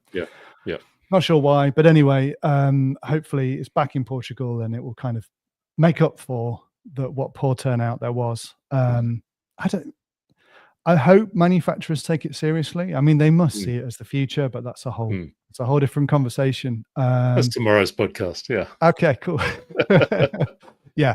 So for me, your guys' Worlds in 10th, and our guys' Worlds in e-buggy. Yeah, loving it. And so I guess the last question, which has popped up in our backroom chat here about, are you hearing questions about the Worlds in Australia that we could answer for you, that you could pass on? What do people want to know about what it's going to be like to come and do this Worlds Down Under?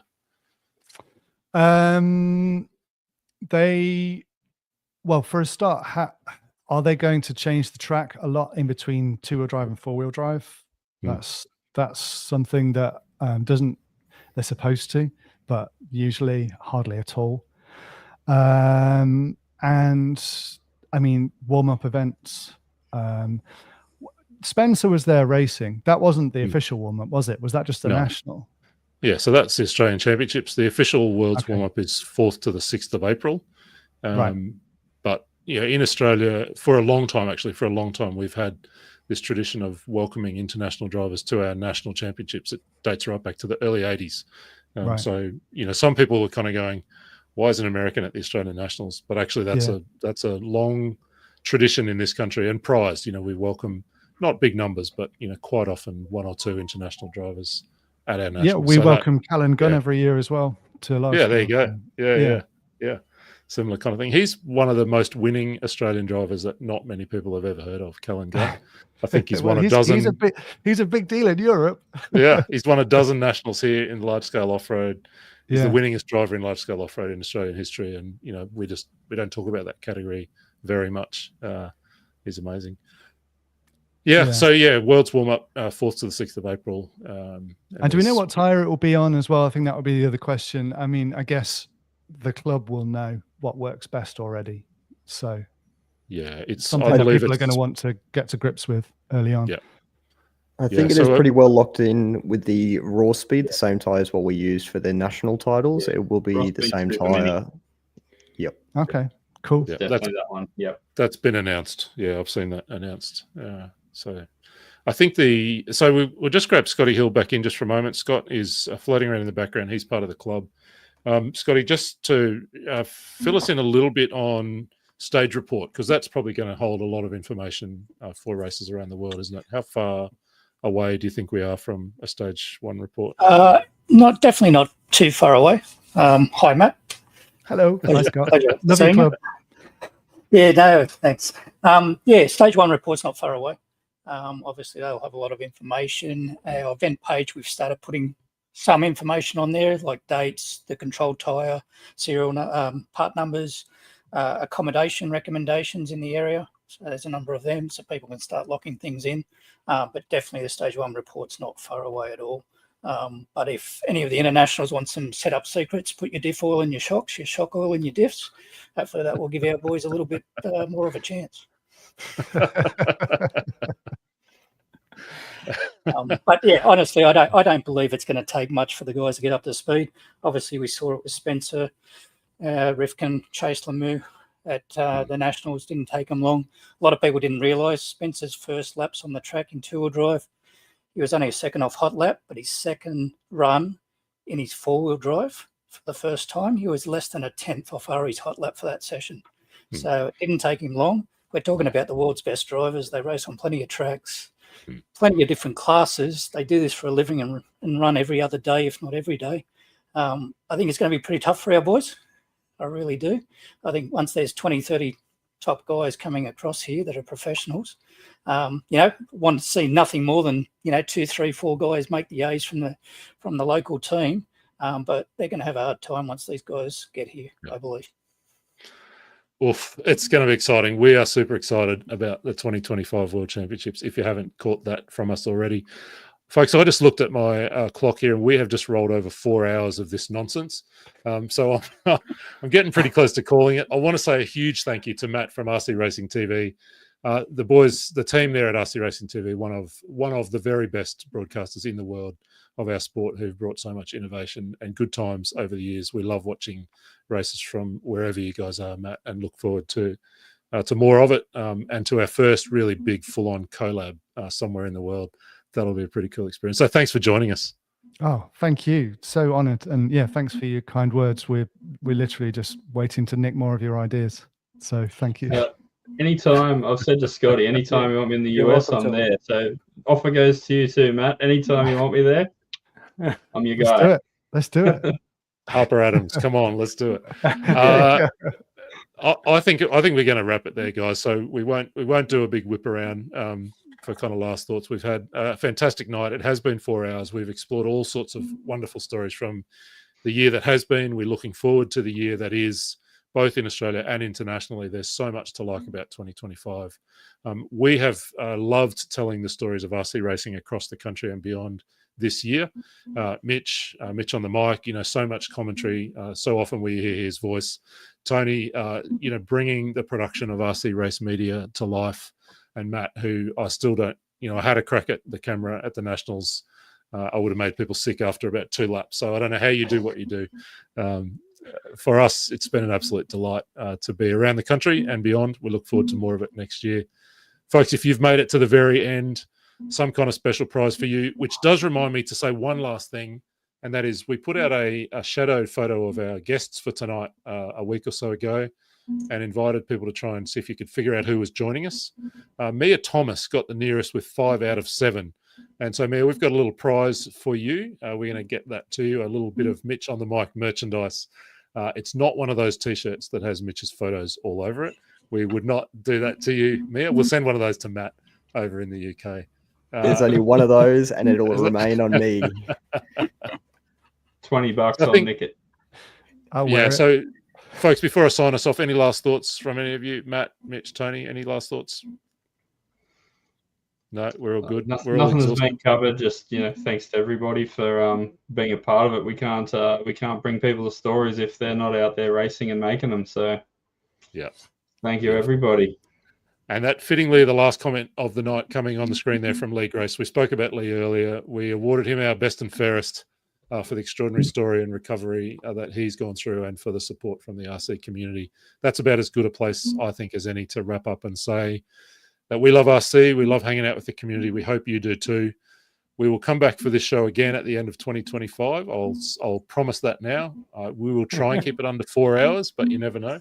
No promises. But we look forward to seeing you at a racetrack somewhere, on a screen somewhere around the world in 2025. let's throw one of those highlights reels to wrap out the show. Tony, take us away. Thanks, folks.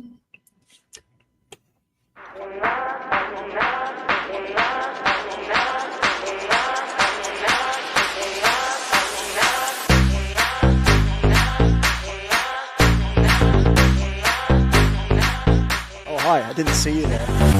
And we are off and running. Sedan main final.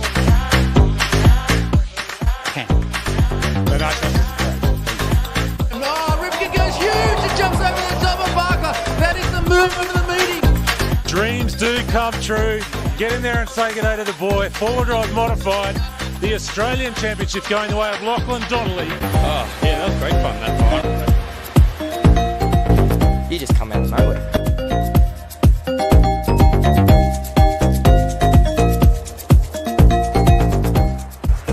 There's kangaroos, there's koalas, and there's microstones.